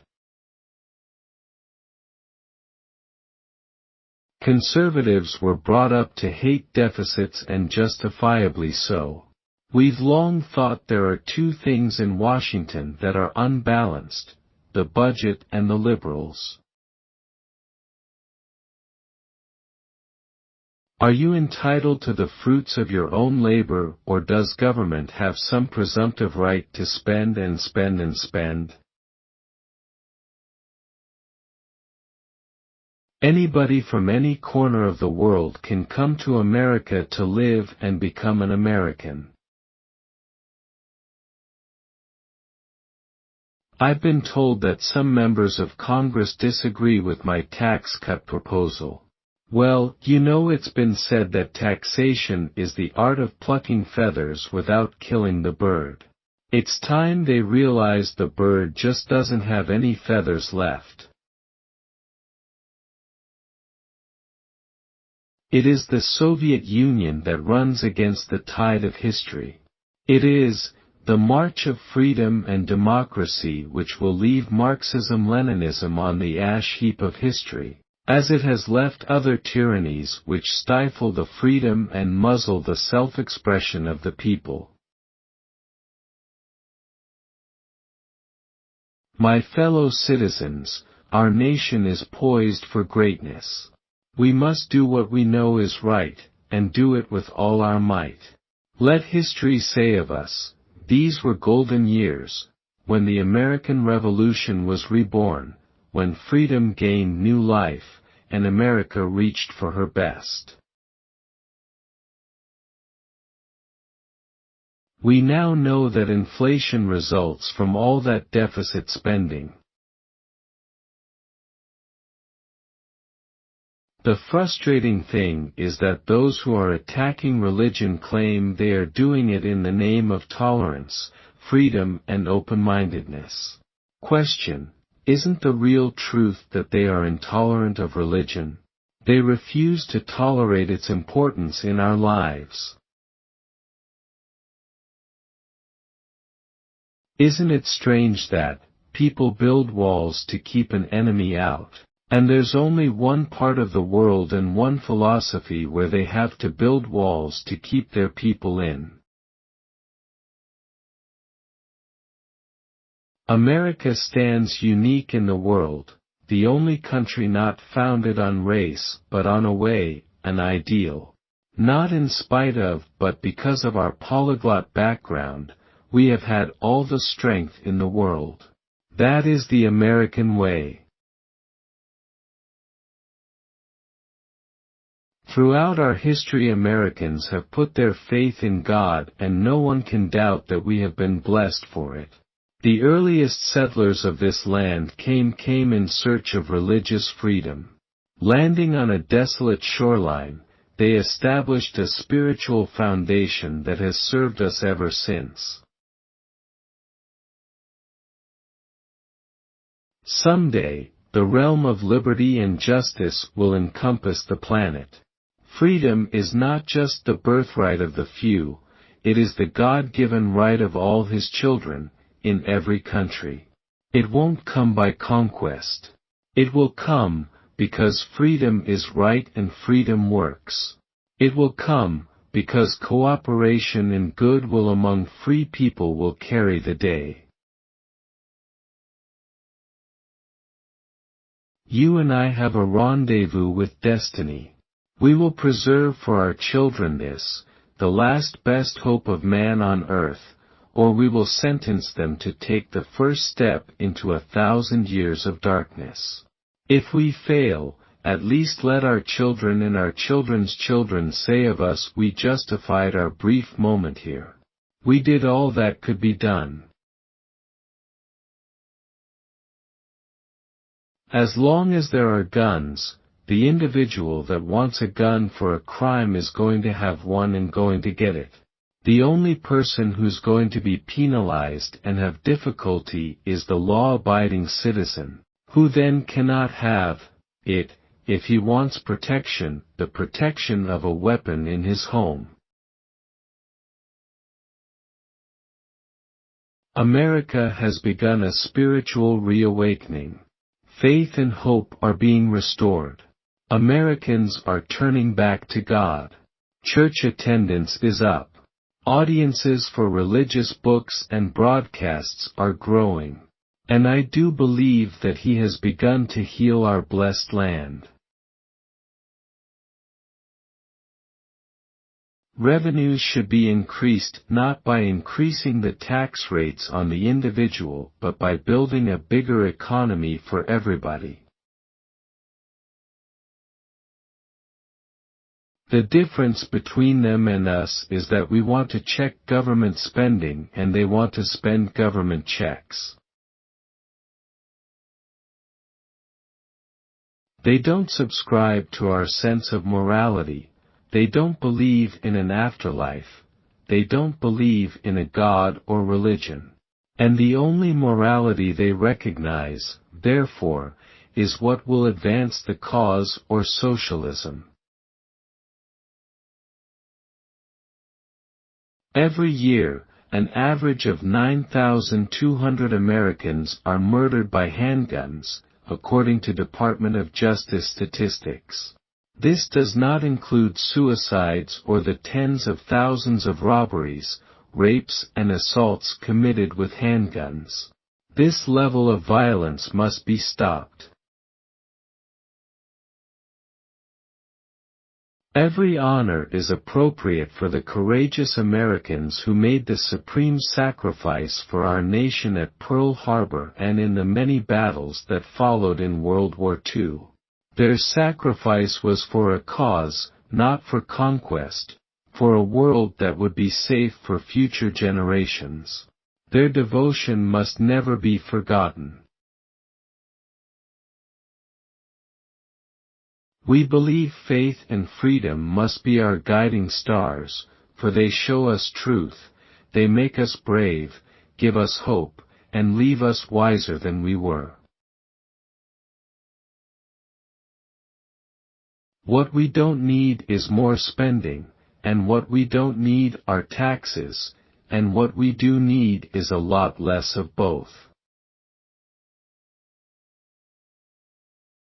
At the root of everything that we're trying to accomplish is the belief that America has a mission. We are a nation of freedom, living under God, believing all citizens must have the opportunity to grow, create wealth, and build a better life for those who follow.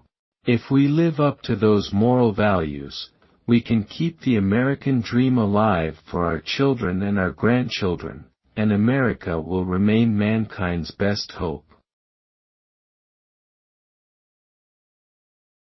We cannot survive as a free nation when some men decide that others are not fit to live and should be abandoned to abortion or infanticide. Here is no cause more important for preserving that freedom than affirming the transcendent right to life of all human beings, the right without which no other rights have any meaning. Our loyalty lies with little taxpayers, not big spenders. What our critics really believe is that those in Washington know better how to spend your money than you, the people, do. But we're not going to let them do it, period. Government should uphold and not undermine those institutions which are custodians of the very values upon which civilization is founded, religion, education and, above all, family.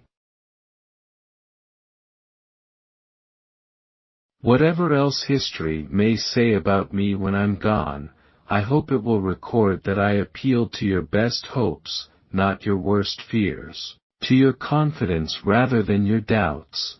My dream is that you will travel the road ahead with liberty's lamp guiding your steps and opportunity's arm steadying your way. The full consequences of a default or even the serious prospect of default by the United States are impossible to predict and awesome to contemplate. Denigration of the full faith and credit of the United States would have substantial effects on the domestic financial markets and on the value of the dollar in exchange. Markets. The nation can ill afford to allow such a result. The risks, the cost, the disruptions, and the incalculable damage lead me to but one conclusion: the Senate must pass this legislation before the Congress adjourns. We have every right to dream heroic dreams. An informed patriotism is what we want. Mankind's journey into space, like every great voyage of discovery, will become part of our unending journey of liberation. In the limitless reaches of space, we will find liberation from tyranny, from scarcity, from ignorance, and from war. We will find the means to protect this earth and to nurture every human life, and to explore the universe. This is our mission, this is our destiny. Intelligence reports say Castro is very worried about me. I'm very worried that we can't come up with something to justify his worrying. We're here to mark that day in history when the Allied peoples joined in battle to reclaim this continent to liberty. For 4 long years, much of Europe had been under a terrible shadow. Free nations had fallen, Jews cried out in the camps, millions cried out for liberation. Europe was enslaved, and the world prayed for its rescue. Here in Normandy the rescue began. Here the Allies stood and fought against tyranny in a giant undertaking unparalleled in human history. Perhaps there is a simple answer, not an easy answer, but simple. If you and I have the courage to tell our elected officials that we want our national policy based on what we know in our hearts is morally right. Anytime you and I question the schemes of the do-gooders, we're denounced as being against their humanitarian goals. They say we're always against things, we're never for anything. Well, the trouble with our liberal friends is not that they're ignorant, it's just that they know so much that isn't so. Public servants say, always with the best of intentions, what greater service we could render if only we had a little more money and a little more power. But the truth is that outside of its legitimate function, government does nothing as well or as economically as the private sector. When you start talking about government as we instead of they, you have been in office too long. In our observances this Memorial Day, we honor the brave Americans who paid the highest price for their commitment to the ideals of peace, freedom, and justice. Our debt to them can be paid only by our own recommitment to preserving those same ideals. I'm convinced that today the majority of Americans want what those first Americans wanted: a better life for themselves and their children, a minimum of government authority. May all of you as Americans never forget your heroic origins, never fail to seek divine guidance, and never lose your natural God-given optimism. As we celebrate Thanksgiving, we should reflect on the full meaning of this day as we enjoy the fellowship that is so much a part of the holiday festivities. Searching our hearts, we should ask what we can do as individuals to demonstrate our gratitude to God for all He has done. Such reflection can only add to the significance of this precious day of remembrance. You can't tax business. Business doesn't pay taxes. It collects taxes. Freedom is never more than one generation away from extinction. Socialists ignore the side of man that is the spirit. They can provide you shelter, fill your belly with bacon and beans, treat you when you're ill, all the things guaranteed to a prisoner or a slave. They don't understand that we also dream. Entrepreneurs are the forgotten heroes of America. The American dream is not that every man must be level with every other man. The American dream is that every man must be free to become whatever God intends he should become. My basic rule is that I want people who don't want a job in government. Perhaps no custom reveals our character as a nation so clearly as our celebration of Thanksgiving Day. You can't be for big government, big taxes, and big bureaucracy and still be for the little guy. Let us thank God for life and the blessings He's put before us. High among them are our families, our freedom, and the opportunities of a new year. I believe the best social program is a job. One of the traditional methods of imposing statism or socialism has been by way of medicine. If you don't do this, one of these days you and I are going to spend our sunset years telling our children and our children's children what it was like in America when men were free. Inside the Bible's pages lie the answers to all the problems that mankind has ever known.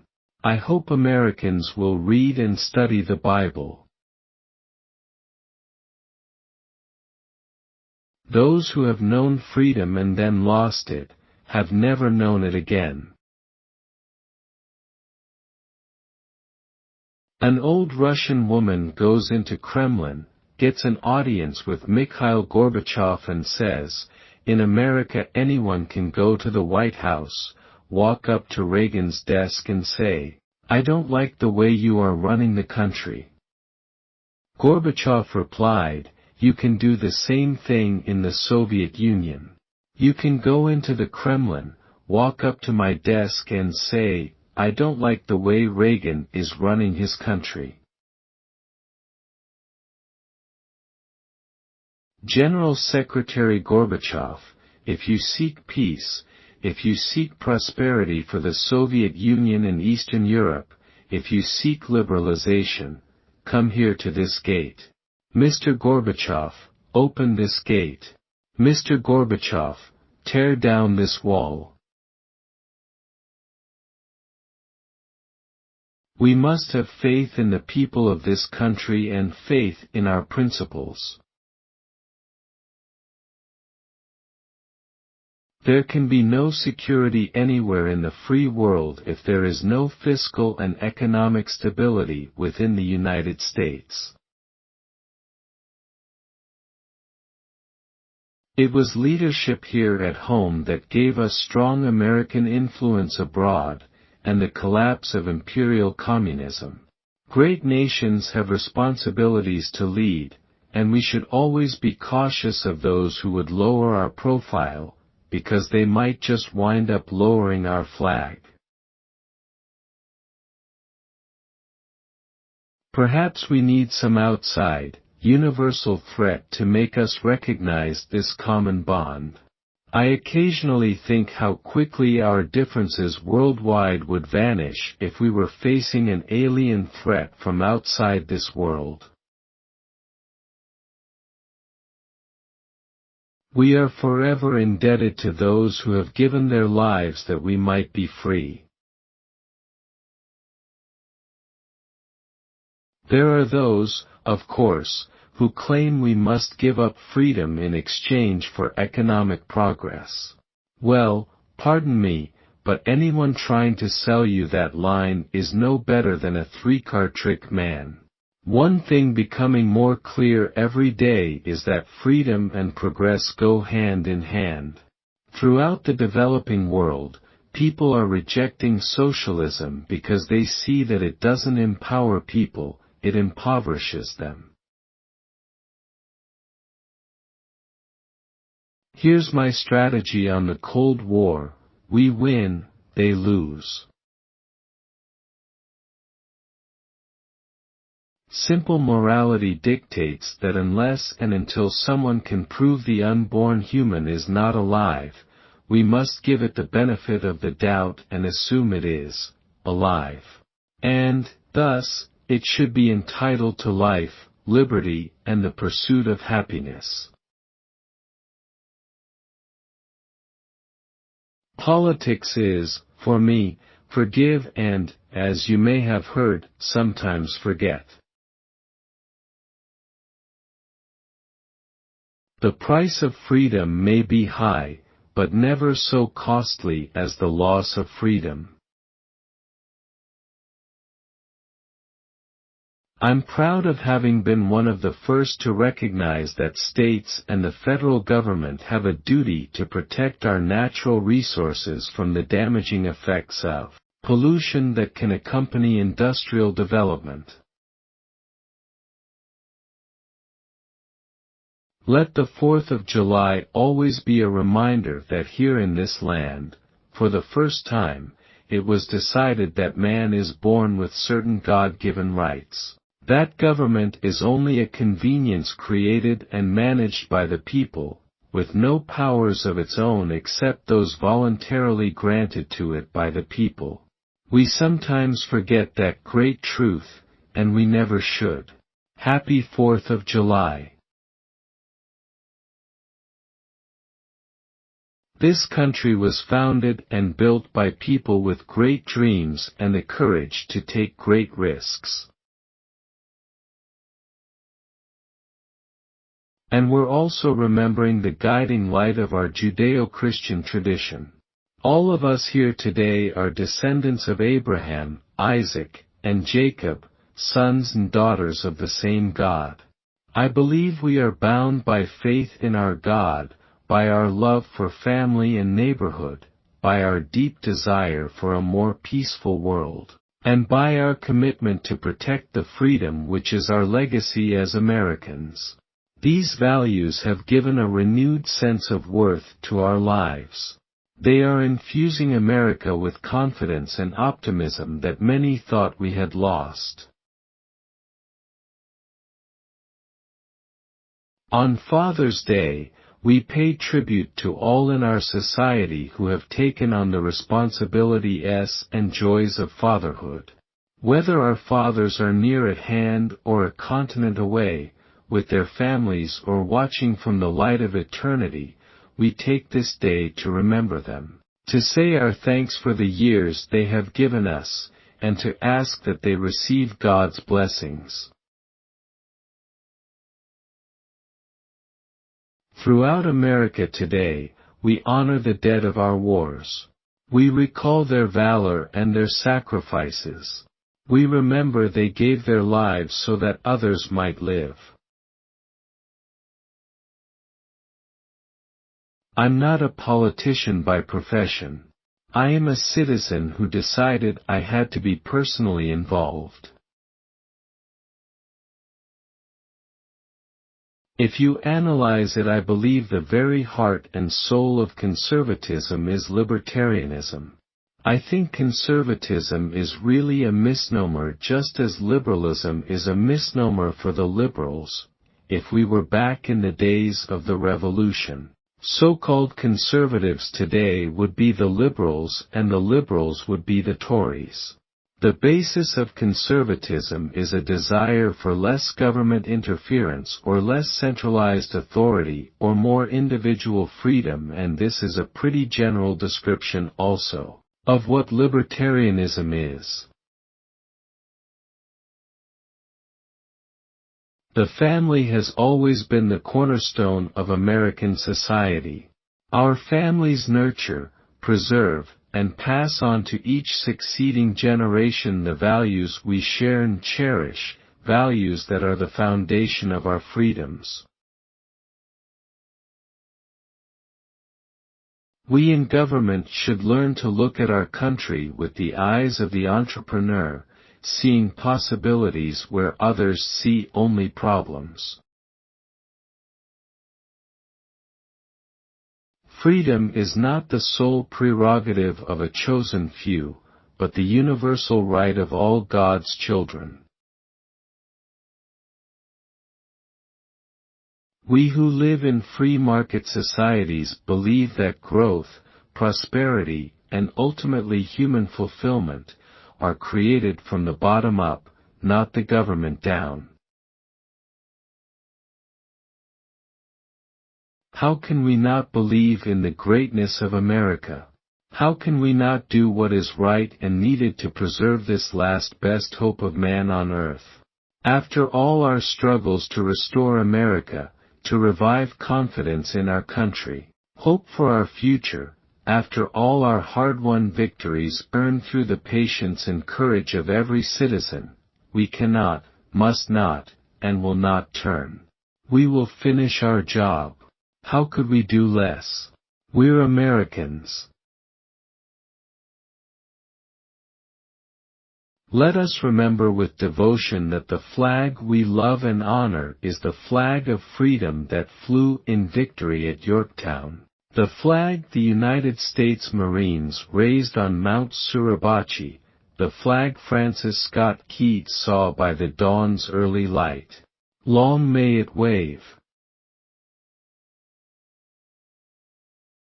A political party cannot be all things to all people. It must represent certain fundamental beliefs which must not be compromised to political expediency, or simply to swell its numbers. America needs jobs and opportunity, not make work and handouts. As government expands, liberty contracts. We owe this freedom of choice and action to those men and women in uniform who have served this nation and its interests in time of need. In particular, we are forever indebted to those who have given their lives that we might be free. With freedom comes responsibility, a responsibility that can only be met by the individual.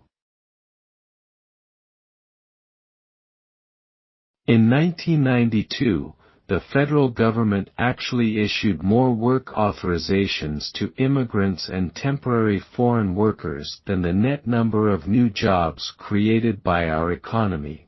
Something is fundamentally wrong when we have millions of American citizens and legal residents begging for jobs. And yet we are admitting thousands and thousands of immigrants a year with virtually no consideration to our employment needs or their employment skills.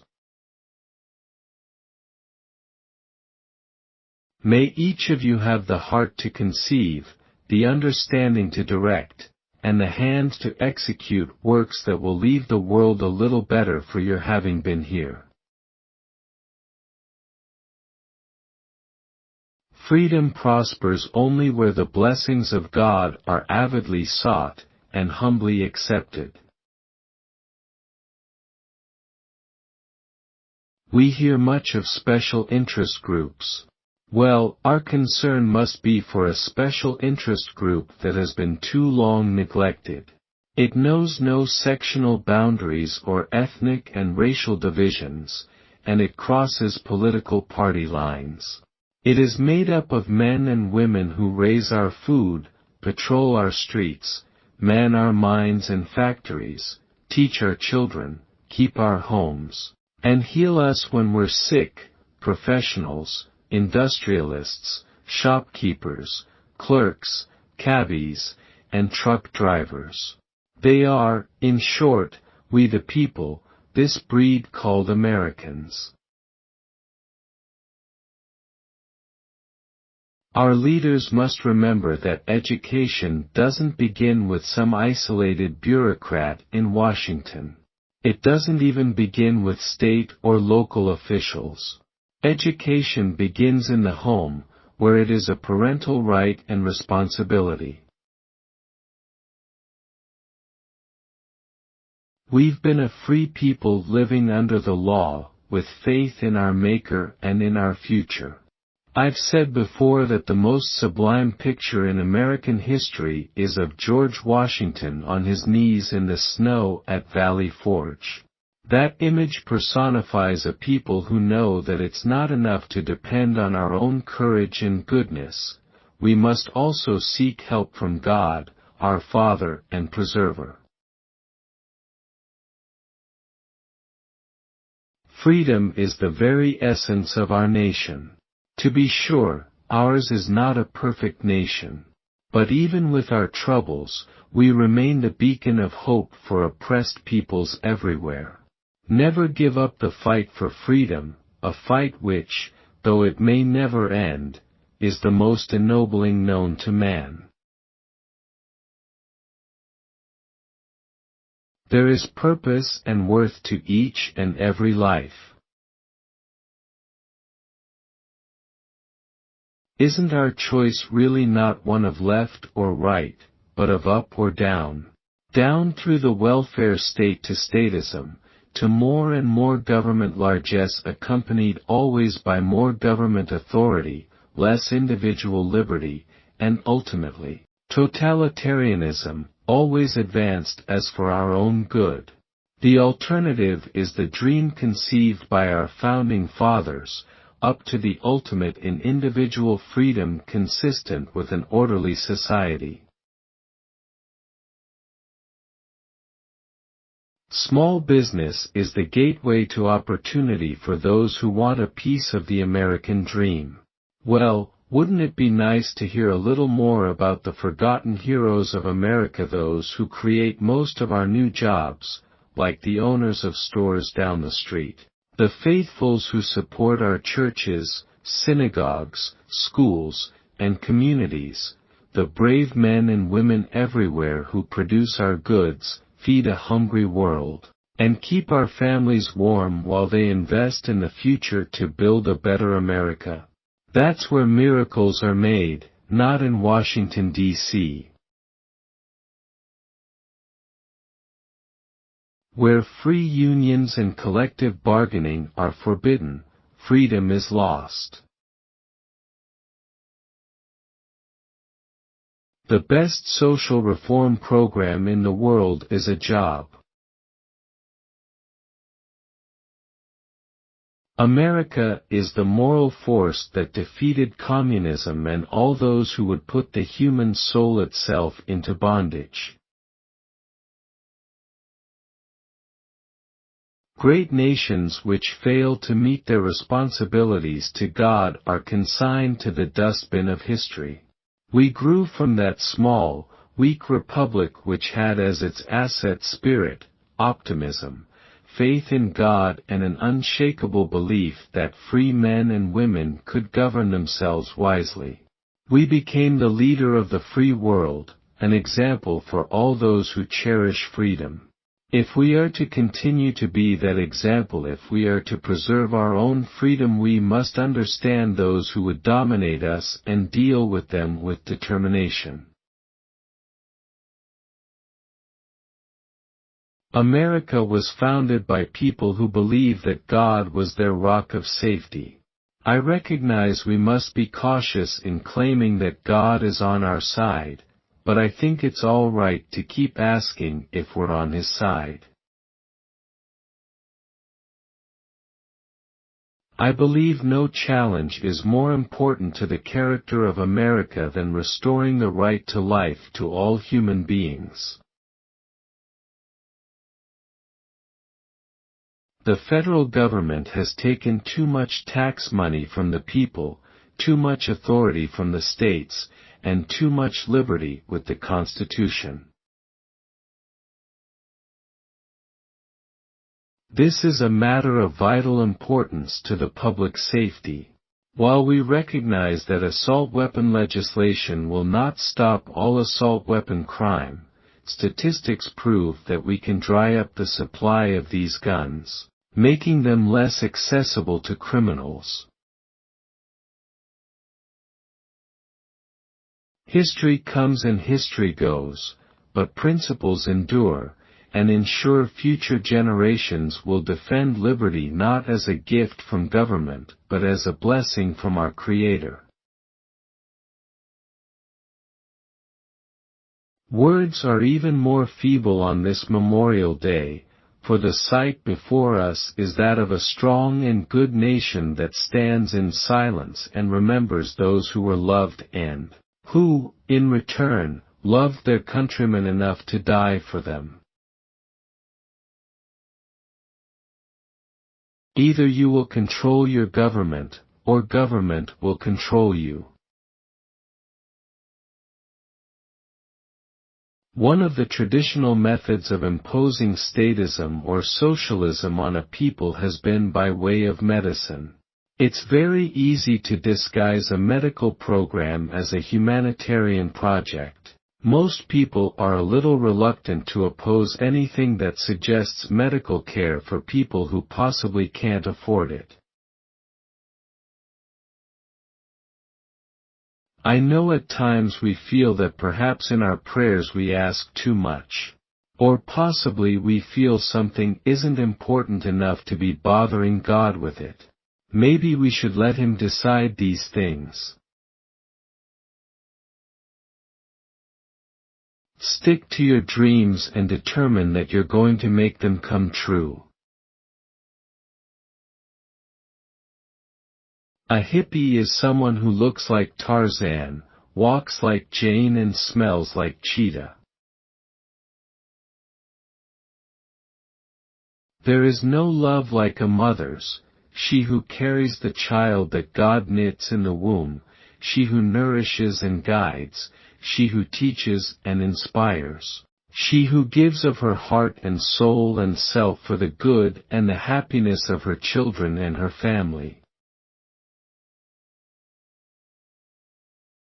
We can have peace and brotherly love by accepting our responsibility to preserve freedom.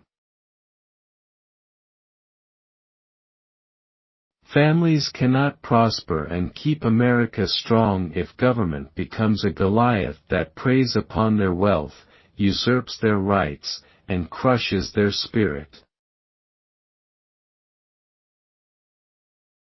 My belief has always been that wherever in this land any individual's constitutional rights are being unjustly denied, it is the obligation of the federal government at point of bayonet if necessary to restore that individual's constitutional rights. For one, we very much need in any immigration bill, we need protection for people who are in this country and who have not become citizens, for example, that they are protected and legitimized and given permanent residency here. And we want to see some things of that kind added to the immigration bill. You and I are told we must choose between a left or right, but I suggest there is no such thing as a left or right. There is only an up or down. Up to man's age-old dream, the maximum of individual freedom consistent with order, or down to the ant heap of totalitarianism.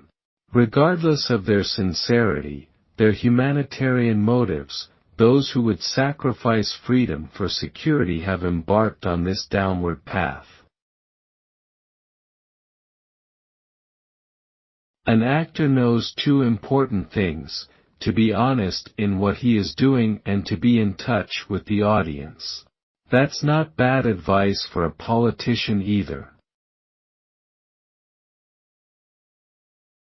Our national motto, "In God We Trust," was not chosen lightly. It reflects a basic recognition that there is a divine authority in the universe to which this nation owes homage. It's not that liberals aren't smart, it's just that so much of what they know isn't so. Government is not the solution, but rather the cause of our problems. Government should do only those things the people cannot do for themselves.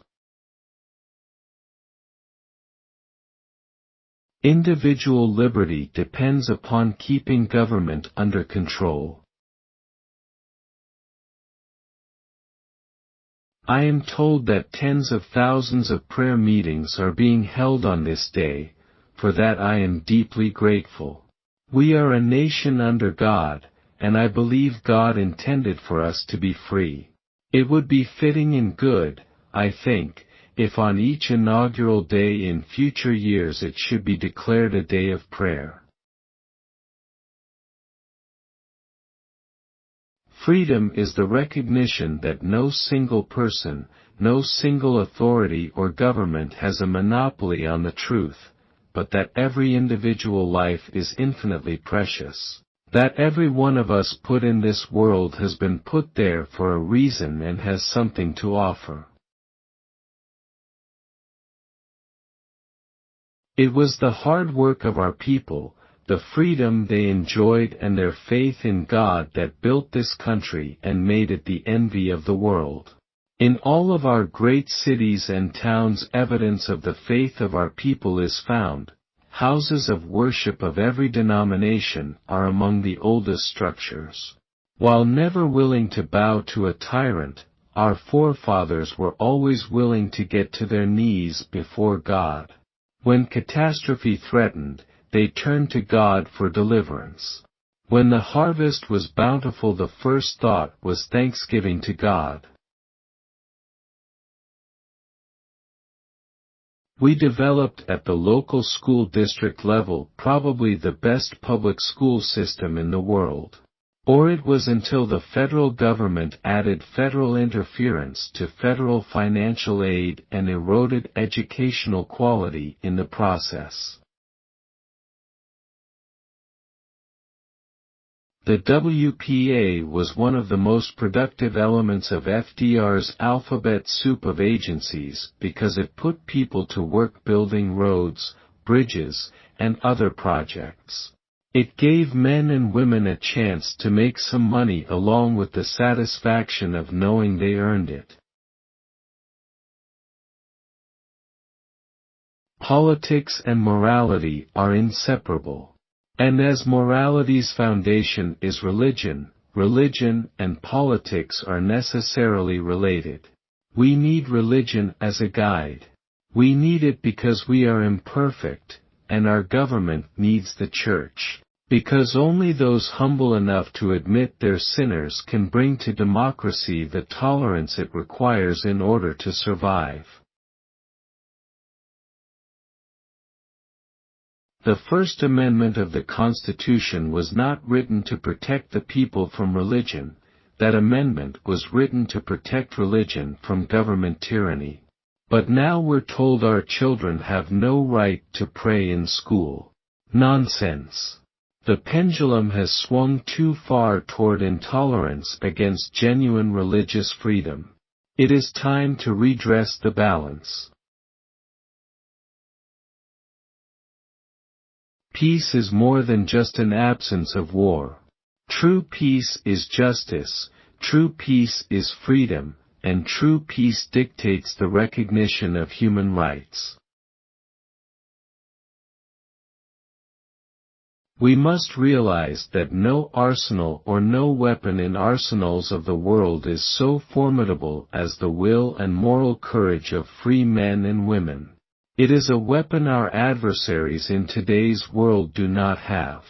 It is a weapon that we as Americans do have. Let that be understood by those who practice terrorism and prey upon their neighbors. As for the enemies of freedom, those who are potential adversaries, they will be reminded that peace is the highest aspiration of the American people. We will negotiate for it, sacrifice for it. We will not surrender for it, now or ever. We are Americans.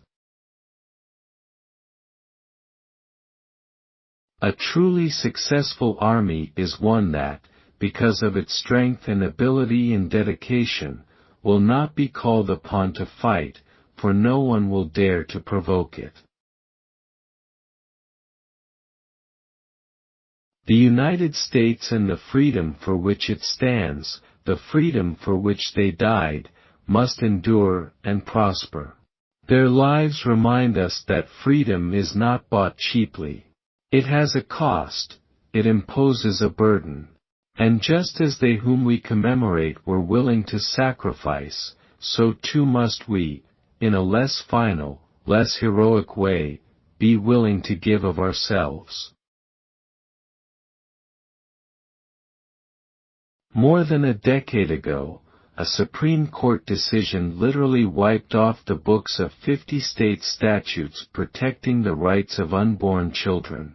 Abortion on demand now takes the lives of up to 1.5 million unborn children a year. Human life legislation ending this tragedy will someday pass the Congress, and you and I must never rest until it does. Unless and until it can be proven that the unborn child is not a living entity, then its right to life, liberty, and the pursuit of happiness must be protected. Are you better off now than you were 4 years ago?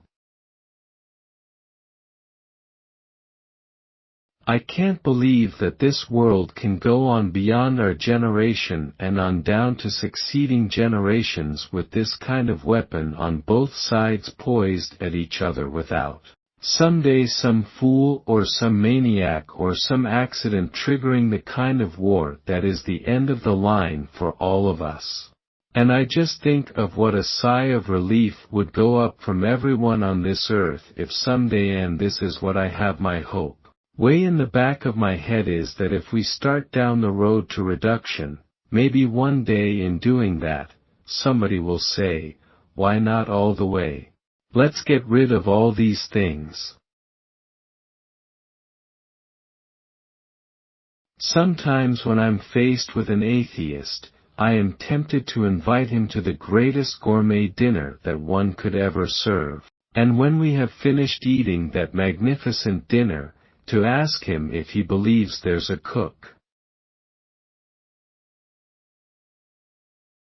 There is no greater happiness for a man than approaching a door at the end of a day knowing someone on the other side of that door is waiting for the sound of his footsteps.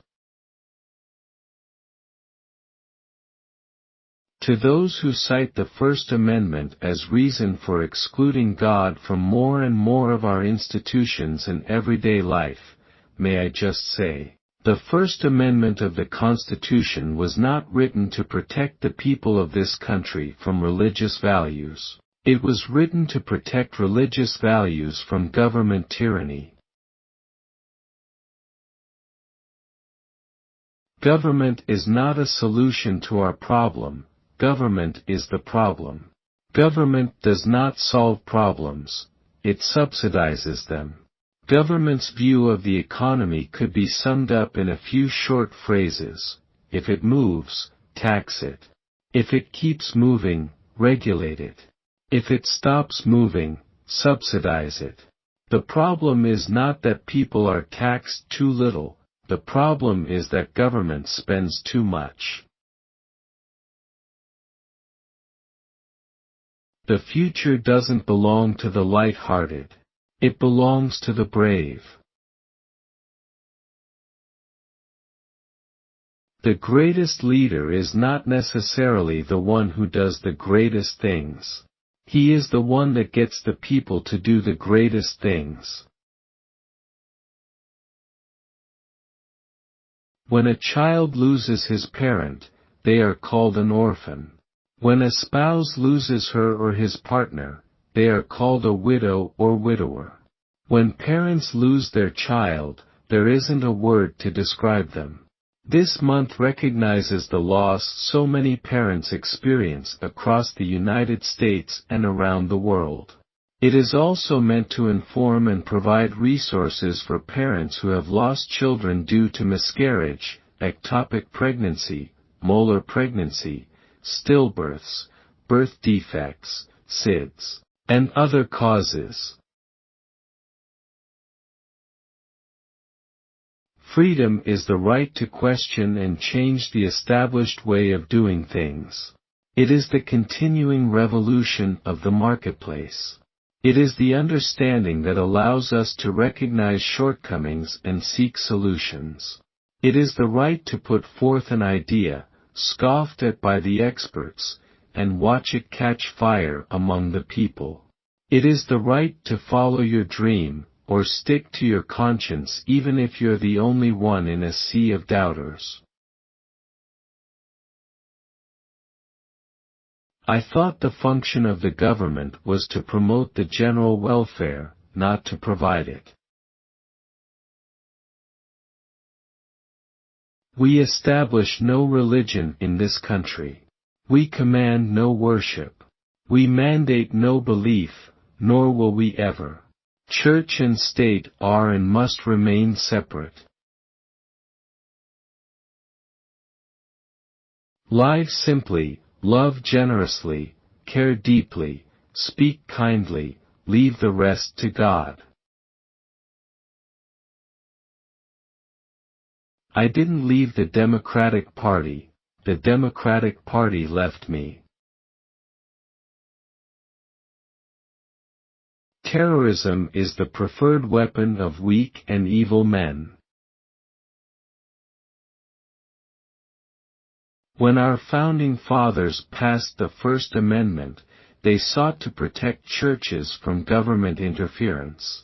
They never intended to construct a wall of hostility between government and the concept of religious belief itself.